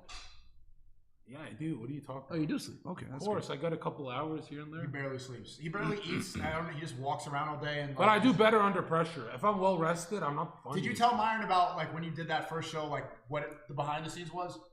What was the about who woke you up at 5:30? Yeah, he saved my life. He's like, bro, you're literally gonna be late, and Myron doesn't fuck around. And I'm in bed. I'm like, why, bro? It's only like 11. He's like, bro, it's almost 7. You gotta go. He saved my life that day. That's all good, man. And then I crushed the show and became #1 ever. Yes, #1 ever. What do you think about a lot of the Muslims on Twitter are getting really mad about like Zherka and they're criticizing him, saying he's disrespectful. I'm having goat fucker problems. A lot of the Reddit. He's just the only guy who doesn't give a fuck, bro. Yeah, because he knows he's trolling. But like a lot of people are really upset with Zherka right now. What do you think about that? I mean, I think what it comes down to, man, is just marketing. Bro, like you can't get mad. I always say this: words only have power if you allow the words to have power, right? It's the same thing. The same thing with like the people getting mad. Like see racist people. Right? I hate niggers and Jews. I hate Arabs. Like I laugh when I hear that shit because it's like, bro, these dudes really are 10 toes down on their racism. Okay, fair enough. Like I don't get mad. It is what it is. Like they can make fun of me. You dirty Arab sand nigger. This shit is funny to me. They stand on what they stand on. I mean, technically, when I say go fucker, I'm calling out every Albanian. So even my own people want to jump me now. Yeah. You know? So it's people like Abba's people. They go fuck all day.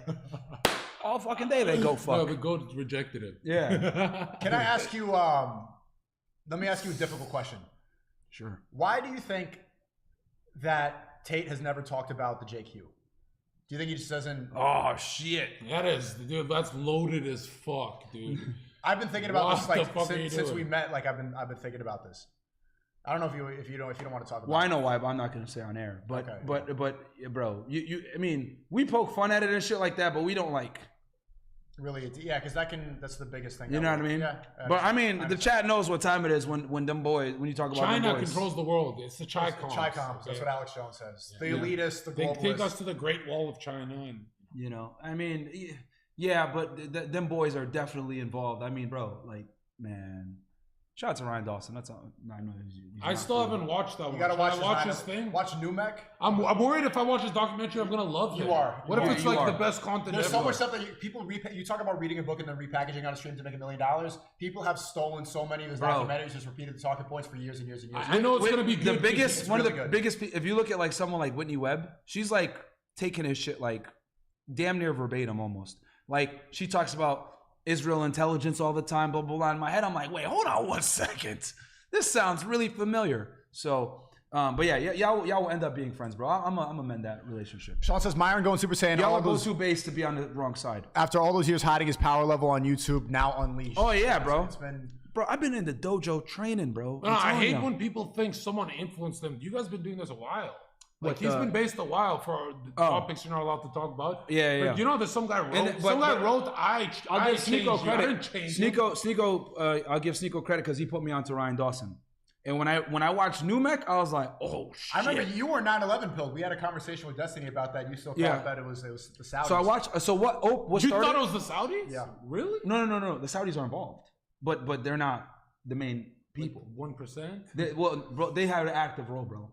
We talked about it with Dawson. Long story short, it was the United States, Saudi Arabia, and don't say it. The homeland that you can't talk about on the internet.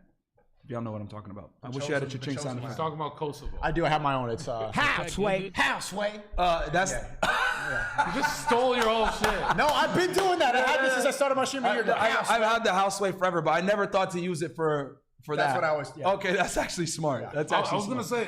I've said this. We all have our own fucking. I've said this for a year straight. The highest level red pill I've ever seen. The way they dress, the everything, the way they talk.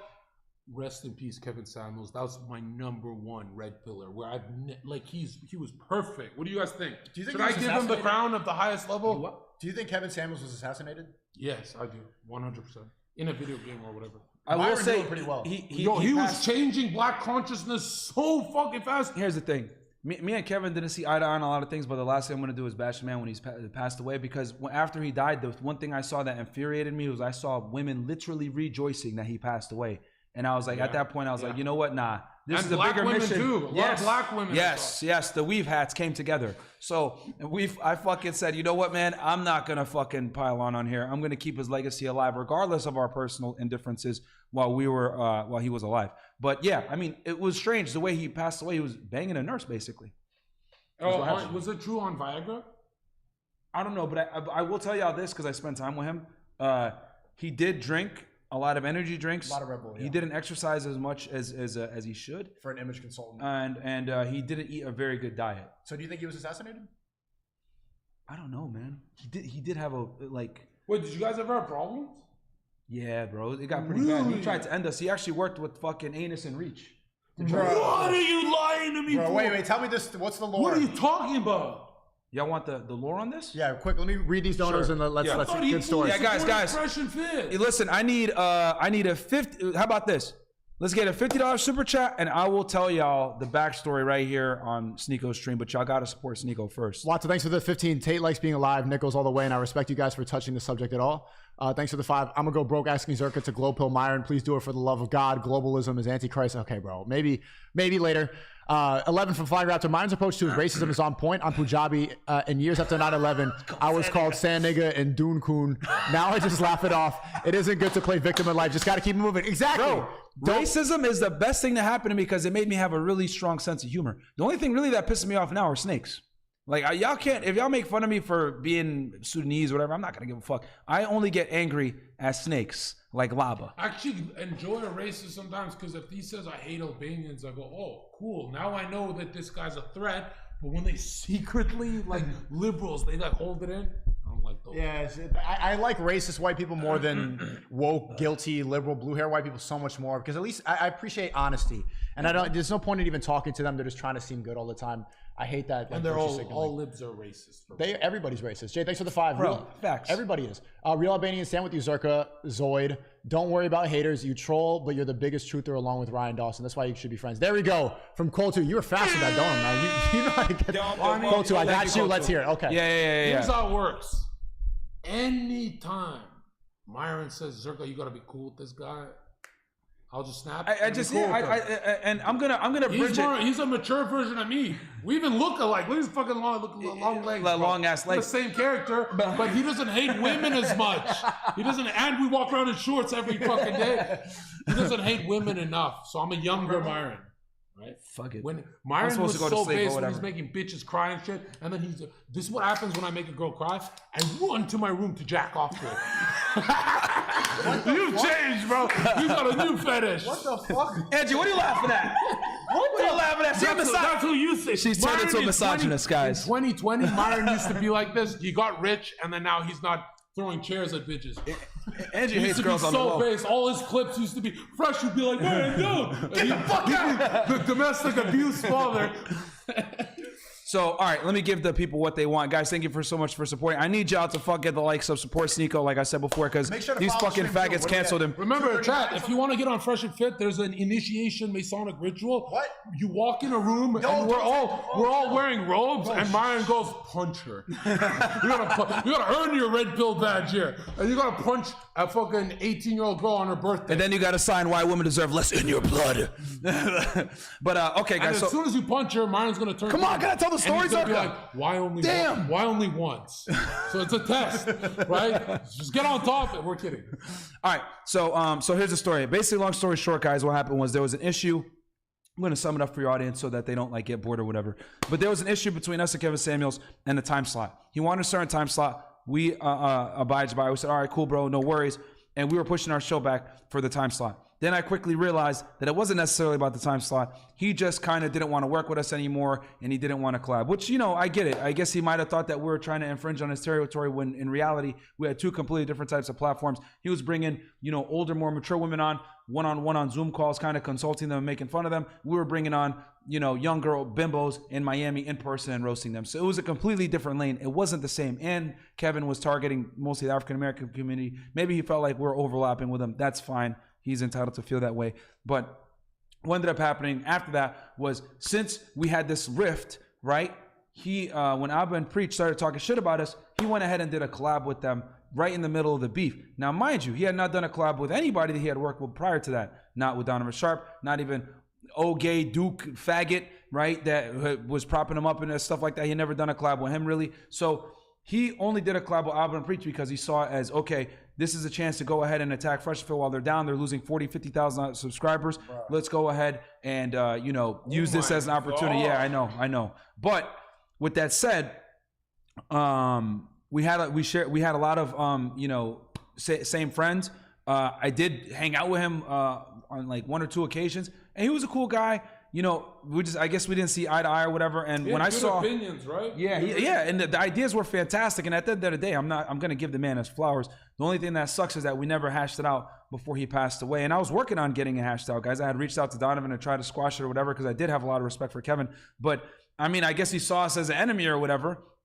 And he lined himself with Abba and Preach when all that bullshit happened to try to destroy us. But I'm not gonna go ahead and talk poorly about the man. Right? Huh? Did he know everything, that all the accusations were lies? No, he believed it. Really? He believed it, but it was in his best interest from a business standpoint for us to come down, to go down. So, you know, and I don't share this too often because I'm not trying to put him in a bad light, but we're on Rumble. They asked for it. That's the real story, guys. But I don't have any resentment towards him because I think if he had lived longer, we probably would have hashed it out. If he lived longer, he would have hated Abba and Preach. Probably, because Abba and Preach just go where, you know, whatever they can make money. So we're talking shit about people, but it is what it is. And then when I saw all the women pile on talking shit about him after he died, I was like, God damn, like it was bad, bro. So I was like, I'm not going to be one to pile on and talk about this man after he passed away. We're going to keep his legacy alive versus talking shit about him, even though he aligned himself with opposition number one. But again, it is what it is. Like it's really, yeah. It is what it is. To me, it was a breath of fresh air seeing a black conservative channel that the Breakfast Club would talk shit about him, but they wouldn't drop the name. And everyone's like, oh, the whole black community started piling on him. The youth, the young black men loved him. Yeah. And I was like, and older black men liked them too. It's just that they were quiet about that shit. Because their fucking wife was in the room and they wanted their dick sucked. But the youth was not compromised yet. No, the only reason we ever take liberal opinions is to get our cock sucked, right? Yeah. No. Like everyone who watches Zherka with their girlfriend, they go, "Damn, bro, her pussy is dry, bro." Yeah. Because you guys don't. If you watch with the girlfriend, disagree with everything I say. Call me a faggot. You know, go crazy. She's gonna love you for that. But if you agree with what I'm saying, she's not giving you head, because then she knows like you're. Absolutely, I disagree with Angie on purpose about shit. She'll be like, "Damn, she's right," but no, it's not like that, woman. You have a smaller brain. You know, you some guys shit are like saying that. the opposite thing. Zherka's saying to call him toxic and problematic. You're saying if you watch Myron and Zherka next to your girlfriend, they start to think that the guy is being radicalized. That's how women are. I don't know if Myron's right about this. You guys saying bitch, you got no statistics, you dirty whore. You got nothing. What do you mean? But I'm telling you, when they watch with their girl, just watch it alone, bro. Locker room talk. Right? Absolutely. And when you watch with your girl, that whore is fucking reporting. I was like, get the fuck out of here. Yeah. Get away from us. But yeah, man, that's what happened, man. But yeah, rest in peace to Kevin Samuels. I got nothing bad to say to him about him after he passed. People, you know, only losers speak ill on the dead, and you know, hopefully he's in a better place now, and his legacy lives on, and we're gonna carry that torch. But yeah, we still don't fuck with Abba and Preach though, fucking faggots. Someone in the chat's asking about what do you think about mediocre tutorial and reviews. Red Pill and 21 Studios talking shit about the Red Pill. I mean, there's just a lot of reaction channels that are just everybody's kind of just taking their own piece of the pie. There's so many, like there's guys like this. I don't want to even. When we were getting attacked in August 2021, I got a long memory. I remember all the fucking channels that talk shit about us, and all of you guys are fucking faggots. As far as I'm concerned, Red Pill is Tate Brothers, Fresh Fit, SNEAKO, Nick. We're out at Austin. Like we're done. There's nothing with that. All those Red Pill channels on YouTube, they're coping weirdos. They're literally coping weirdos, and they water down statistics a lot. You know, they like change it. Yeah. But yeah, bro. Like, the thing is with reaction channels is you guys got to understand that they're not proactive, they're reactive. So they literally live off of us. Guys like us that proactively make content. Hell, Apple and Leech are probably watching this stream right now trying to leech on some content. Like, oh, shit, Hey, they call this faggots on Rumble. Look at this. This is problematic. Blah, blah, blah, blah, blah. All right, man, it is what it is. But I just realized what you got to do with these niggas. You just got to make fun of them back. That's what you got to do. Why don't you just go back to ignoring them like you did before? Because you met me. Today I got time, cuz. I hate these guys. Today I got time, cuz. You gotta join my crusade. Yeah. Today I got time, cuz. And honestly, I look at it like, fuck it, man. We hit our goal. Like these, and they keep making videos. So I'm like, bro, these niggas won't stop. That's true, but we got to roast them. Why? Frank Castle's here. But what does that accomplish? He's bored, bro. Let him Frank Castle's here. Frank Castle's here and he's bored. Frank Castle's here, baby. That's what it is. We got to load up the guns and we're ready to go to war with these motherfuckers. Don't give the liberals that clip. That happened to Charlie. They're gonna say that's what? a fucking... That's not loaded, you fucking faggots. No. It happened to me, man. Be careful. It's already safe. You know what they're gonna do. Look at this shit. There's no fucking... It's 100% safe. I made it safe earlier. They're gonna say you traumatized preach, bro. Stop that. Anyone that's not a retard knows from the beginning I immediately made the gun safe as soon as I walked in this bitch. He doesn't use it. He'll use his hands. He'll fuck you up with his hands. Thank you for the 5. What are your thoughts on whatever pod mentioning Zherka and FNF? I mean, they did? Yeah, they did. Did you see with that clip? Because they said they put a clip of like he was all triggered because Zherka said watching whatever podcast made me hate white people, and then he just repeated the joke and he's just like, no, he didn't think it's a joke. He's like, why does he hate white people now? Right? So I went on their podcast. I said white people need to lead society. Then I watched whatever, and I'm like, I fucking don't like white people. He now thinks I'm actually hating white people. Like he didn't. They can't see the joke, I guess. Huh? Chad, is Nick calling yes or no? Some people are saying that. I thank you for the 20. Angie finds Zherka a sweet little Latina Heidi. He could snort coke off of her brown ass. Mr. Martin, okay. She actually knows a few. She'll put you on. We need whores, Latinas, and no more whores, man. No, and a virgin. One virgin for the ritual. What? What the? We need one. Okay. Is he calling yes or no? I think maybe someone's just lying right now. Tell him to text me if he's ready to go. This is the red pill Trinity right here. The Trinity's. You made me believe in the Trinity again. Yeah, red pill Trinity. And Rumble's really taking over, chat. Shout out to Mizkif who just joined. Shout out to who else just joined? Kai and Speed are coming over here. Make sure to hit that follow button too. What are we at? We're at like 2. I want to get to 1 million on Rumble. That would be my. Hold on, I'm putting an IG story right now. When I start surpassing the people on YouTube talking shit about me on Rumble on alternative websites, that's the biggest flex of all time. Buddy. And we're at 10K viewers on Rumble right now. It was and you know why he's gonna surpass you, fucking faggots? Because we stand together.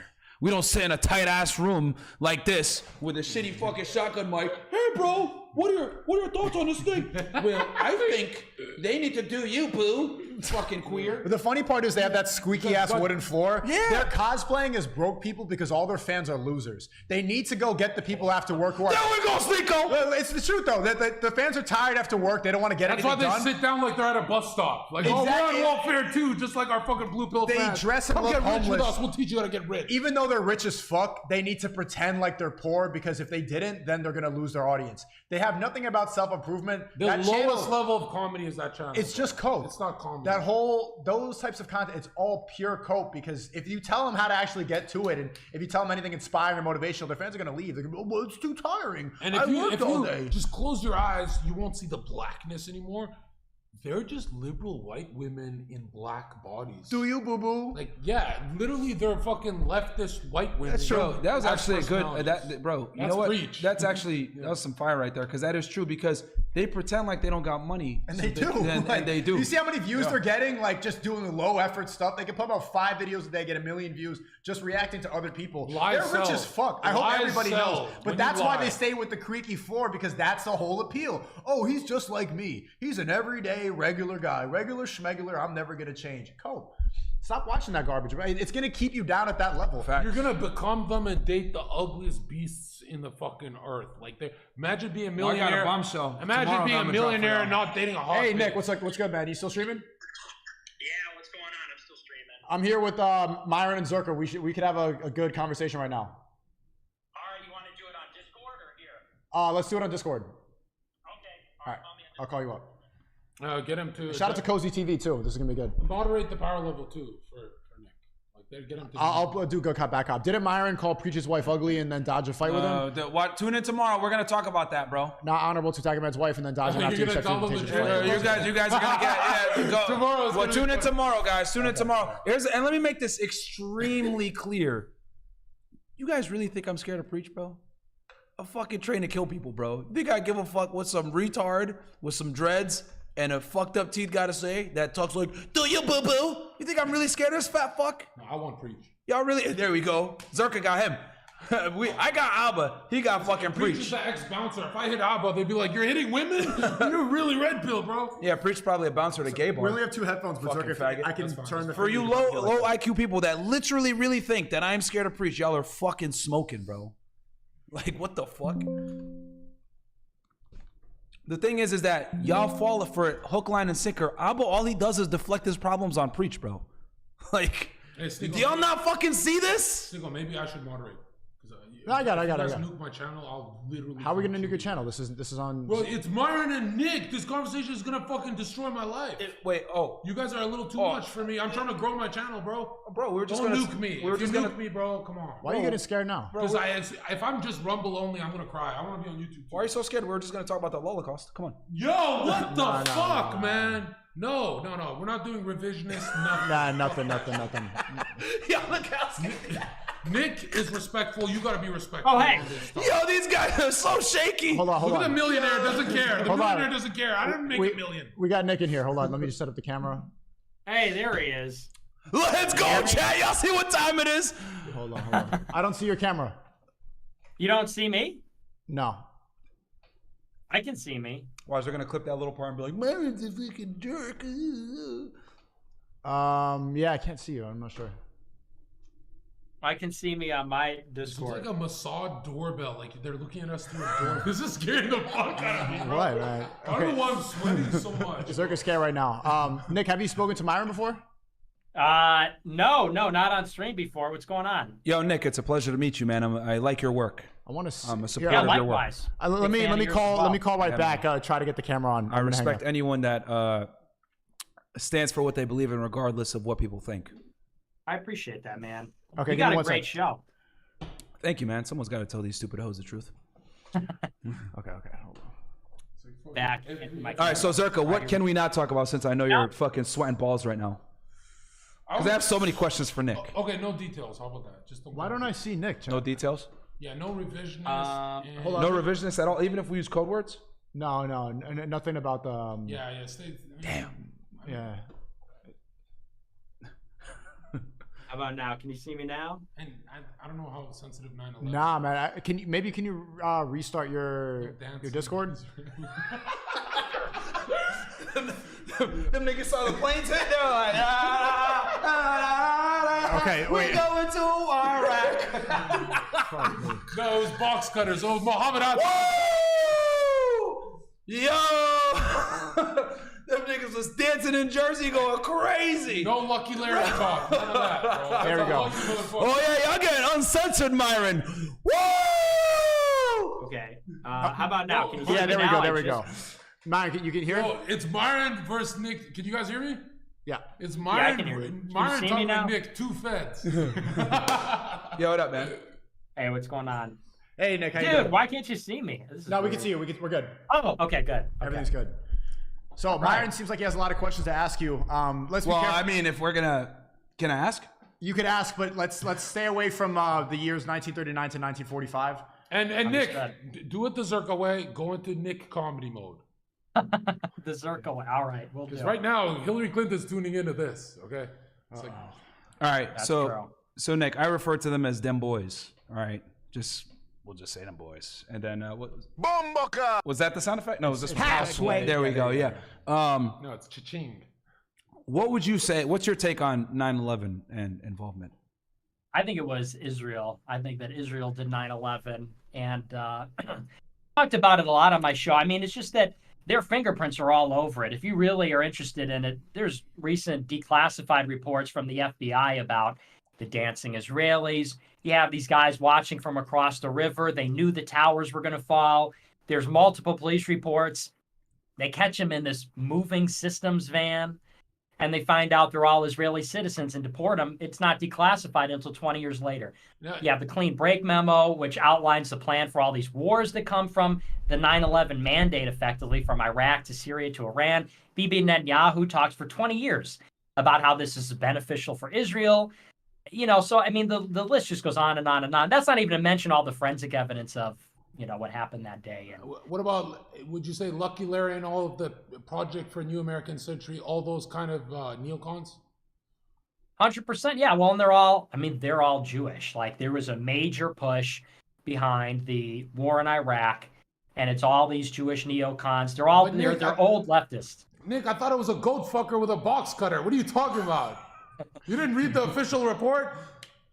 Right, yeah, well, I mean, but they created that idea. The whole, and here's the thing. I mean, I actually like Zherka's created this new anti-Muslim thing, which I'm here for it. Because for a long time, I used to say, like, well, here, like, Jews tricked us into hating Muslims for the wrong reasons. They're like, you got to hate Muslims because they're all terrorists. It's like, no, we don't got to hate Muslims because they're terrorists. We have to not like Muslims because they don't believe in Jesus. We do believe in Jesus. Yeah, we just look at him as a prophet. You strip the divinity away from God, you fucking Satanists. No, it's not we strip the divinity. We could talk about this, but Muslims believe that he was one of the prophets. Yeah, we believe he's a prophet. We acknowledge him. We just prophet, and that he's not God. I don't think that's you deny the crucifixion. You deny the crucifixion, which is the whole point. So anyway, Zherka brought it back home, and it's like, you know what? It's Catholics versus everybody. It's even Protestants, you know, because there's always throwing Protestants. They're like, well, a Protestant had a gay minister or whatever. It's like, I'm Catholic. It's Catholics versus everybody in the whole world. Always has been. I actually hate Protestants more than the Muslims. There's no hate. I'm just joking. No hate. Yeah, but yeah, I know what you mean. Absolutely. So okay, so you're saying, yeah, and here's the thing though, it's crazy how it took all these years, you know, damn near 2 decades plus for them to declassify the stuff. As far as you know, 100% it's a fact at this point that there was Israeli intelligence involved in the 9/11 attacks. I mean, that doesn't even go, and I gotta really give Ryan Dawson a shout out here because he exposed all this shit. Like, one of the people that were caught from this moving systems organization, right? There was one based out of New York and one based out of Tennessee. And we're gonna go over this in more detail with Ryan, but one of the guys had done work at the World Trade Center on September 5th, and he had a permit, right, to be in the building. But then when they didn't check the Port Authority, which allows, you know, all the contractors to come in and do work or whatever, that guy wasn't on the list to be doing work there. And he allegedly had done fire sprinkler work. So what I suspect is they actually sabotaged the fire sprinkler system. And more than likely what ended up happening is that there were bombs at the bottom of the World Trade Center. And those are what went off, kind of a mirror image of what went down in the 1993 World Trade Center bombing with Ramzi Youssef, because firefighters and hundreds of witnesses literally said, I heard bombs going off from the basement at the World Trade Center. And the thing is that, you know, you got Richard Gage and all these other guys that are like, it's controlled demolition, controlled demolition. That's a lot of work. I think the easier way to go with it is a bomb went off in the basement, then you got the plane in the fire creating a whole bunch of damage up the top level.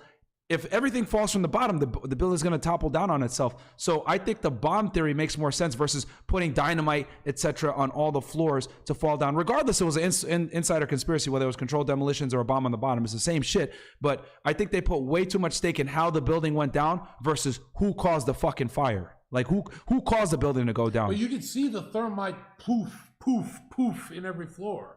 You can see the squibs. Yeah, you can see the squibs. But the thing is with the squibs, with the air popping out, is once the floor falls on top of the next floor like this and pancakes, the air gets forced out. So that's what you were seeing on each floor. So the air gets pushed out, air comes out like this. Air pushed out. Is that what Dawson said? Yeah, that's what. Yeah, Dawson said that, and but a lot of the demolition guys were saying that they put dynamite there surreptitiously earlier. But I look at it like that's way too much work. They didn't put dynamite there. They just put a bottom at the bottom. Mr. B should do with all his money is recreate the Twin Towers and then fly 2 planes into the buildings and see if it actually collapses. He's busy cutting dicks off. What are you talking about? No, well, that would be the #1 trending video of all time. And you know he's actually thought about it before. And here's the thing too. Yo, you know, we're criticizing, you know, them boys, the homeland of them boys. Saudi Arabia was involved too, bro. You know, Saudi Arabia had a stake in this too. People don't know this, and no one talks about this shit, but I'm going to talk about this. Saudi Arabia hates Iraq, okay? They've had issues with Saddam for decades. And the thing is this, people don't know this about bin Laden. Number one, Bin Laden was a multimillionaire, very successful. He comes from a very wealthy family that was in charge of all the building a bunch of the buildings in Saudi Arabia. Second richest family after the royal family. And he was, when his dad died in like the 60s, he was worth like $5 billion in today's dollars. Yeah, you're right. Saudis are the only Muslims who don't got a problem with the Jews because they got so many contracts with them. Everyone else got a problem with them. And they're like, what about those Shias? So let me say this real quick, right? So I say all that to set the stage for this. When Saddam invaded Kuwait, right? When he invaded, with Kuwait or Iran, sorry. Either way, regardless, he invaded and it caused some turmoil in the Middle East, right? And there was threat to Saudi Arabia.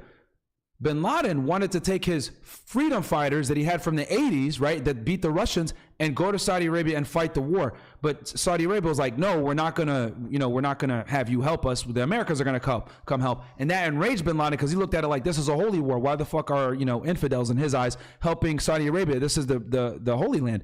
I'm supposed to be defending it. So what ended up happening was the royal family told Osama, no, you can't fight for us.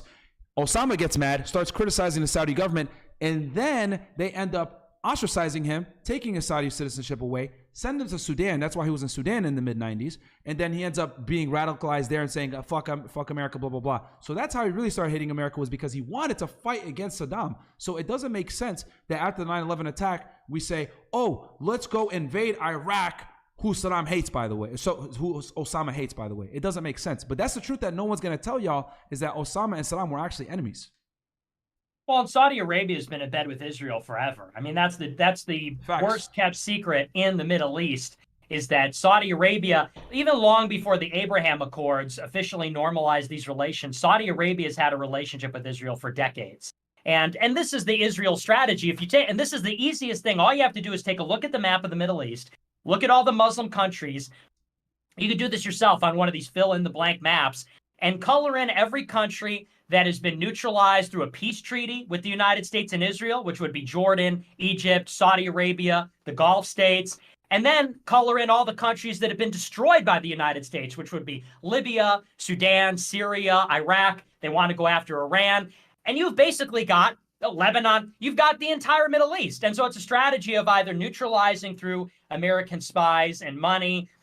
Egypt became the #2 recipient of foreign aid after the Camp David Accords in 1979. Jordan became the #3 recipient after they made their treaty with Israel in the 1990s. So either the United States comes in and bribes them, or goes in with intelligence, or they go in and bomb them, like they did with Gaddafi, like they did with Saddam, like they did with Assad. And it fulfills Israel's own stated strategy in the 1980s, which is they want to destroy all the strong Arab states, because there were four wars of an Arab coalition against Israel. They wanted to destroy all the Arab states and make them all tribes of flags. And the ones they couldn't destroy, they wanted to neutralize by bringing in the United States and having them sign a peace treaty. And that will explain all the events. It even explains things that happened in America, like the JFK assassination, the RFK assassination. JFK got killed 5 months after he tried to send IAEA advisors into Israel to investigate their Dimona nuclear plant. RFK, his brother, the attorney general, who was running for Democratic nomination for president, which they will still not acknowledge that they have nuclear weapons to this day. Exactly. Well, but it was a big trick for them to get it in the first place. And the United States obviously wanted to stand athwart that before total domination by the Israeli lobby. And they killed Kennedy to prevent them from interfering. And then they killed RFK to cover up the JFK assassination. And, so the whole 20th century is a fucking lie. You look at World War I, World War II, the assassinations, and you can find Mossad's fingerprints, assassinations all over. You don't have to look very far. I mean, Lee Harvey Oswald got killed by Jack Ruby, short for Jack Rubenstein. Jack Rubenstein was connected to Mickey Cohen in L.A., and it was the Jewish mafia in the United States that ran light arms trafficking to Israel with the Irgun, all these Israeli Zionist terrorist groups, and they were fighting the British Mandate when they were fighting the Arabs over there. And Jack Rubenstein, when he's convicted, he goes up and says, I did it for my people. He goes, when they try me, I did it for my people. Who's his people? He was connected in New Orleans and to the LA Jewish mafia. He killed Lee Harvey Oswald because Lee Harvey Oswald would then be the patsy. They silenced him so he couldn't come out and say, I'm not the lone gunman. So, and it's everywhere. And you could look at, like, Un's Review is my favorite resource about this, but this is like the biggest cover-up ever. It's these people It's biblical. They want to return there. And it tracks, like with world history. Their temple was destroyed in 70 AD. They fight for 1,000 years. The last millennium, 1,000 to 2,000, is the story of Jewish ascendancy. It literally tracks. The last century of the last millennium is the Jews returning to the homeland, forming their own state, and then achieving total domination of the new Rome, which is the United States. 1,000, 1,000, 1,000, right? In 70 AD, they get expelled. And then from AD 1000 to AD 2000, it's a story of them rising up. They start getting expelled, but then they come back. Then they're the bankers. Then they're financing the wars. Then they're the money behind everything. They make money off the Napoleonic Wars. Then they're resettling and forming their own country. They're returning. Hasn't happened in 2,000 years. They form a state. They run America. So this is straight up biblical. If that doesn't make you believe in the story of Jews and Christians as something more than just their arbitrary religions, I don't know what does, because it's clearly eschatological, the relationship between Christians and Jews in the last millennium. Holy, not one lie has been detected. Yeah, it's that's weird. why they canceled them. I hope y'all wrote that down, because that was all 1,000% factual. People don't know that they literally stole uranium from us and created the nuclear bomb. And to this day, they will not acknowledge that they have nuclear weapons. The average Joe always goes, well, why would you destroy a nation? You could just get rich with Actually, you destroy two nations in one war. They got to ask for a loan, right? So this is the biggest level of business. I don't get how people don't understand this. To rebuild a nation, you got to get a loan with huge interest. I read that in the Babylonian Talmud, there's 999 steps to Moshiach returning, the Messiah. They believe that if everyone on earth in unison is good, that God comes, or the Messiah comes down and God brings heaven and blah. But they're having trouble turning everyone on earth good, so they said it's easier if we make everyone sin and turn them all sinners. That way we get, the gates of heaven open. Do they actually believe in this? Who controls the porn industry? Who controls the alcohol companies? China, bro. Who performed the first transgender surgery? According to Alex Jones, it's China. Anheuser-Busch, okay, right? Who controls the banks? I mean, hey, man. According to Alex Jones, the Jews are tricking the Jews. You see that new clip? Oh, you sent it to me, Nick. Yeah, I did a whole show about it just now, breaking it all down. I mean, it's just like craziness. He keeps talking about a mad scientist. It's like a superhero story. He's like, it's not the Jews, it's a mad scientist that's using them to trick people into thinking it's them so that they can get away with their real agenda and they're actually the real Nazis. And it's just like, or everything is as it pretty much seems to be. Like, it pretty much checks out. I will say this. The one thing I give them credit for is they are so patriotic. They will do anything for their country. Even the secular ones. You know how I knew they were for real? We had Alex Bustamante on, right? Really smart guy, former CIA officer, right? I know, but here's the thing. There was a big tidbit that I took away from that interview from him. He said one of the most ruthless intelligence agencies that will stop at nothing. Don't say the name. For their mission is the elves. More jokes, less detail.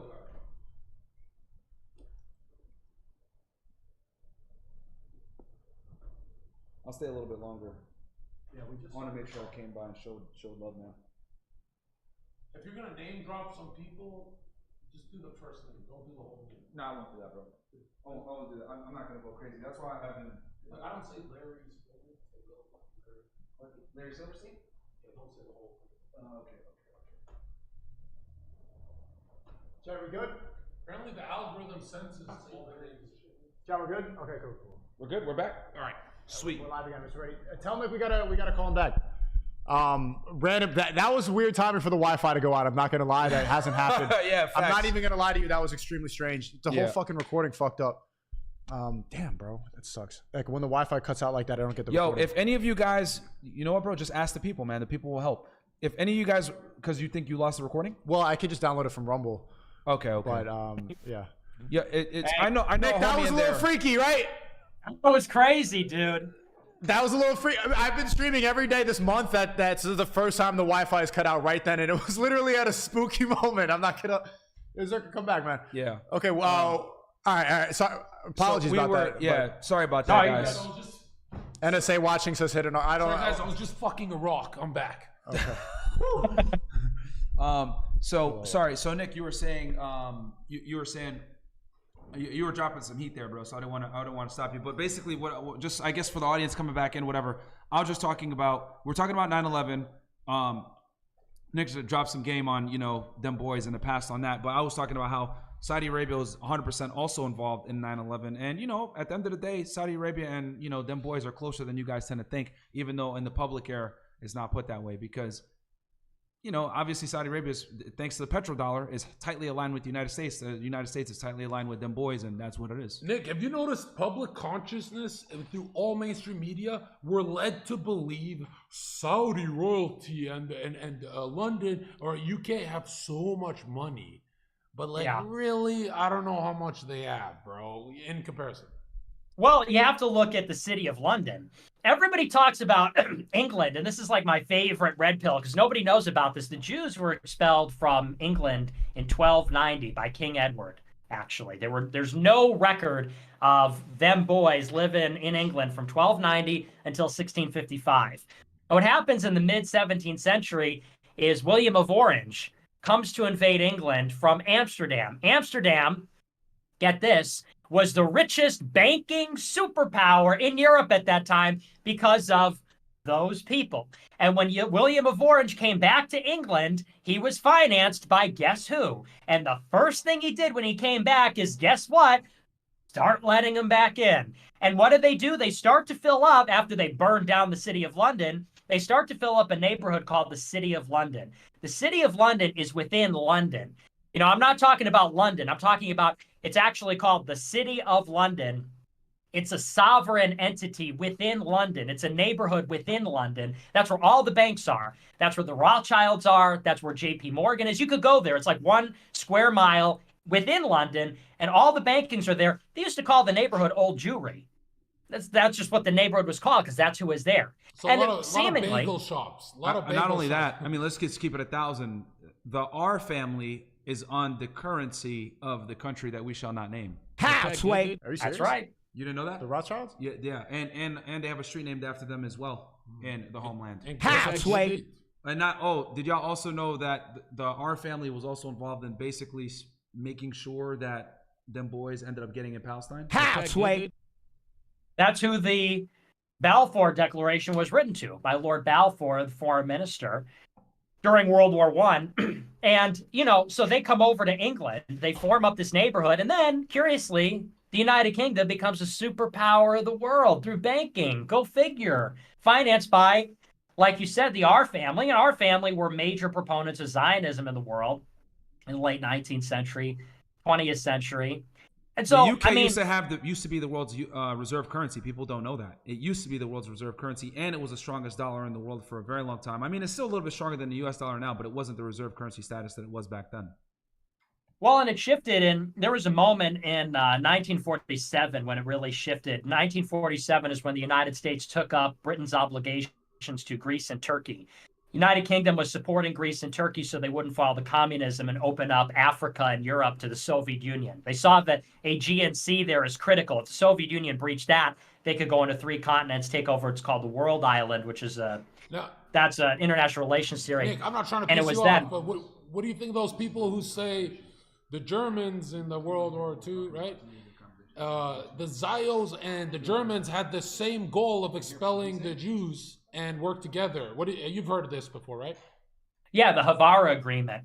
The Nazis made a deal with the Zionists where, and I forget the particulars of it, but basically it was about facilitating emigration of Jews from Germany to Israel, where I think the Jews would do something like sell their furniture to the Germans, and they would get money towards resettlement. It was some sort of, they get all their resources. They're able to basically leave with all their wealth intact too. Right. Yeah, exactly. So they work together, the Zios and the Nazis. That's very well established. And that, that flies in the face of this rhetoric about a systematic extermination. If they wanted a systematic extermination, why are they letting them leave the country? Right, why are they telling them to go form their own nation? No one talks about that, dude. Like, it's crazy how, I mean, if we're going to get really controversial, people don't talk about how them boys launched a war. Like, they literally denounced the country of Germany prior to. Yeah. That's getting a little hot. Okay, all right. Oh, Yeah. I SNEAKO won't even said get in no. there then. I mean, I don't know. Judea declares a war. What are you talking about? And here's the thing. I'm not saying anything that isn't a fact. This is the truth. They let them go, right? What do you mean? We're to just telling Palestine stories. with This all is their- fucking. We're with fucking. their We're wealth the intact. Scooby-Doo team. We're just telling jokes and stories. What are you talking about? Fact? None of this is fact. Before that event that shall not be named, they declared war on Germany. Yeah. I have the Gazette. I have the newspaper. I saved it. You were alive back then? I'm a time traveler, but I mostly spent time 1200 to 1700. So yeah. Well, but isn't it disturbing how like we're having this conversation, and to me, this is what freaked me out. It's like we're talking about this, and there's this atmosphere of like unease and nervousness. You're right. And like self-censorship. And it's like we're on Rumble, which is supposed to be the free speech platform where nobody has to worry in the free speech country, America, where you're supposed to say anything. And we're not out here saying like, we got to do that. You know, we're not on here doing anything hateful, violent, illegal. We're talking about history. But yeah, everybody here knows what's at stake. Everybody here knows what's on the line. And doesn't that, I mean, people can say whatever the fuck they want, but that speaks louder than anything. Yeah. Because we all know what the stakes are. God forbid we talk about some billionaires. Yeah, I mean, they always say, "Who can you not criticize? That's who runs the world," and that's the truth, man. That's why I've never spoken shit about Xi Jinping. So I'm the rising star. I'm saving my own ass. Okay, you little anti-Semites. Yeah, I don't blame you, man. It's I know you ain't talking. The Great Wall of China, bro. That's where they go do that But ritual. here's the thing. It's crazy though, because Nick, you brought up a good point here. We're literally talking about factual history, things that happened damn near almost 100 years ago, 80 to 100 years ago, and we can't even talk about it openly. And these things are true. The Havara Agreement, etc.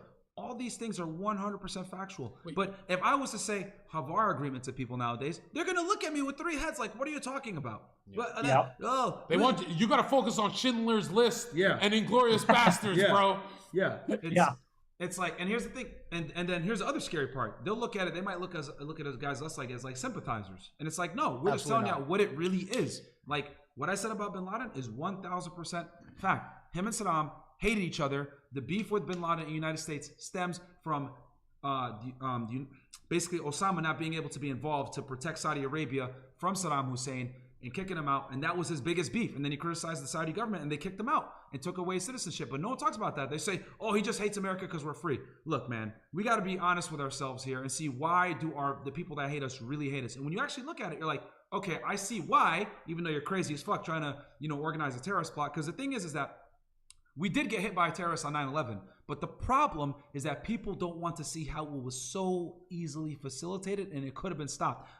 They declassified a bunch of CIA documents months before 9/11, by the way, right? Showing, attacks are imminent. Osama's serious about this, blah, blah, blah, blah, blah. So even people, they blame the CIA, etc. The CIA warned the White House. So who higher up than the CIA didn't want to go ahead and take action? Because it's out there declassified that they had warned Bill Clinton and Bush about impeding attacks on 9/11, but they didn't do shit. See, I like this.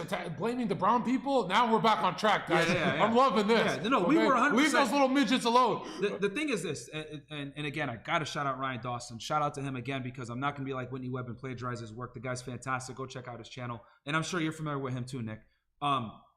The thing with 9/11 is the terrorists were in the country. It was a legit terrorist attack. The problem is that other entities and other intelligence agencies knew they were fucking here and didn't do anything about it. That's the problem. And they had plenty of chances to stop these guys. I mean, bro, it's crazy. Some of the hijackers, like 15 of the hijackers were right down here in Miami, Florida. They're right in Hollywood, bro, right up the fucking street, next to Mo, my sound engineer. And the guys that, the dancing Israelis, a couple of them had addresses where? Fucking Miami Beach, 20 minutes away. Right next to Mohammed Atta. They went back to the homeland too. They did. And not only this, those guys that got caught all had return flights for the next day after 9/11.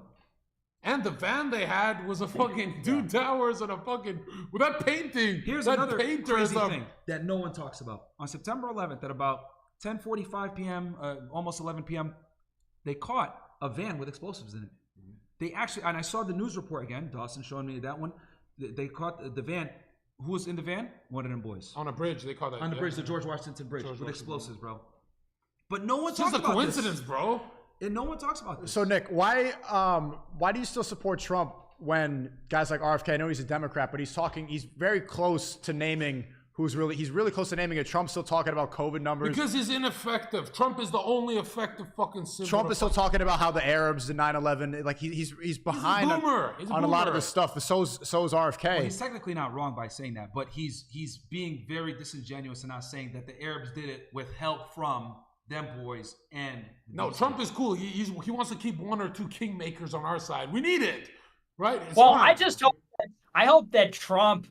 I think that me and Ye played a big role because when me and Ye had dinner with Trump, the Jews hated that. And I have a hunch that maybe a lot of them fled because actually, if you look at it, Ron DeSantis, just weeks before he announced, he went on a foreign visit as the governor of Florida. He had 3 countries. The first one was that country. And he was there at a dinner table with Miriam Adelson and 2 of the other biggest you-know-what donors from America for the Republican Party. They crowned him. I mean, he's got the backing of Ken Griffin from Citadel. He's got the coronation from Miriam Adelson, apparently, as well as the others. He's got the coronation from Silicon Valley, Peter Thiel. I mean, he was on a Twitter space. Here's an interesting fact for you. He was on there with David Sachs.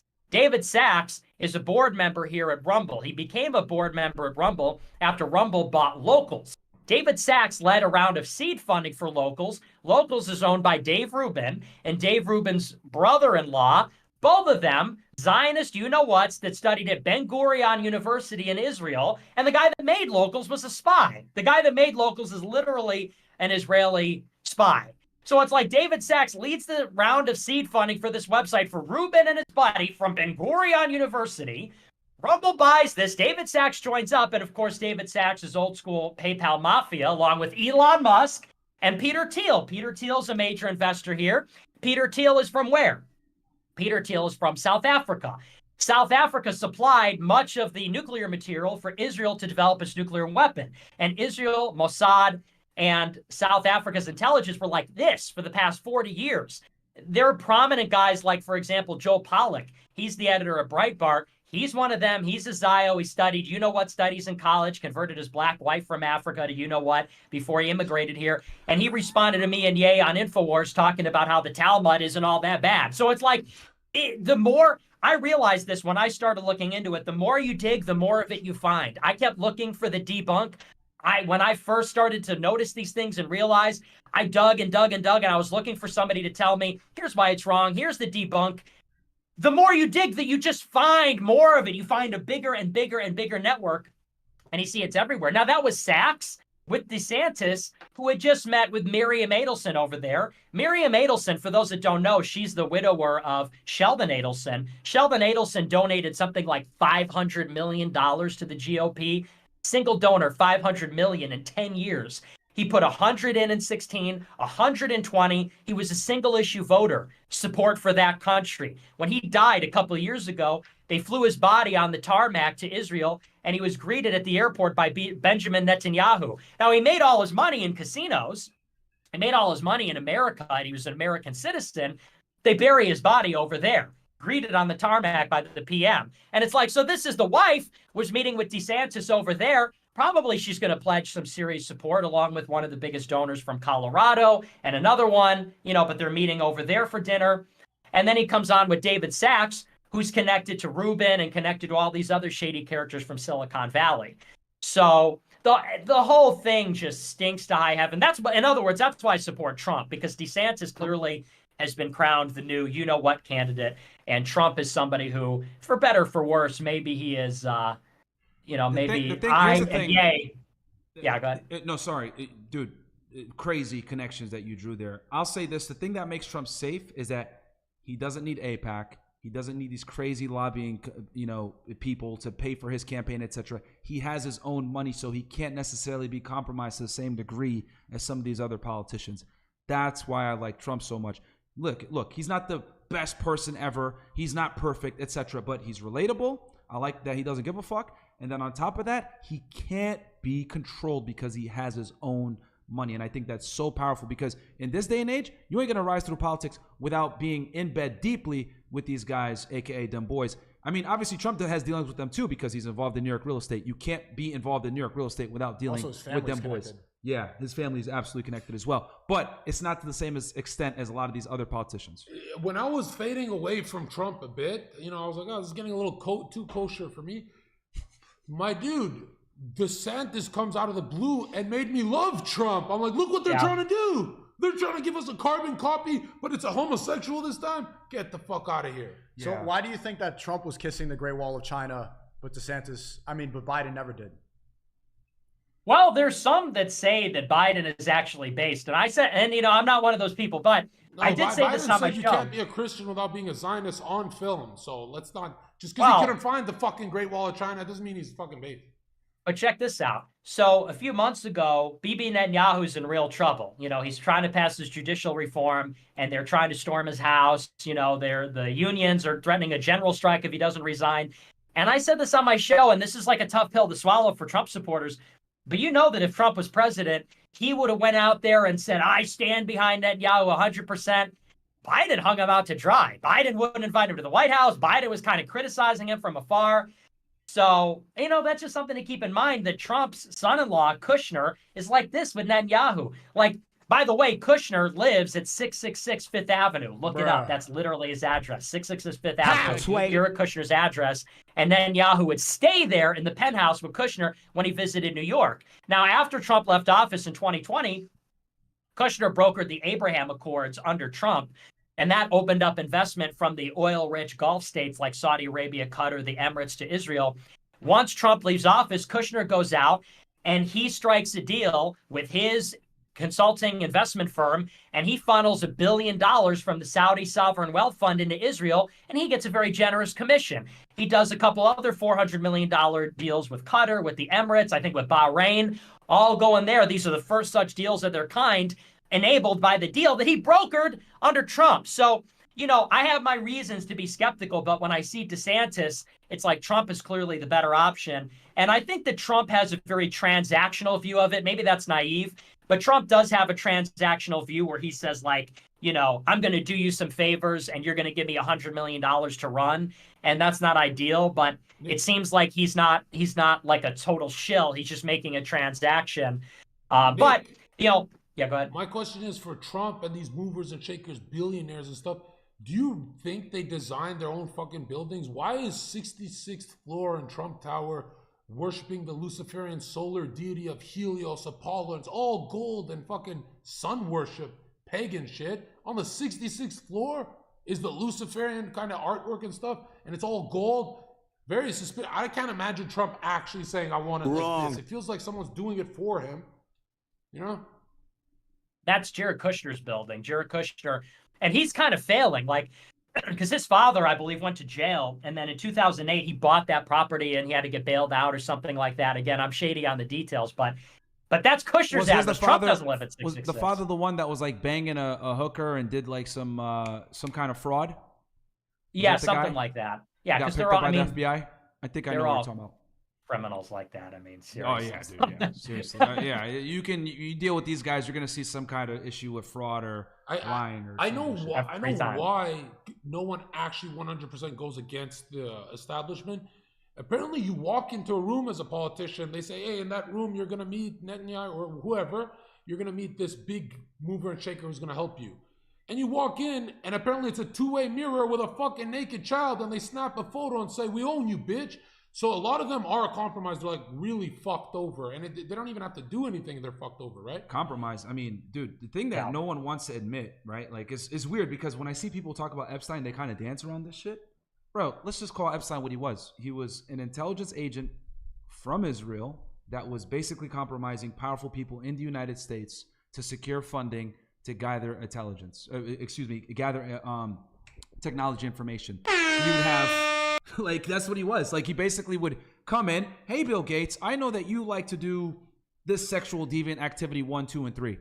I own you. I need you to go ahead and donate $1 million on my behalf to MIT, and then I'm going to go visit MIT, see the technology they build, report this stuff back to my handlers back in, you know, that homeland, and we'll go from there. And that's basically what he was. He was basically a dude that would blackmail people, but people want to stay away from that. They want to say he was a pedophile, he was blah, blah, blah, which he was. He absolutely was. But they don't want to talk about why he was a pedophile. Yeah.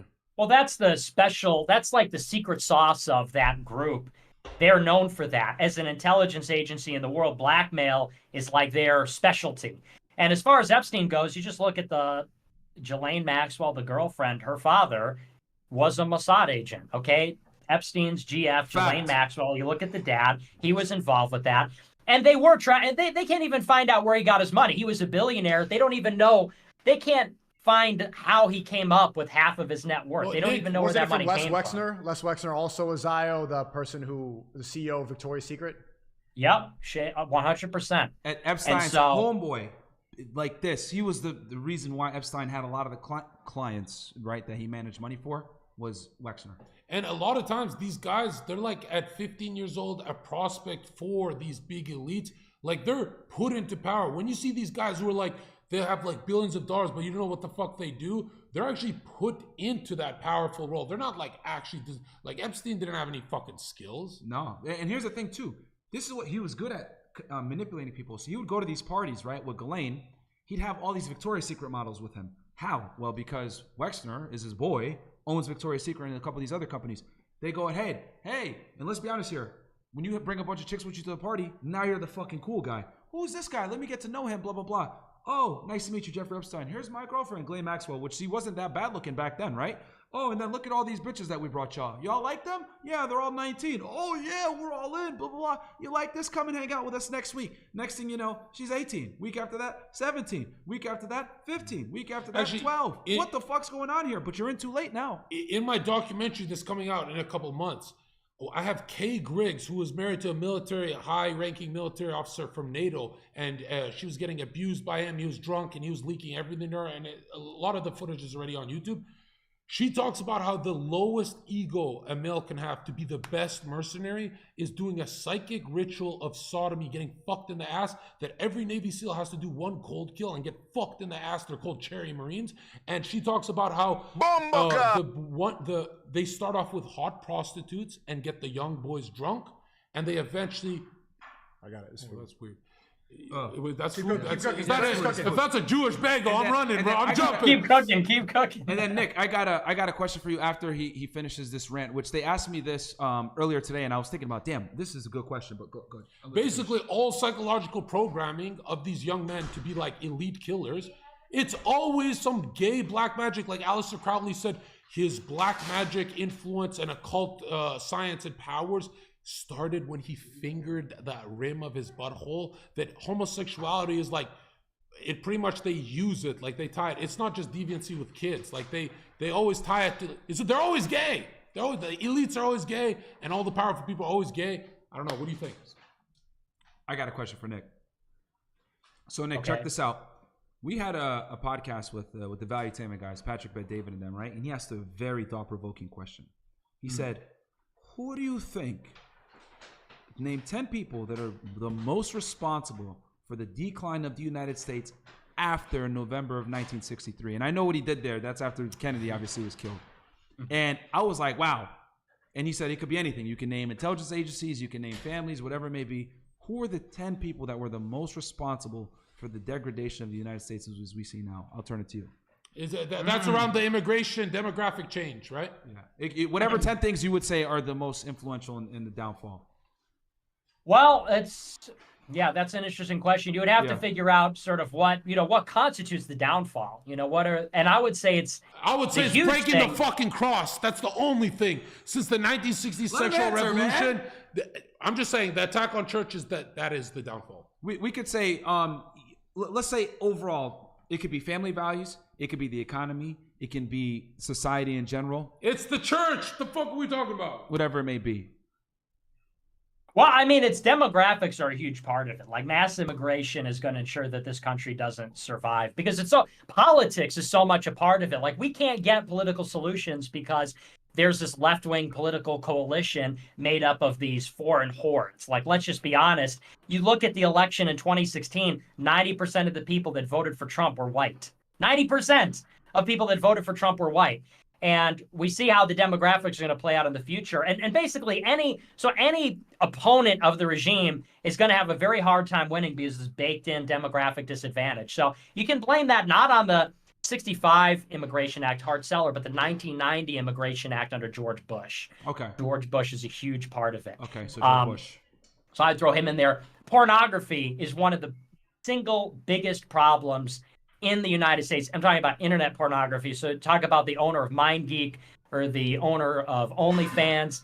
Even though Reality Kings, all these, which they're all like one big ass company. Reality Kings, like they're all one porn company. MindGeek owns all of them. MindGeek owns all of them. Okay. Pornhub. But Nick, you know why I say it's Attack on the Church that's number one is because they bring in a bunch of brown people. Brown people vote blue. But if we do it Nick's way, bring all the Europeans, those are homosexual Democrats who vote blue as well. You need to turn those Europeans Christian or else you fail either way. I'm not saying bring in anybody. I'm saying that you brought in people that are always going to vote left. They're always going to vote. I mean, you see that at the second generation, they vote more left-wing. Like Asians in particular, second-generation Asian immigrants vote more left than their parents. And that's now increasingly the biggest immigration cohort is from Asia, not even from Latin America anymore, although there's still a lot of Latin Americans. And let me tell you this, though. too. They lose their religiosity. Yeah, go ahead. And I'll say this as a guy that's first-generation American and my parents immigrated here, and I'm going to be blunt about this, and I got to hold myself accountable and our people. 1,000% agree with you. Immigrants only vote red once they actually start making money, right? So, yep, that's a tough pill to swallow and no one want to admit. My family, when they first came here and we didn't have money or whatever, always voted blue. Now that we got some money and we actually see how the world really fucking works, we're like, okay, nah, we're voting red now. Same for my It's the same thing, too. Bro. Like anybody in chat, y'all know what time it is. If you came here as an immigrant, your family almost always votes blue when you're poor. As soon as you get a little bit of money, I would say that number, once you hit 80K plus a year and they really start fucking you on taxes, because I would say that's when you start to get to that point where you're like pseudo higher middle class, and they start taxing you high, you're like, whoa, I'm voting red, bro. This is starting to get ridiculous. I would go as far as to say, if you want a fair paycheck, have a white boss. Like a Jew and a Muslim, and come on, are we kidding? Are we kidding? So Nick, continue on. So you said George Bush. Who else do you think are the other 9 people responsible the most for the downfall of society in the West or the United States? It's the porn industry is a huge part of it because, I mean, this is just like, that's straight up, they're stealing people's souls. I mean, they corrupt people with pornography when they're very young, and then they become, it's almost impossible for them to regain any kind of sexual morality. Like lust is one of the most dangerous sins. So I put them up there. I would say the new atheists, like, as this was actually, compared to Europe, a more religious country, a more Christian country. It was only in the 80s, 90s, 2000s that you get this new generation of what they call the new atheists. And so, you know, it's the Richard Dawkins, it's some of these other guys, and even some of the comedians, these Jon Stewart types. There was a very prominent trend in the 2000s where Christianity was ridiculed, religiosity was ridiculed. I think that's a huge part of it as well. You know what's interesting? So Bush, pornography, the new atheists. New atheists. What's 4? It's really the breakdown of the family unit. That's like the biggest. That's a big all one these too. things contribute to that. Which is pornography. Yeah, that's pornography. Porn, all this will be. It all like it has a ripple effect. But sorry, continue on, Nick. What's number 4? Let me interrupt you real quick. Like you, I think it was you. I'm not sure who told me about this, but like, for example, Jews are the only religion where you can be like Jon Stewart or Larry David. These guys, they don't believe in God. They're atheists, but they still call themselves Jews. Imagine if you walked around, they're still Jews. Like Larry David is a Jew. Well, they're a people. They're not a religion. That's what I'm saying. You can't say that Myron grew up Muslim, but he's not. You can't ever say like I'm an atheist Muslim. No, it makes no sense. That. But there are so many atheist Jews that are in prominent positions in entertainment.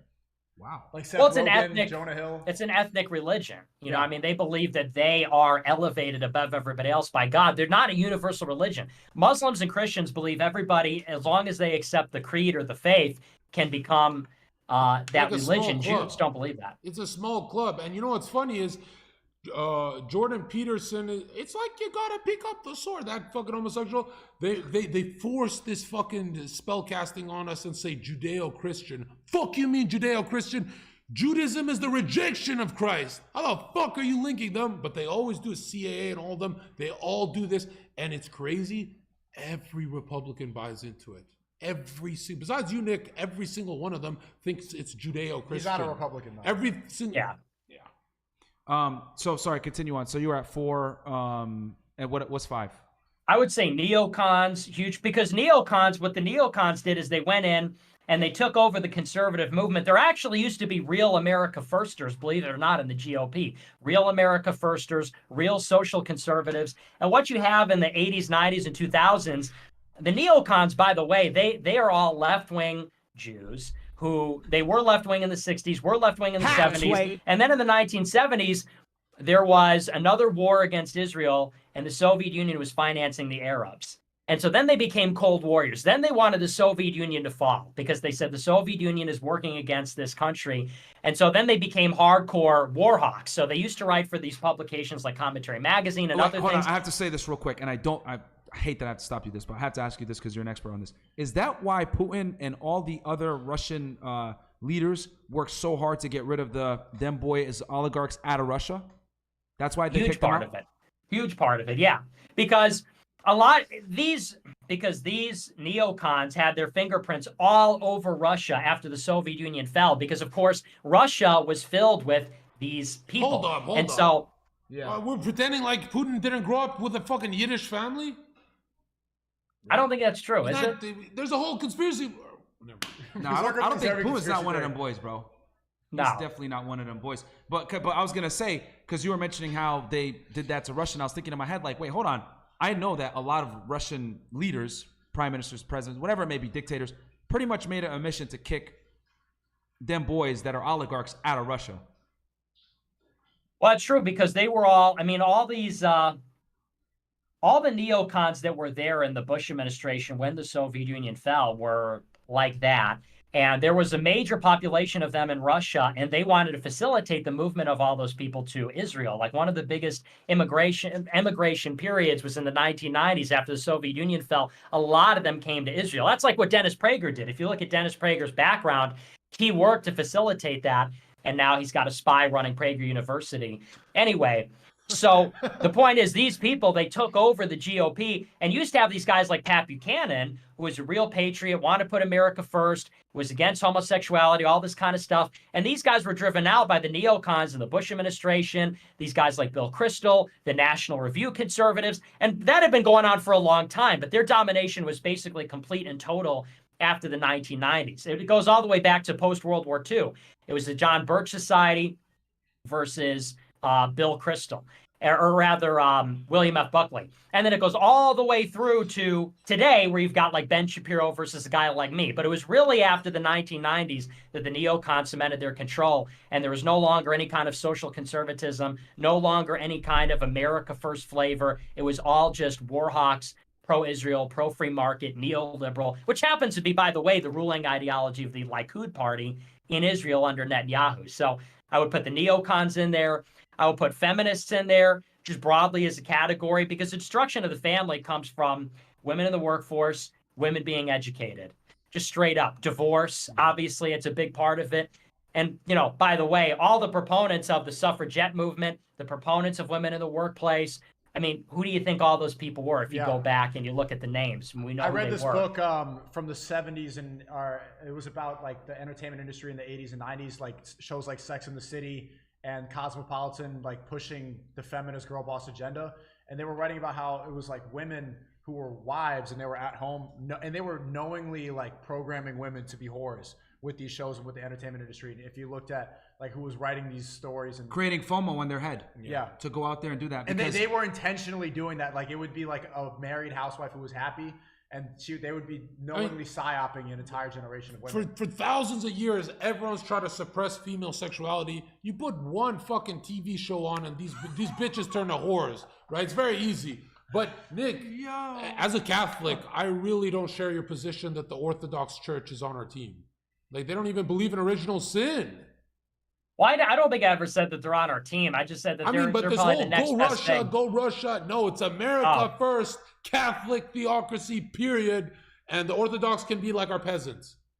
I support Russia because if the government ever tries to kill me, Russia and China are going to be the only places where I stand a chance at living. Because if I go to like any other country, they can get me. Like they'll go and kill me. You saw what happened to some of these.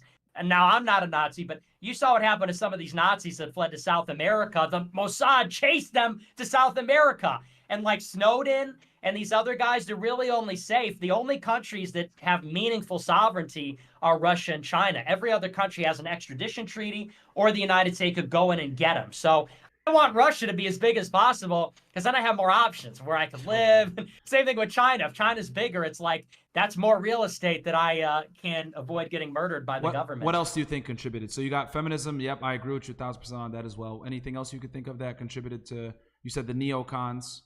I would say, well, but it's so complex. I mean, I would say a lot of these intellectuals, like, the so-called Frankfurt School critical theorists, and also the liberals after World War II, because these guys created this consensus about the open society. That's where Open Society Foundation comes from, these liberal intellectuals. And they tried to deconstruct how fascism happened essentially in the 30s and 40s. And they said, and there was all kinds of theorizing about it. They said that, well, it's innate in this so-called authoritarian personality. People that are molded by, strong fathers and tradition develop this authoritarian personality, and that leads to fascism. It's this closed society that leads to, it's the strong gods of nation, family, race. They create a sort of worldview that lends itself to that structure of government. So they said, we've got to undo all that. We got to get rid of race. We got to get rid of the family, get rid of the nation. We have to form a truly open, international, tolerant society so that that kind of regime can never happen. And that's like the foundation of our entire worldview. So I would say these guys, plus that whole museum industry, which starts cropping up in the 70s and 80s, it turns into an industry of guilt, where they say, what happened in the 30s and 40s was so bad, never again. That's the mantra. Never again, never again. And so basically we have to browbeat the population into giving up their father, giving up their race, giving up their nation, so that that kind of solidarity that could produce that effect could never be recreated. Never again. In other words, if Germany didn't have a strong racial solidarity, if they didn't have a national solidarity, if they didn't have a strong charismatic leader, they could have never done what they did. So how can we make sure that never happens again? Remove all those ingredients. And what do you get? Multiracial, multicultural, tolerant, open, liberal, international America. That's the open society. So when you look at the history of multiracial nations, every single one failed. Like literally, I'm not being hyperbolistic. It's like 99.9% failure. But I do think one of the biggest psyops is the digital age. Like, it wasn't take like a couple thousand people to start a revolution. They used to group up and meet up. Now everyone thinks, oh, you have this internet space on Cozy Rumble. No, you're being watched. The internet actually makes it way easier for the government, way easier. So, but I don't believe in revolution. I like having my wife as a whore. Hey, real quick, Nick, that event that browbeat us, what's the number? Oh, no. Exactly whatever they said is the number. Not one over, not one under. Less, exactly. No, right there. All right. Do it on your what the fuck, Myron? All right, okay. I guess, I mean, I don't know. Half the chat probably doesn't even know what I'm talking about. Nick, can I give your number to Myron? Maybe you guys could have a combo. No, we should have some cookie moments. I have it. Yeah, I'll have him on the side. Okay. So damn, Myron, what? Is the chat going crazy? Yeah, bro. That was out of pocket. Yeah. Okay. You gotta. This is what you gotta do, Nick. Man. Myron, just refresh the Wikipedia page. Whatever that number is, that's the exact fucking not number. One more, not one less. All right. I agree. Fair enough. Okay, we won't go there. Then didn't realize y'all were worried. This is why I said he's the most underrated red pill. Yeah, I mean, he's trying to crack my fucking career. I got a lot of base takes on this, but it's cool. We'll move on. So, anybody else you think is responsible for this fuck shit? So I don't know what number I'm at, but I mean, you can go through the whole thing, but there's just, it's all over the society. We really don't have a government. What we have is a regime. And so public and private sector, you've got these people that are working together. It's a distinction without a difference. Silicon Valley works with the intelligence agencies. The intel agencies work with the elite universities like MIT, Harvard. I mean, where do you think they hire from? They pick them out of there. And so, people have got to stop thinking about it in terms of like, the government's against us. There is an elite. They run these institutions, all the influential institutions. It's very incestuous. They go to the same schools. They go to the same country clubs. They live in the same zip codes. Now, the point is, like, these people, they're not Christian. They're really not even meaningfully American. It's sort of like a separate breakaway society. And they're not all Jewish. You know, there's Jewish and there's some other types. But people have got to consider that unless and until we get an elite that is Christian, we're not going to have a Christian society. And if we don't have a Christian society, if we're not a society that's illuminated by God, we're not going to have a good, it's impossible to have a good society. No, not Christian, not Orthodox, not Protestant. It has to be Catholic. That's what I'm Catholic, so Christian is Catholic to me. Okay, but there's Orthodox people in chat getting all excited and shit. Stay in your fucking tracksuit, you fucking Slavic fuck. Yeah, relax. Break dancing on a fucking cardboard? yeah. Don't get your hopes up. I'll tell you this. You know who's worse than the Jays? The fucking Protestant homosexuals, bro. We don't need them. Cut them out, Nick. We're done with them. Nick, let me ask you a question, bro. Because, and me and you talked about this a little bit on text, but I kind of want the people to hear this because it really pisses me off when everyone runs around and calls you a white supremacist, right?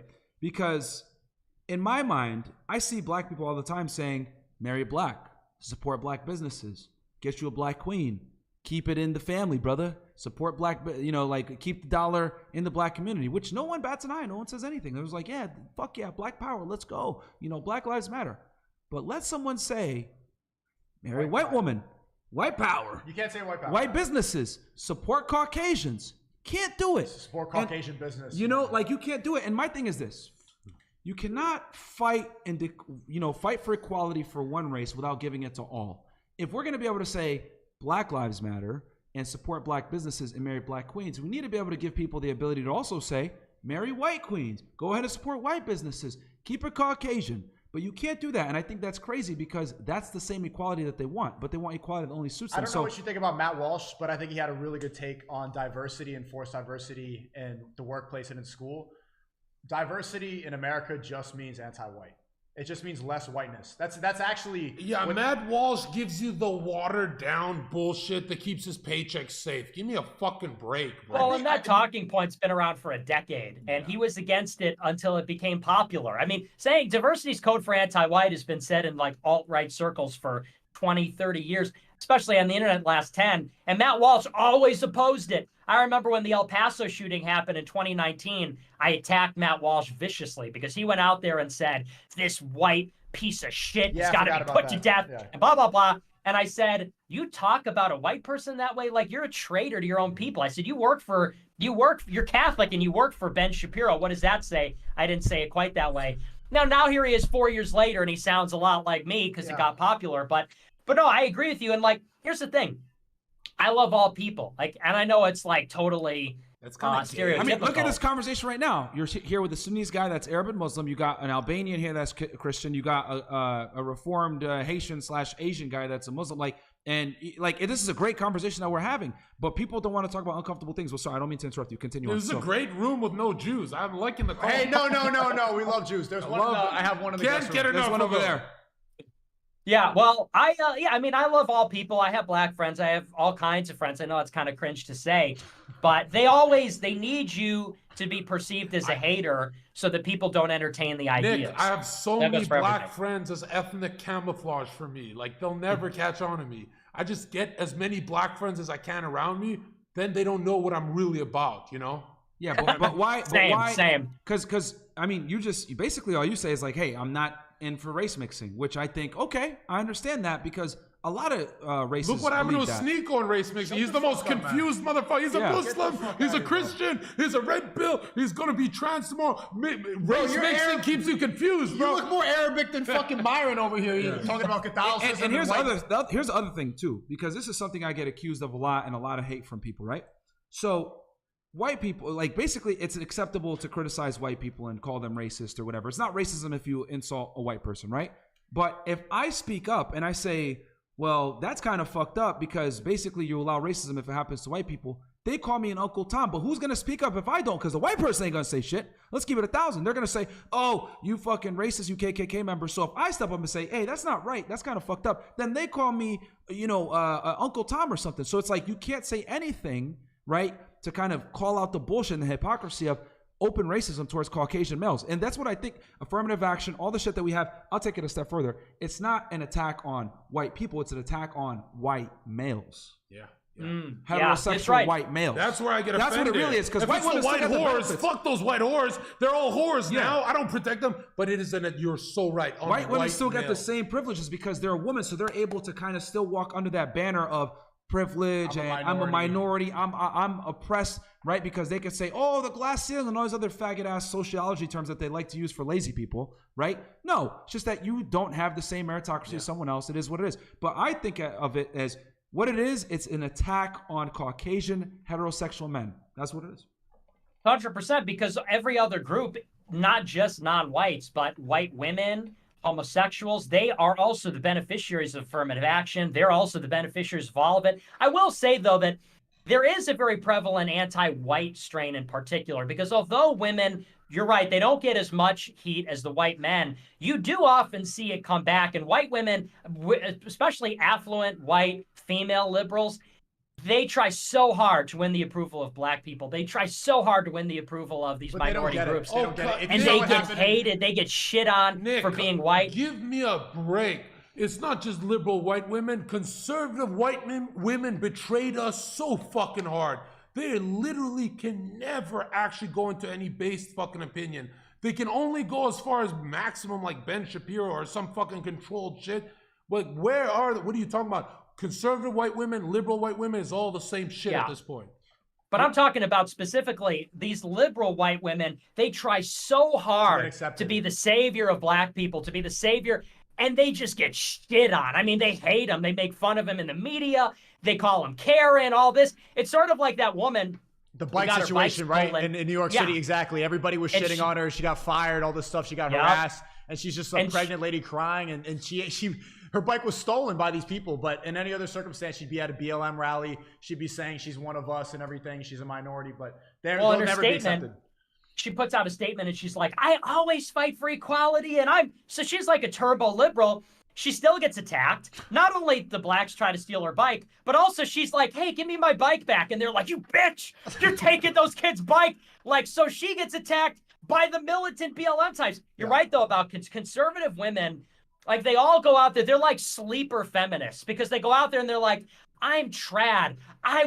But then they turn into these fucking bossy bitches and they go in there and they're like, I need a real man who isn't afraid of women, who respects me enough to, like, he can handle me. And, like, conservative women, they're sleeper feminists. They pretend to be trad. You're talking about Tommy Lauren, aren't you? You're talking about that bitch Tommy Lauren. They're all like that. They're all pick-me's. And then the second they get in the door, they start bossing their man around and they go, you know, if you were a real man, you would do this, that, and the other. It's like, I'm a real man. I'm telling you, shut the fuck up, bitch. Like, that's there how we go, baby. They don't Put like that. Women deserve less. That's right. But then they go, oh, he's a pig. So, yeah, right. All women are out of line. See, wait, hold on, Myron, before you ask the next thing, isn't Nick proof that you don't need to sleep with 50 feminists in order to understand female nature and be based? Nick is a virgin and he's saying the same stuff that we're saying on these panels. Yeah, but bro, that's to understand women. Most guys are not going to go to the painstaking. No, most guys aren't that intelligent of figuring out what the issues are in society to decipher it. I mean, it's really one pill to swallow to understand women. They're fucking retards. The Nick swallowed that early, bro, way earlier than me. Once you know they're retards, you understand them. You can get them. It's like selling candy to a baby, but a retarded What's your baby. beef with? Because I had a shit with Ben Shapiro, bro. What's your thing with Ben Shapiro? Because he came at me for, like, you know, because he's a traditional conservative. But yeah, what's your take on him? We have a long history because very early on, I was hanging out with this girl at Boston University who was working for him at that time, and she was like, "Oh, I went to Northeastern, bro. Right down the street from you. I went to NU, right down the street." Oh, really? Okay, yeah. So we're right there. And so she texted him and she's like, you got to check out this guy. Like, you should take him under your wing. And Ben Shapiro started looking at my Twitter, and back in December 2016, 6-7 years ago, he tweets at me because I put out a tweet and I said something like, this is, ancient stuff at this point. I put out a tweet and I said, look, if you're China first, go to China. If you're Mexico first, go to fucking Mexico. If you're Israel first, go to Israel. He quote tweets me. I had like 1,000 followers on Twitter. I was 18. He quote tweets me and says, the surest sign of anti-Semitism is accusing a Jew of having dual loyalty. That was our first interaction. Fast forward a few years later, And I'm sending my supporters to Turning Point and to his events. And, you know, my supporters are saying, hey, what's so conservative about gay marriage? What's conservative about open borders? What's conservative about, you know, Israel first? And Shapiro gives a whole speech about me at Stanford. He was going to Stanford for his college tour. He had a whole speech planned. He changed it at the last minute and gave a speech about basically me and saying how I deny the Holocaust and this, that, and the other. Then I bump into him, totally chance encounter, a few months later at the Turning Point SAS conference. And literally, like, we're crossing the street at the same time. And I'm like, hey, you give a 45-minute speech about me, like, what's up? And he just walks past me. I'm like, oh, okay, so you're going to give a speech about me. You're going to put tweets out about me for years. Now you're not going to look at me. You're going to send hit pieces to Media Matters. Now you don't look in my direction. And is he one of the first guys that, like, basically, I guess it seems to me he's one of the first guys that labeled you as one of the anti-S's, aka, so he was one of the first, because you 100%, yeah. But so he didn't address that you said Mexico or any of these other countries. He was just focused on the pro-homeland part. Yep, exactly. And at the time, and here's the thing. So I wrote an article when I was 8, because everybody goes, oh, you know, what's your trauma? As I have these so-called radical views. I was a totally normal guy. I'm in college, and Obama is leaving the White House December 2016. And in the UN Security Council, they failed to veto a resolution condemning Israel, which you're never supposed to do. And everyone in the conservative scene said, Obama's an anti-Semite for doing that. And I said, how is that anti-Semitic? That's been America's position for 50 years. It was the condemnation of the settlements. I said, that's America's stated policy since 1967. They keep doing it. And we didn't back them up in the Security Council. And anyway, this is all like details. But the point is, I started to realize, like, hey, wait a second.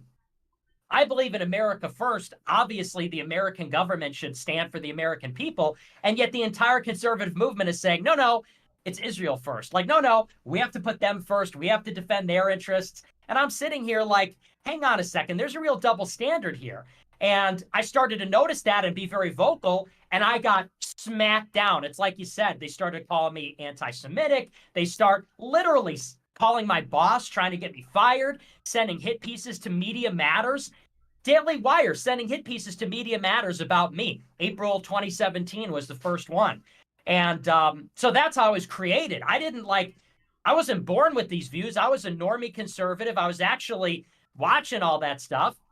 I started to notice all these contradictions, like, hey, it's America first, and we're supposed to be against this sort of like everything that black people don't like is racist, everything so-and-so doesn't like is Islamophobic, homophobic. But here these people are saying I'm anti-Semitic for asking questions and applying a double standard with regard to America first. And instead of getting an answer, they just said, like, well, you're done. You can't work in politics. We're going to try and kill your career. So, like, that's my origin story. And Shapiro led the charge in 16 and 17, when I was 18 years old, freshman in college. Just to put things in perspective, because I graduated college from 2013, and it was already starting to become a woke fest in Boston in 2013, dude. I'll never forget. Like, it was fucking already, because that was the year the Boston Marathon bombing happened. Is the year I graduated. I was like a couple of blocks away when the bomb went off. But I could only imagine in 2016 and what it's like now, because the Northeast is just basically it's gone. Like, it's clown world up there right now. It's super liberal. I was at my brother's graduation like last week, and they're over here talking about being all inclusive, using all these strange buzz terms that I didn't hear 10 years ago.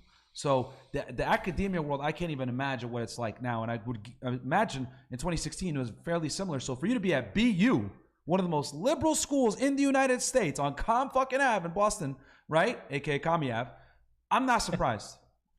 Well, yeah, I mean, I always made the joke. Most people go to college and they come home like a blue-haired liberal. I went to college and I came home and I was like, Mom, Dad, you'll never guess what didn't happen. And they're like, that's a joke I always tell, because I literally came home like, guys, it's all bullshit. It's all a lie. And my parents, initially, they were like, what kind of hate are you bringing into our home? We didn't raise you like this.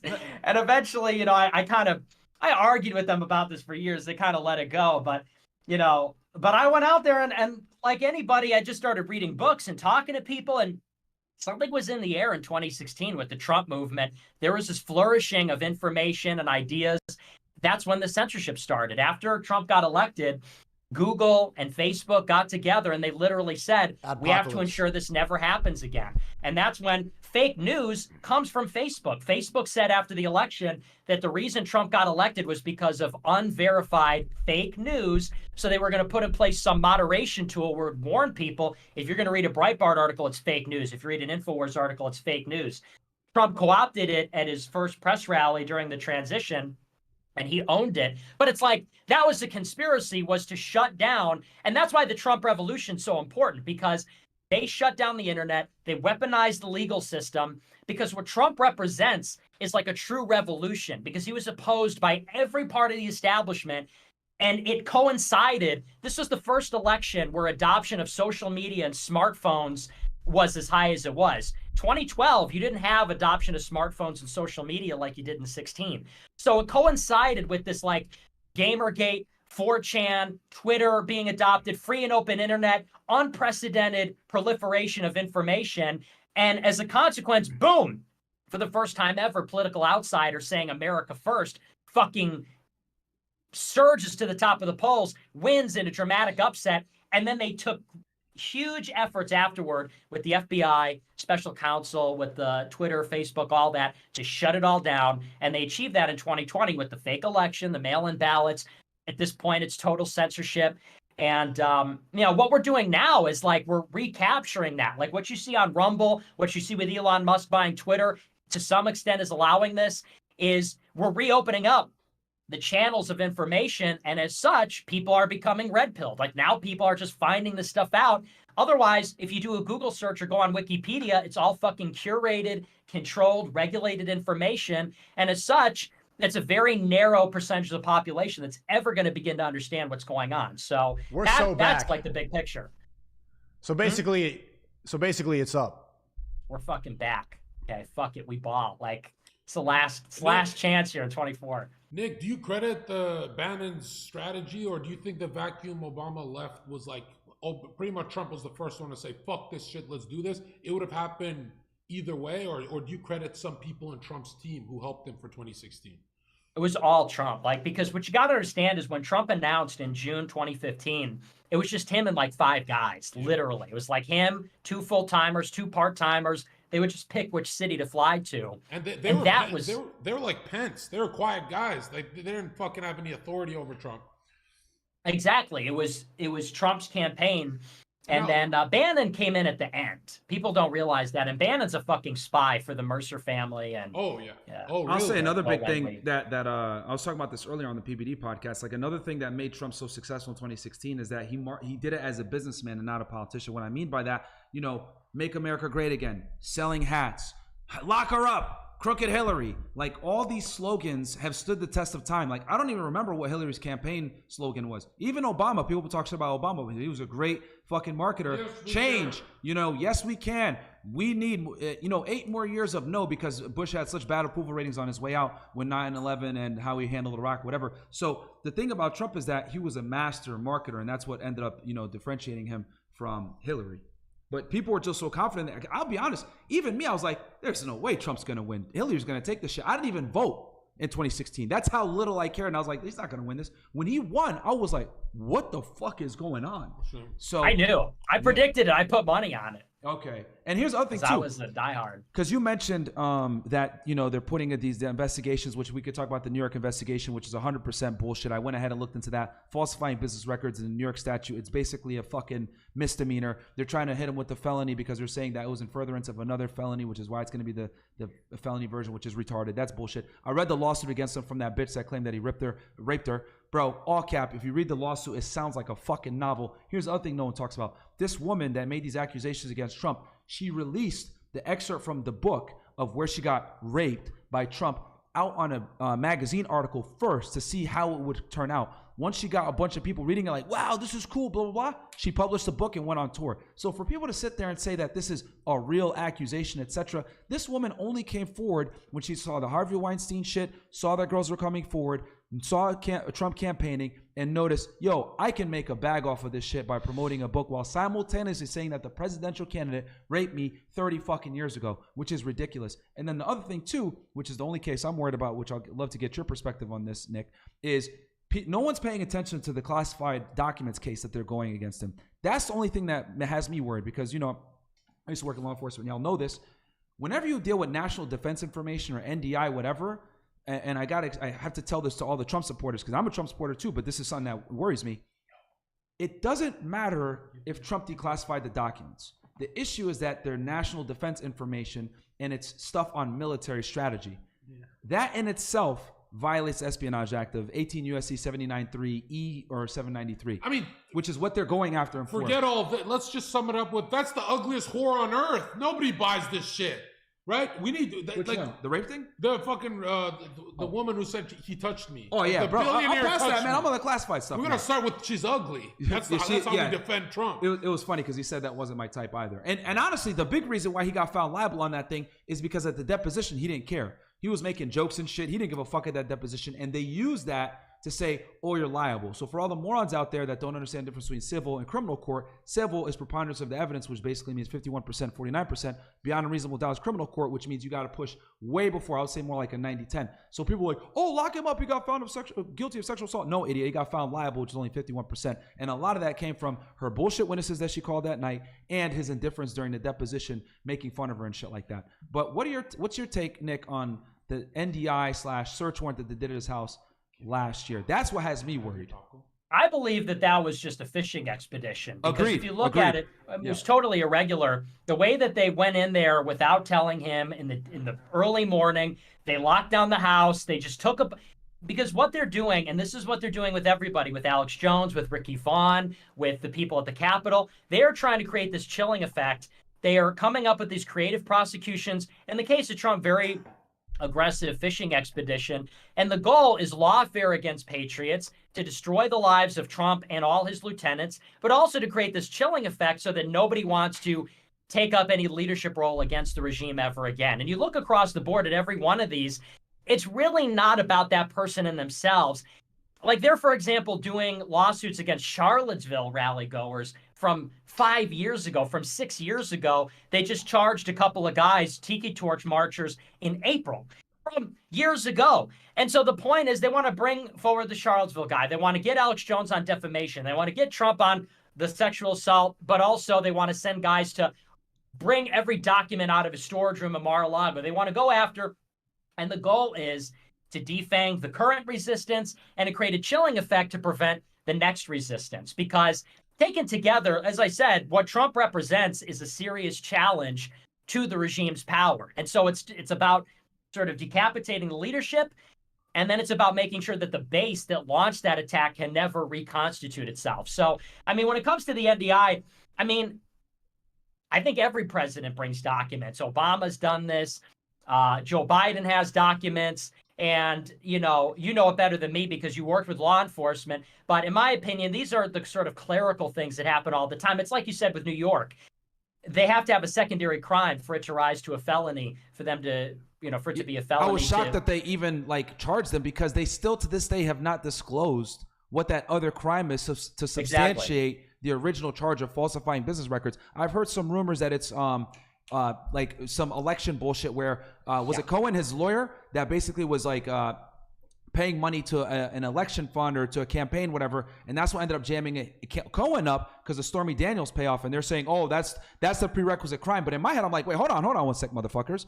That's a federal crime. That's not a state crime. What violation of New York statute is Trump violating that's a felony that you can go ahead and prop up this bullshit falsifying charge? But see, the thing is that the mainstream public ain't going to dig into this and look into it a little bit more. And the more and more I look into it, when I read that fucking lawsuit from that bimbo, when I read this, I actually read the search warrant from the FBI, by the way, on what they used to go into his house. And just for the audience that's, here might not be aware, anytime the feds want to search your house, they have to support something called they have to provide something called a search warrant. And in the search warrant, you have the search warrant, and then you have to have an affidavit, right? That affidavit delineates all your probable cause as to why you have the information or the probable cause to go in and search the house. And then you have to list the crimes that are in violation. So in this case, when I went through it, to summarize it for y'all, they put 18 U.S.C. 7093, right? Which is basically like the Espionage Act. Y'all can look it up. Saying that he has national defense information, right? Because people keep talking about, oh, he declassified it. That's kind of irrelevant. And when I read through the affidavit,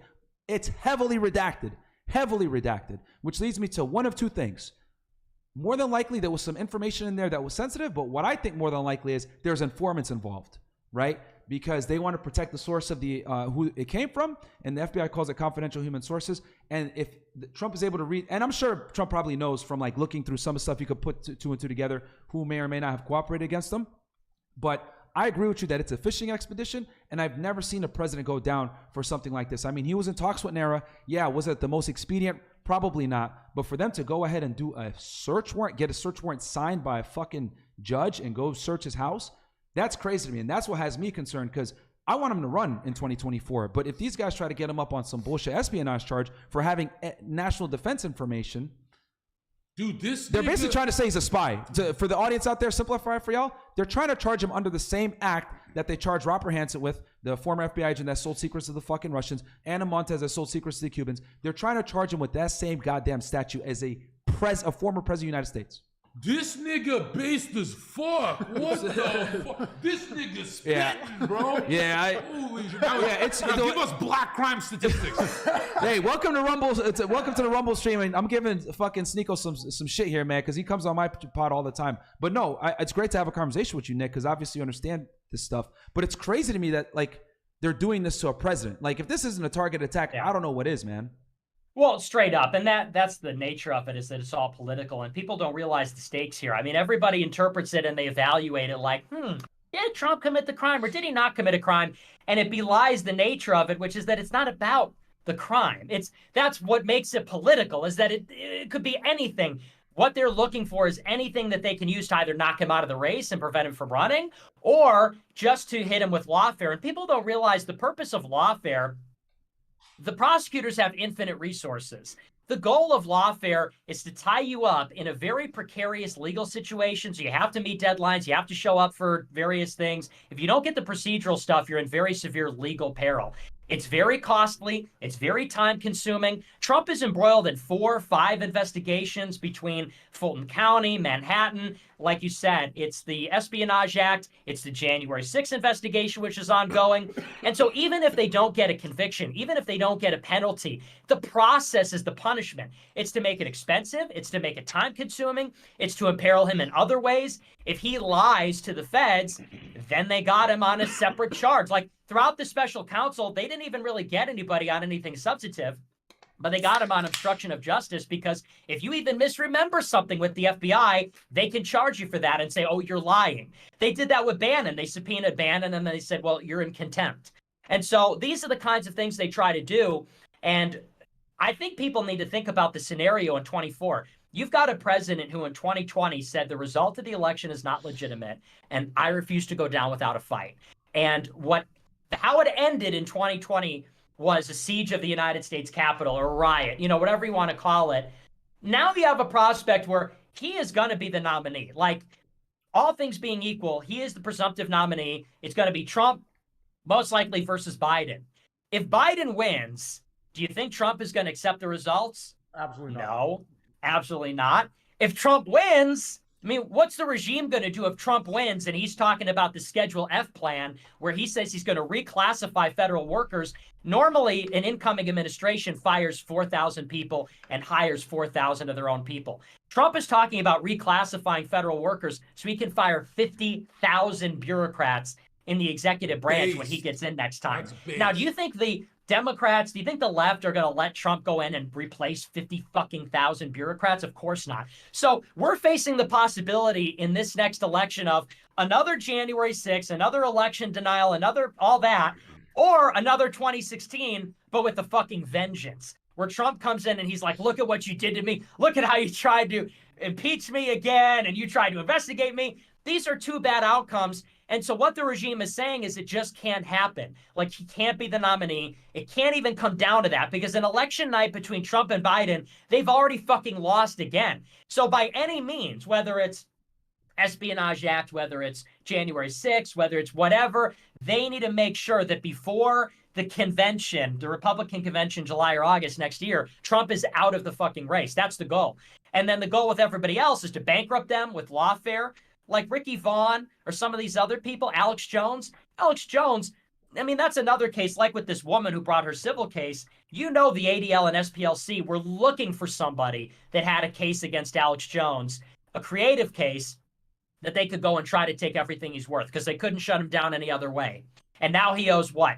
Fucking $1 trillion? Like $1 billion, which is crazy. I mean, Nick, Nick, it's the mad scientist. That's who he owes money to. But Nick, I'm wondering, Trump is 2 months late, won't get on fucking Twitter. What the fuck is going on? Oh, he will. Apparently, there was some Twitter space where somebody in the know said that he's planning to come back, and I think he should. But the stuff he's talking about on Truth Social is just so retarded to me. He's still talking about like the death number toll from COVID in New York versus Florida. Why do you think that that's the best way to hit DeSantis? The best thing he posted was that meme because DeSantis with Klaus Schwab. That's his. But here's the thing: the reason why he keeps doing that, even though I agree with you, it's a weak ass flex, is because it's a tangible number that he can keep using against DeSantis. That hey, look at all the people that died in the pandemic under your watch. Look at all the gun crime you got, etc. He's basically, because you got to keep in mind, Florida's the big state for swing votes, so he needs to win Florida. And the thing is, let's keep it 1,000. We all love DeSantis down here in Florida. I like him. So most people in America don't know who DeSantis is or care, but Floridians definitely remember and know who he is because he kept the state mostly open during the 2020. So I think the big reason why Trump is attacking DeSantis so hard is because he needs to topple him from the mantle in Florida, because Florida is a big state for Trump. So he's got to keep hitting DeSantis with raw numbers. Hey, this many people died when he was in office, even though it's a weak flex with COVID, but it's a flex nonetheless, even though it's a gay one. Nick, when you spoke to Trump, there's no way you didn't fucking talk about demographics. Did he say anything? Well, I'll tell you. So I'm coming down to Florida, I think in July. Or I think August 1st, I'm going to be down there. And I want to tell you behind the scenes some stories. I almost got you. I knew you're not going to answer this one. I almost got you. I asked it. You're not going to believe it. Well, let me, I don't want to give any hints, but I'll tell you in private, it was better than demographics. Let's just say that. But what I did tell him. Oh my God. Are you saying what I think you're saying? No, I'm not saying that. But let me just say this. I did go down there and I told them, and you know, it's so funny because everybody says to me, they're like, you don't get it. Like, I remember during Kuiper War when we were antagonizing Charlie Kirk, they're like, you don't understand Trump. I'm a diehard Trump supporter. Like, I grew up with Trump. And when I met him, I told him, I'm like, listen, you are one of the greatest Americans that ever lived. Like, I love you. I have nothing to say other than thank you. What you have done is just the greatest thing I've ever seen in my lifetime. But the thing that I told them, I said, look, you need to attack DeSantis. I said, because you're right. I said, I see a lot of social media influencers and they flipped on you and they're saying, you shouldn't have called him DeSanctimonious at that rally before the midterms. I said, but he deserves it and then some. I said, he's an ingrate. You're the one why he's the governor. I said, you need to attack DeSantis. I said, because in 2015, you ran against the party. I said, and I'm not a Republican. I said, I support you. I said, and that's how everybody else feels. I said, we don't care about the Republican Party. We're here for you. We love you. We're not here for McCarthy. We're not here for McDaniel or DeSantis. I said, and I miss the way that you said you would run as an independent if you didn't win the nomination and let the GOP die. I said, because the GOP needs to die. And I remember during the dinner, he's like, boy, this guy gets me. He points at me. He's like, this guy's hardcore. He goes, you really get me. And I'm like, I do. I understand you. I love you. Bro, you came a long way. Hold on. Nick, you're like, I'm you, but better. No, I'm like, if I could compare myself to Trump, he's the leader. I mean, he's the guy. Remember when he announced and we called and we were both wearing the MAGA hats and you were depressed and said it was low energy and Trump wasn't the 2015. You're back full force Trump train again, right? Hell yeah. Nick, DeSantis is going to bring the best out. I remember I was in Colombia talking to those fucking immigrants and I was all angry. I'm like, I've had enough. I had to do some kind of operation. So I go to my hotel and I'm like, all right, time to watch Nick. And you're totally shitting on Trump's comeback speech. Yeah. That's the first time in my life I said, this kid's a Fed. Fuck this kid. I got so angry at you. I kept it to myself. I didn't tell anyone. But I was so angry because you were like, it was boring. Like, he was talking about vax and he didn't really say this shit's stolen. I think he has to go down that road because number one, if you talk about the election being rigged, automatic cancel. If you guys noticed on the Nelk interview that he just did, they cut it up a lot. They put it on Rumble though. Yeah, the full one, it's a little bit longer, I'm assuming, on Rumble. Yeah, So they it's put the full uncut version one. on Rumble. So they cut the last one a lot because I'm sure he went to the election stuff. So the big flex that Trump has for you gotta remember, a lot of normies out there. The big flex he has for the normies is he did XYZ during COVID and prevented deaths. That's his biggest flex for the normies. Y'all got like here people. What we got like almost 10,000 watching right now. Most Americans are retards. They're not gonna have this conversation can't occur between 99% of Americans. So what does Trump have to do? He has to go off the lowest common denominator. I had less people die during COVID. Oh, good. I'll vote for him because most Americans are retards. I didn't really think that most Americans would be persuaded by that. I think that they want to hear more Klaus Schwab stuff when he posted that meme about the World Economic Forum. I think if he positions himself as the outsider more, that's what's really energizing people. And who was energized about COVID numbers in 2023? Do people still care? Like, I think everyone's really past that. I don't know. Bro, you'd be surprised. I still saw people wearing masks when I was in Connecticut last week. Bro. Let me ask you, what do you guys think about this? The Northeast is behind. Sorry. Today, Leafy, have you guys been paying attention to this? Leafy got one of his videos because I watched your guys' stream. By the way, it was excellent. Zherka and SNEAKO, I watched your dinner on Friday, and then I saw today Leafy got one of his videos pulled because Destiny reported it. What do you guys make of this that's going on? Here's what it is. Leafy showed like some of Mel's leaked nudes on stream. Whoa. So what? She's not OnlyFans. Well, she doesn't. Her people didn't pay $10.99 or whatever. Well, she doesn't post nudes on OnlyFans. She's posting like bikini stuff. So you're defending this? Well, I don't think you should post somebody's leaked nude, like leaked stuff. I mean, like, look, I'm defending it because it's in the Rumble terms of service that you can't post that stuff on here. Is that free speech to post somebody's naked pictures? That's like, look, we say porn has nothing to do with speech. I don't think porn should even be on Twitter. She's polyamorous. You pay $5, you see the bikini. I mean, there's no but there's no nudes on her OnlyFans. Come on, that seems like. Here's the thing.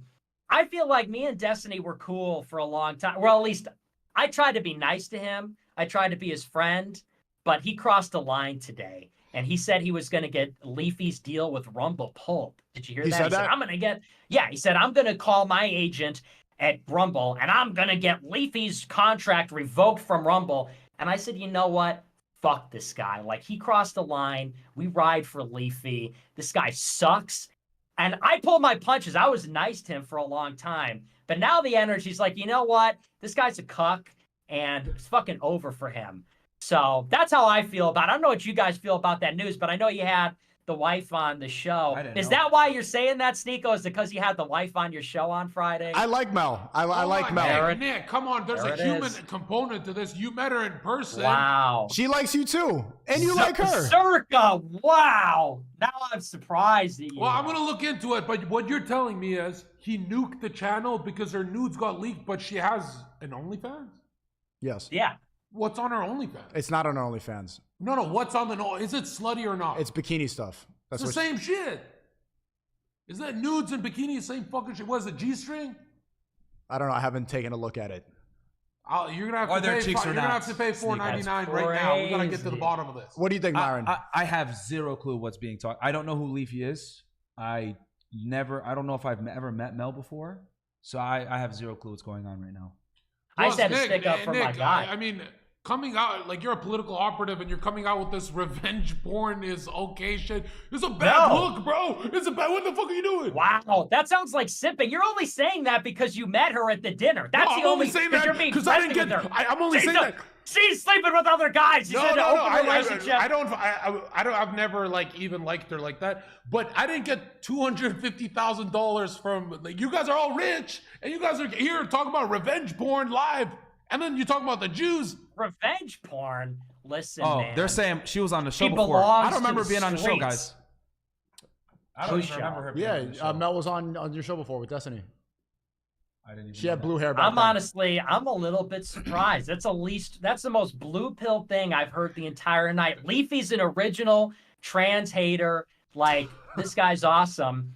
And Destiny's making phone calls. It, Nick. I know, but let me catch up. Okay, but look, I'll give you a chance. Hold on, Nick. I'm a fan of Leafy too. I like him and like I have him on my stream. But the reason he was doing it is just like he has nothing to do with Mel or Destiny. He's doing that to get their attention. Like that, he has no beef with them. He wasn't doing it like it's this big statement about Groyper or America First. He's just trying to get some attention.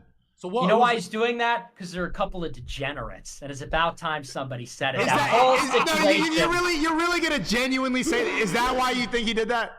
Straight up, yeah, because it's degenerate, and that whole situation is it's a sordid affair. I think Zherka showed it, how that relationship started. I was talking to somebody about it. Do you know that Destiny went out there with like his 18-year-old fan who was dating Mel in an open relationship, and Destiny like slipped in there and then brought her home like a super fan of his, and now they're in this poly relationship over here. You know, I was quiet about it for a long time, and here's why. Because I said, well, Destiny's got ideas. I want to debate his ideas. He has a sordid, weird personal life. That's okay. And then he goes out on Twitter and fucking lies and said, oh, Nick has made weird personal comments about my relationship. I'm the only one that never did. I'm the only one that was nice about it. I'm the only one that didn't give him a hard time about it. Then he goes and lies on it. Fine. You want me to make personal comments? It's fucking disgusting. It's fucking degenerate. That whole scene is gross. He was allowed to go on that podcast and say, here's my polyamory is based. Here's my, other people having sex with my wife is actually cool.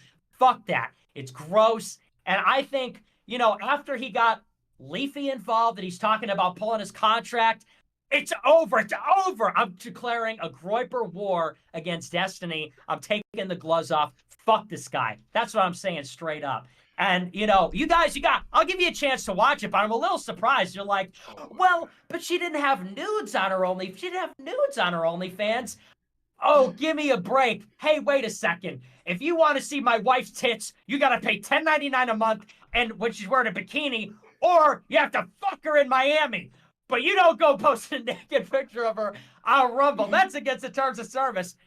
I'm sorry, that's some blue. But the important thing is looking at the intention, and we both know that he wasn't doing it as some sort of big stand on degeneracy. He's been tweeting at them nonstop and like really trying to get a conversation with them. It has nothing to do with like, oh yeah, this is for the Groipers, this is for America first. He barely even knows what happened on 9/11. He knows what's up. I think it's disgusting. I think it's gross. Come on, man. No, like people watch this, young people watch this. God forbid anybody get it in their heads that they're going to get involved in this. What do they call it? Drugs, vacation, something else. Disgusting. It's totally opposed. It's this liberal nihilism. Nick, what you're really trying to say, and I'll sum it up, Destiny's a fucking homosexual. Let me ask you a question. All right, I'm following the Catholic Crusader Nick, okay? I'm declaring war on blue pill cucks. My opinion on Destiny is I don't agree with his views at all. However, I get along with him as a person. He's a nice guy. And I don't. I understand. I understand. He's nice until you put his I don't know his wife. I don't know who his Myron. I literally don't know. They're saying I met her before. I don't. If she walked in the room right now, I would not know what she looks like. Let me explain to you like one thing that you might like. I brought Nick on a panel last summer with Abba. And Abba, like, that's when he was still like, oh, I'm your friend, SNEAKO. And then I brought Nick on a panel and Abba ran away. Like, he just left the call before he even, like, he didn't want to speak to him. He got scared. And then afterwards, he's texting me. He's like, why would you bring me on? It's bad optics to be associated with the white supremacists. I can't believe you would set me up. Really? Yeah, I'm like, bro, I have Nick on. You've been on a panel with Nick before. Like, Abba got so scared. Mr. I am full of integrity and I'd say the truth and all this other bullshit. That was the reason he switched up on me, was bringing Nick on a panel, like, basically, like, hijack. Like, I don't want to be associated because sometimes you don't know the facts and I look stupid. Basically, he's saying like he looked like an Uncle Tom around Nick because Nick is just speaking about race realism in front of a black guy, and Abba had no rebuttal. I didn't know that. Nick, you're the STD of truth on the internet. Every time you come around these guys. Yo, so besides the Destiny situation, etc., which I'm not privy to at Leaf. I don't know who Leafy is, but I'm sure he's probably a nice guy. He's good. He's cool. Who do you think? And this is my last question. Then I got to get out of here and go to sleep. Who do you think was responsible for JFK? You alluded to it earlier, but I've been doing a bunch of research on this. The magic bullet, the grassy knoll, them saying that 7 wounds were created off of one fucking bullet, all this bullshit. Take it away. Jew Mafia. Jew Mafia. Jew Mafia. No. I'm thinking of 3. I'll tell you who I think it is. I got 3 people in mind, or 3 people / organizations. But Nick, go ahead, take it away. Yeah, I think it's Israel, 100%. There's layers. Alone. Yeah. Oh, yeah. I think they are solely responsible, and they had. You don't I think think the they had CIA? elements in the CIA. They had elements. In the Okay, CIA, I was gonna say I think the CIA was involved too, and the Italian mafia.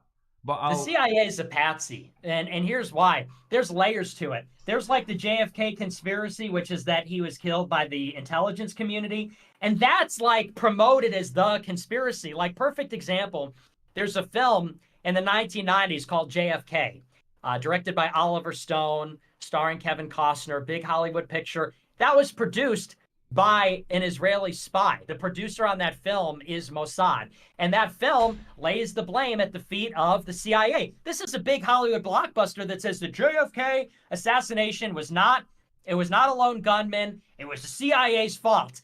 So you have this layer of like, was JFK killed by the lone gunman? No. Who was it? CIA. That's layer one. Layer two is like within the JFK conspiracy community, there's an attempt to suppress the involvement of the Israelis, of the Mossad. And again, you can't understand the JFK assassination without understanding the RFK assassination, because RFK never believed the official story. He was the attorney general under Jack Kennedy, and he went out there to his Fred Kennedy. He went out to Fred Kennedy's friends in MI6 and said, hey, I want you to investigate my brother's killing because I don't think it was Lee Harvey Oswald. They hired 2 French spies to produce a report on who actually killed JFK. A week before RFK was assassinated, they delivered the report. Never opened in June. I think it was June 1968. So RFK, it was the same story. RFK wins the California primary. He was on track to become the Democrat nominee, jumps off the stage, he gets shot. Just one problem. Sirhan, Palestinian, shoots him with a gun that only holds 6 bullets, yet 8 shots rang out. Also, Sirhan approached from the front, but RFK has shots from the back as well. This is all in the police report. And so they say that it was actually a security guard that was also shooting. Sirhan goes forward and says, I don't remember it. I was a victim of some kind of MK Ultra, and they did some psychological techniques, and they found out that it's true. He didn't actually recollect doing that. And so basically RFK was killed because if he was going to go and win the Democrat primary, become the president, he was going to go and investigate his brother's killing. They couldn't let that happen. So I believe that when you look at both of them and sort of understand them together, very similar with like 9/11 and ISIS. Same deal. It's like Israel did 9/11 to bring us to Iraq. Obama ends the Iraq war. Then ISIS comes out of nowhere and they apologize for attacking Israel.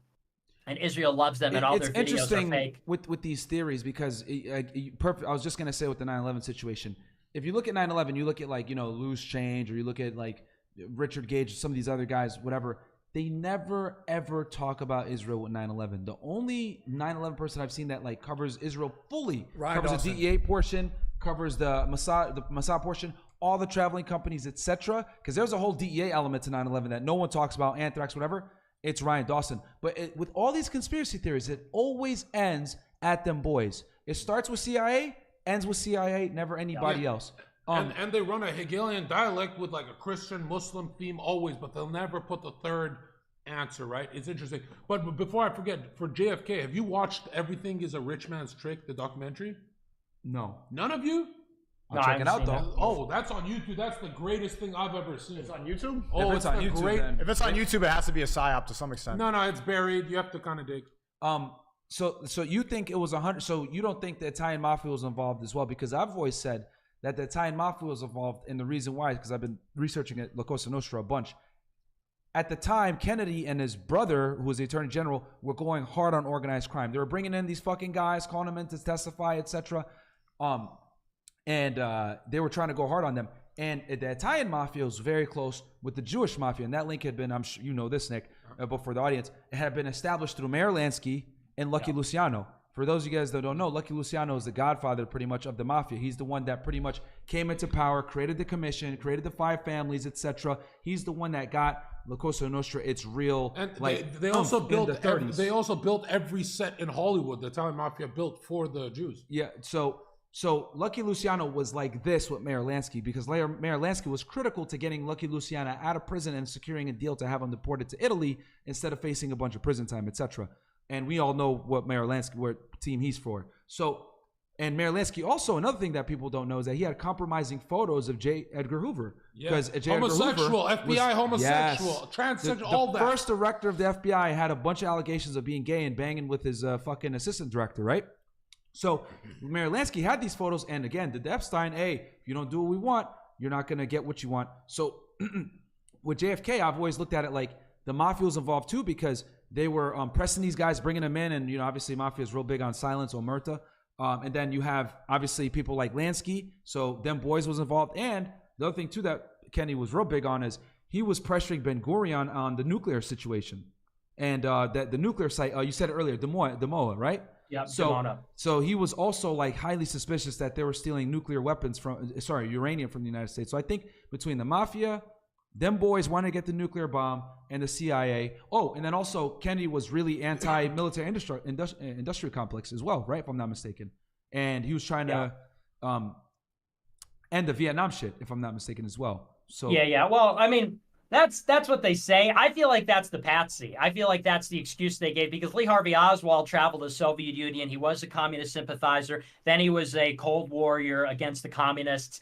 And so I think that was the patsy, was to say, well, the CIA killed him because they didn't like how Kennedy shut down Bay of Pigs, and they didn't like how he didn't want to go to war during Cuban Missile Crisis, because they were freaked out that Kennedy wasn't a hawk against the Soviet Union. But I think that was part of the con. See, the thing about Nick is Rome, Jesuits, Italians, he's not going to fucking insult. But definitely, come on, Nick. Italians were working with the Jews. Come on, he's right about this one. No. Listen, you don't the agree? Italian mafia, the lot can be said about them, but they were good people, okay? I have a lot of respect for the Chicago outfit. That's a political operative right there. Nick knows. Well, I mean, Nick knows where. Will you at least, Nick? Let me ask you this: would you at least, I guess, acknowledge that Lucky Luciano and Mayor Lansky were tight Meyer like Lansky this? and the Italian, 100%, Yeah. But I have to say, I mean, the Chicago outfit was very good to my family at one point, and so I can't throw them under the. No, fair enough. Well, here's the thing. Privilege. Here's the thing. The people that were really responsible for smuggling the guns and doing all the bullshit, it was the 5 crime families out of New York. It wasn't the Chicago outfit, Al Capone and them guys out there in the Midwest.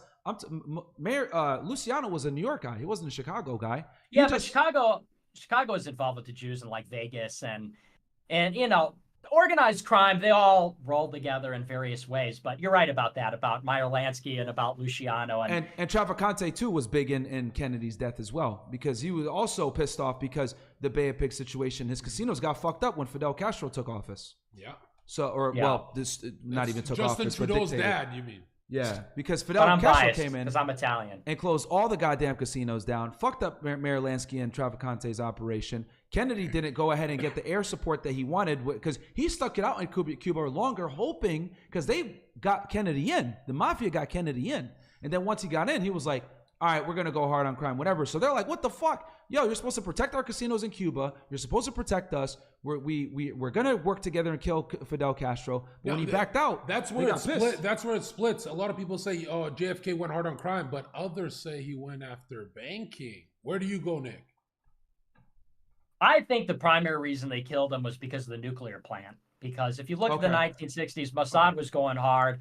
And that was the critical thing, because they needed that nuclear deterrent. They call that the Samson option. If you look at the history where they are in 48 and 56 and 67 and 73, these are people that are struggling to establish their fledgling state against all these Arab coalitions around them that are constantly making war against them. It was imperative they had the nuclear option. And so when Jack Kennedy threatened to impede that with the IAEA, I mean, you're right about all. The thing is about the Kennedy assassination is you're right. Italian mafia, CIA, and the war hawks there. There are a lot of people that had a gripe with Kennedy. But I think the only people audacious enough to kill an American president in that way was the Mossad. I think they're the only ones. If we're gonna, because we named like 6 different things that hate people or entities that hated Kennedy. If you were gonna break it down percentage wise, because I used to think pretty much 30-30-30. Italian mafia, Jewish mafia, and fucking the CIA. What do you think that breakdown really is? I think it's probably 80%, because the thing is about. But here's the thing: is because when you look at the Israelis, it's not enough to say like, well, they're over here, because they have also infiltrated all these institutions. Like when you look at the war in Iraq, you can't say like Well, there's Israel, and then there's the State Department, and then there's the Pentagon, because the State Department and the Pentagon are infiltrated. You know, like the DOD is infiltrated. You know, you can't say like, well, the punditry class, because the punditry class is full of them. National Review is the Pravda for the war in Iraq. So in the same way, even when you look at a lot of the elements in the CIA, there's still infiltration. So that's why I lay a lot of it at the feet of the Israelis. I'm sure they have their accomplices. And you think the predominant reason that they went after Kennedy was because he was putting pressure on Ben Gurion in the nuclear situation? 100% is nuclear. That's fair enough. Capability. Okay, I agree with that. I just didn't think it was that high of a percentage, but I mean, it makes sense. Because that's their playbook. When they're That trying makes to sense. denuclearize Iran, they go and kill all their scientists. Like, that's the thing that they're extremely aggressive about, because that secures their freedom more than anything else. And let me ask you, let me independence. tell you this, because you know I was thinking about this as you were talking about, you know, why you think it's 80% Israel that was involved in Kennedy being killed. If you really think about it, Israel's a very small country. If you think at this from like a geographic standpoint, it's a very small country, or state in this case. They're surrounded by people that want to kill them, right? And they don't have the ground force to actually sustain long-term combat. They can't sustain casualties. That's why that's why they have the whole birthright thing, so that they can get people back over there to serve in the military, and they can have military service is mandatory over there. So since they can't afford the casualties in ground combat, they have to compensate in another way. So that makes sense why they need the nuclear weapon. And that's also why they promote anti-Semitism, where like they kind of want it because it brings people back to their homeland, right? It's like between America protecting them and the nuclear bomb, no one can do shit to them. Yeah. Well, they terrorized people. They terrorized the Jews in Iraq, in like Mesopotamia, and they terrorized Jews in Poland throughout the first half of the 20th century to get them to go move to Israel, actually. There's a lot of hoaxes where they created fake radio reports and they created fake news reports over in Iraq to get the Middle Eastern and the Ashkenazis up in Eastern Europe to go move to Israel. And yeah, I mean, the thing is about their nuclear capabilities, it's like you said, for all those reasons you said, it's absolutely imperative that they have it. And that's why they're so aggressive about preventing Iran from having that. And that's why I say that's the playbook, because they go and they kill civilians. Now, the CIA has done ops before, the mafia has done ops before, but something that ambitious, something like killing an American president at that time, I feel like they're the only ones with the, like we talked about earlier, these guys are zealots. Well, why do you I think they're the ones. Why do you think the government didn't do anything, you know, after the fact? Like, why were they so scared to retaliate or do anything in this case? Were the I guess the hooks of the state that deep into U.S. politics where they couldn't? Or was it that, you know what, Kenny being dead is better for everyone anyway. We could keep the wars going. We can make more money. Lyndon B. Johnson's going to do better for us anyway from a MIS standpoint, military industry complex, whatever, the MIC, sorry. What do you think that was? I think the hooks were fully in the 1940s, where it's just Jew land, but this is comedy. I don't actually mean that. But by 1940s, it's really not America anymore. You know what I mean? Sorry, you were saying... Well, because everybody benefited. I mean, who was going to go after them? Lyndon Johnson? Lyndon Johnson just became the president. Who's going to go after them? The CIA? Johnson was able to give them their war in Vietnam. Who's going to, I mean, do you understand what? So I feel like Jack Kennedy gets killed, and it's probably like the Mossad did a lot of these other institutions a favor, because Jack Kennedy, like we talked about, had a lot of enemies in a lot of places. And it's sort of similar. Like if somebody, God forbid, kill the contemporary president or something who is similarly a change agent, and it's like saying, well, is the FBI going to investigate or go after? No, I don't think they would. So, you know, one, they're infiltrated, but also they're the beneficiaries of it, because like we talked about, there is that widespread infiltration, and also they all had an axe to grind against him. So, and also every top sheriff in the U.S. is the top is a Freemason. They're literally in bed together. Nick, I was going to ask you, the thing that blew me away the most, that made me research mysticism and all this stuff, that Michikaku Jap guy, that Japanese guy, the famous physicist, Michikaku, there's a clip of him saying string theory and how the Big Bang universe started, all that mirrors the Zohar and Kabbalah identical. Texts from thousands of years ago, Jewish mysticism, even the fucking, at the top of our physics on National Geographic, they're talking about the Zohar and Kabbalah, like magic, right? The Jewish magic. And when I finished Morals and Dogma, the book, they said that the Bible and the Zohar are the two most important books ever in history. And when you look into the Zohar, it's fucking witchcraft. Yeah, that's where the word Kabbalah comes from, is from Kabbalah. And I feel like a lot of people don't even realize, when you see a lot of Hollywood celebrities involved in that, or other famous people, they don't realize that Kabbalah is Jewish mysticism. And it's been around for a long time. And essentially what it is communing with demons. Because you look at what these people were up to in medieval Europe, and they were using Christian blood in their rituals, and they were doing these sort of black masses. And so who else would they be communing with when they're doing that sort of thing? It all stems from that ritualistic magic. And some say that they don't even worship the real God. A lot of people say that they worship these desert deities like Moloch and like Baal, the demons. These are just like the Star of Remphan. They're like picking certain zodiac alignments to worship. But I'm thinking, if the Treasury Federal Reserve billionaires are writing this shit in their books, it's not just hocus pocus. Like, it's clearly working. They got all the money on earth. Like, a friend of mine told me when he was growing up during the Shabbat dinner, and he didn't even realize it until he was much older, they would break off the biggest piece of bread. And I don't think all Jews do this, but a lot of them do. They'll break off the biggest piece of bread as an offering to Satan. The devil, yeah. A lot of people don't even. And a lot of Jews will argue about that, though. I've asked them that not everybody. When you look at the Star of David, it's really just the seal of Solomon, a hexagram with the cube in the middle. The cube is Saturn, Saturnian, where we get the word Satan from. They worship on Saturn Day, right? Which is the furthest planet from the sun. They say, like, from grace and energy. Dude, they got a hexagram, Star of David, they call it, but it's really not. That's the seal of Solomon. That's spellcasting. Yep. There's a good documentary about that with, what is it called? It's called, this is a real ancient lore, but there's a really good Christian documentary. I think it's by Steven Anderson, actually. I'm not a big fan of his, but I think he did produce a documentary years ago. It goes into the history of, Star of David's a total misnomer. It's got nothing to do with David. It's got nothing to do with the Bible. Like you said, it's Star of Remphan. And it is involved in this ritualistic worship of demons. And there's a good article about this by Ron Unz. It's called Oddities of the Jewish Religion.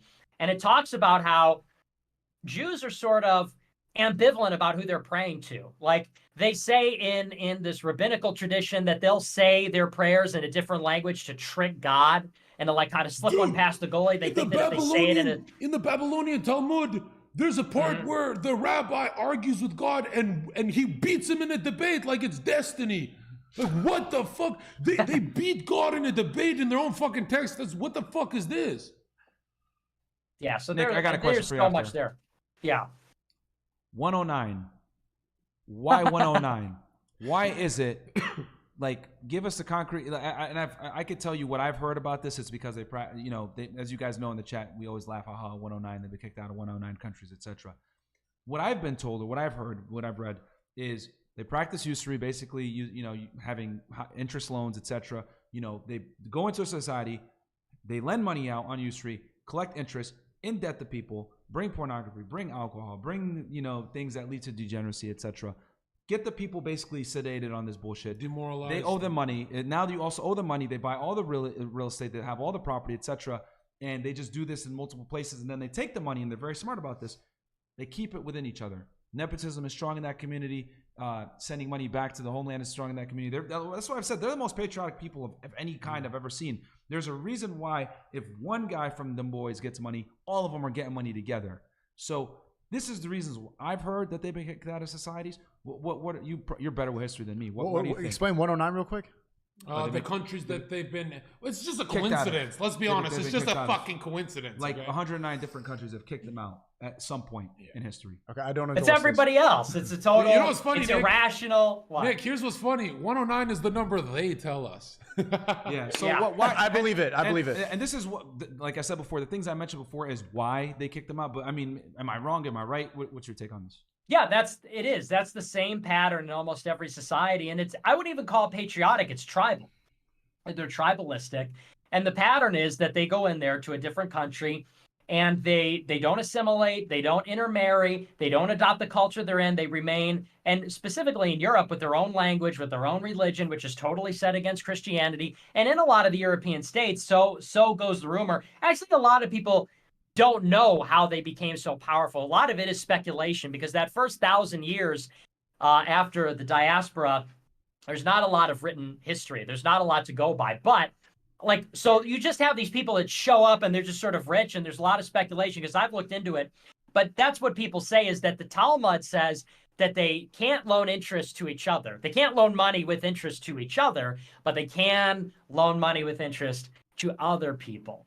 And so the story goes, they then have this monopoly on banking. There's also this argument that, like, for example, in England, they say that William the Conqueror brought them from Normandy to England so that they could be tax collectors. And they would be, so like every other person in England was subject to a feudal lord, but the Jews answered only to the king.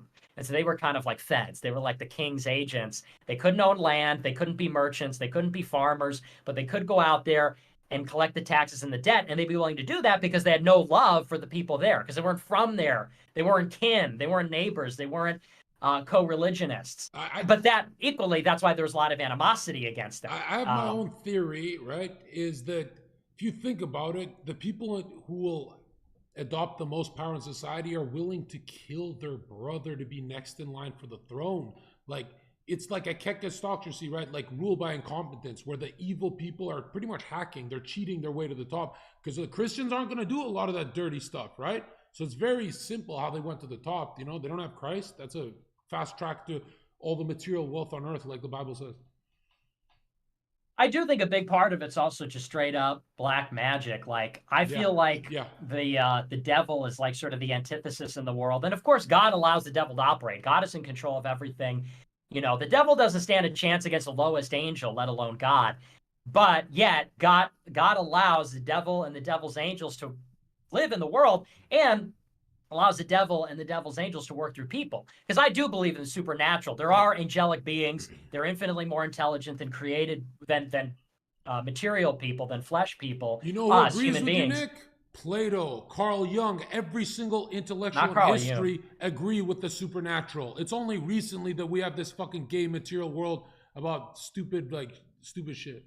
Well, yeah, and so, you know, God allows that for a reason. I think it serves a purpose in the history of the church and the history of evangelization. Like, clearly God allows evil in the world to elicit some sort of response from us. And I think if you look at Judaism, it's the rejection of God. Like, it's the closest thing to, if you want to call it, like a worship of the devil that there is, in the sense that they reject Jesus. So if they're out there and you see the fruits promoting pornography and homosexuality and transgenderism and internationalism, all this sorts of corruption, clearly that's for a reason. It serves a purpose in the sort of the history of creation.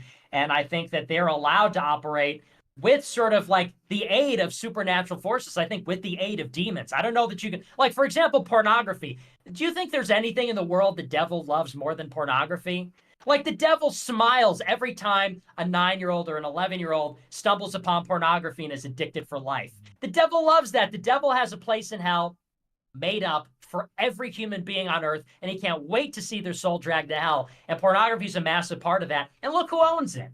And it's like, so, you know, do you think that the devil is aiding the people in creating pornography and making it as not superfluous, what's the word I'm looking for? Ubiquitous as it is? Yeah. Ubiquitous. Yeah. It's everywhere, and it saturates everything, and it's corrupting so many young souls. It's costing children their innocence. That's a devil's favorite thing, is when a child loses their innocence, when a child is corrupted.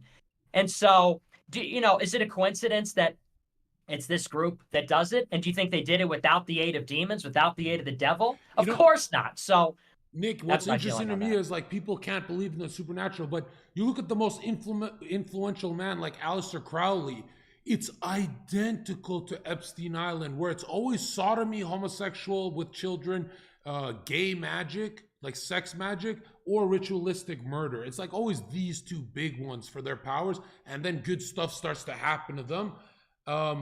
Yeah, you believe in all that, right? Yeah, absolutely. I mean, what is abortion? Mm-hmm. But child sacrifice? What what is any of this stuff? Yeah, it's transgender all, surgery is also satanic ritual. I don't want to get us killed, but it echoes. A certain old lady's emails were leaked one time, and they're talking about Moloch, and it's no comedy. The pizza stuff and have you seen that? I don't want to get killed what's her name? Abramovich or Abrahamson or something like that. They're literally involved in satanic magic rituals. A lot of that was involved with Pizzagate. I forget her name, but she would go to the Clintons' house in the Podestas, and she was known for being a magician, for being a black magician. Not racially black, of course, but like the dark arts. Yeah, nobody. When you say magic, people think it's like, oh, I stopped listening. But you read Manny P. Hall, he says magic is just controlling the elements and the invisible forces of nature to do your bidding. But eventually, that demon working through you just takes over and destroys your life. And those invisible impulses is why we break the law and stuff, right? So a lot of black magic through black guys lately, right? A lot of. Yeah. No. Well, I'm gonna take off real quick. Yeah, it's late. It's let's end the stream. It's almost 4 a.m. Let's leave it at that. Okay, y'all are ending Yeah, no, I think this is good. I think this is a good place to call it. I'm tired too. We gotta say thanks for the 20. We have to say 240K. Twitter.com/Zherka official. I threw this panel together. No, you didn't. I put these racists and Absolutely sexist not. together. Absolutely not. Shout out to me for bringing. This was like the red pill panel right here. The people who aren't afraid to JQ and the red pill. This is really great to see. Shout out to Nick. Cozy.tv/Nick. Tomorrow, Chad. Abba and faggot. Tomorrow you're gonna see wanted posters of all 4 of our faces, right? Look for us. No, I Find don't us. agree. These guys are clowns. I'm just here. I'm just grifting. I got a bar mitzvah tomorrow. I can't chill with you guys. No, you said it. No, said it. No. I'm gonna go spin my dreidel right now. Okay, well, I love everybody. Thanks, Nick, for coming on. We'll talk soon. Yo, Nick, Appreciate it was it. awesome talking All right. to you. Likewise, yeah. Hey, See you great guys stream. later. Great. This is some fire, man. Absolutely, yeah. It was awesome. Thank you guys. We're so back. We're back. We never left. We bombed. Got our guns. All right. 10,000 views the whole time. Yeah, 10,000 viewers at 4 a.m. is absolutely incredible. Hey, shout out to all the nerds who are watching whatever instead of this podcast right now. Shout out to Myron, shout out to Zherka, shout out to Nick. Appreciate everybody for watching. Wait, can I conclude my stream? Make sure to follow the stream. What are we at? 240K on Rumble, on the road to 300 this summer. Let's get to 1 million. Let's get everything that we had on Batu. And Leech. You join in. I'm coming in. I have some things to say, but I'm gonna cool it with Yeah. You know, Just say you're one I have some things to talk about. He called you a fucking leaf like fresh. No, I said one. And leave. You can't hear, bro. The cocaine got in your ears. Going through the wind. Well, I see what you did there. That's Fresh is so funny. One piece of leaf. I see what you did there. Thanks for the 20, Datuli. W did 240K, W stream, W Zherka, W Myron. Best stream on the internet. More late night streams. This is what the fuck I'm talking about, man. Yeah, we could do this. Like I said, SNEAKO always comes by and shows us love. So I'll be here more, guys, and show And some guys, love, too. I'm still gonna chill with the boys because I'm about to pop off, and then guys, I have to go my own journey. I gotta be, I'm gonna be too big to chill with these influencers soon. So remember, guys, Christ is king. Don't listen to these Muslims. Alhamdulillah, we love everybody. Allah is the one true God, and we shouldn't worship any false idols. We just worship God, and we don't need to worship anything else. No false idols, because that's extremely haram. That's the biggest sin. Uncle's actually gonna KO me. He's like, I thought you were joking about. Shout out to Zherka's uncle. Calling me a homosexual. Zherka's uncle, I hope you beat the shit out of Zherka. I will see you guys. See you in FNF tomorrow. Hold up, man. I'll see you in FNF tomorrow. If you miss any of the stream, make sure to join the locals. Bro, can I say my fucking outro? Watch the love of his life. Get the fuck out of here, you fucking cokehead junkie.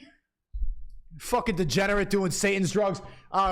Join SNEAKO.locals.com if you miss any of this live stream. I'll upload it on there because the Matrix did attack. That was the weirdest.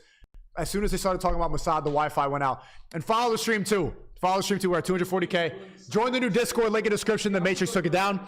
And join my Telegram. Join my Discord. Join my Telegram. The content has not been as good recently. We'll see you guys tomorrow. This is one of the best streams of all time. Appreciate you guys. Love you. Bye. Be safe.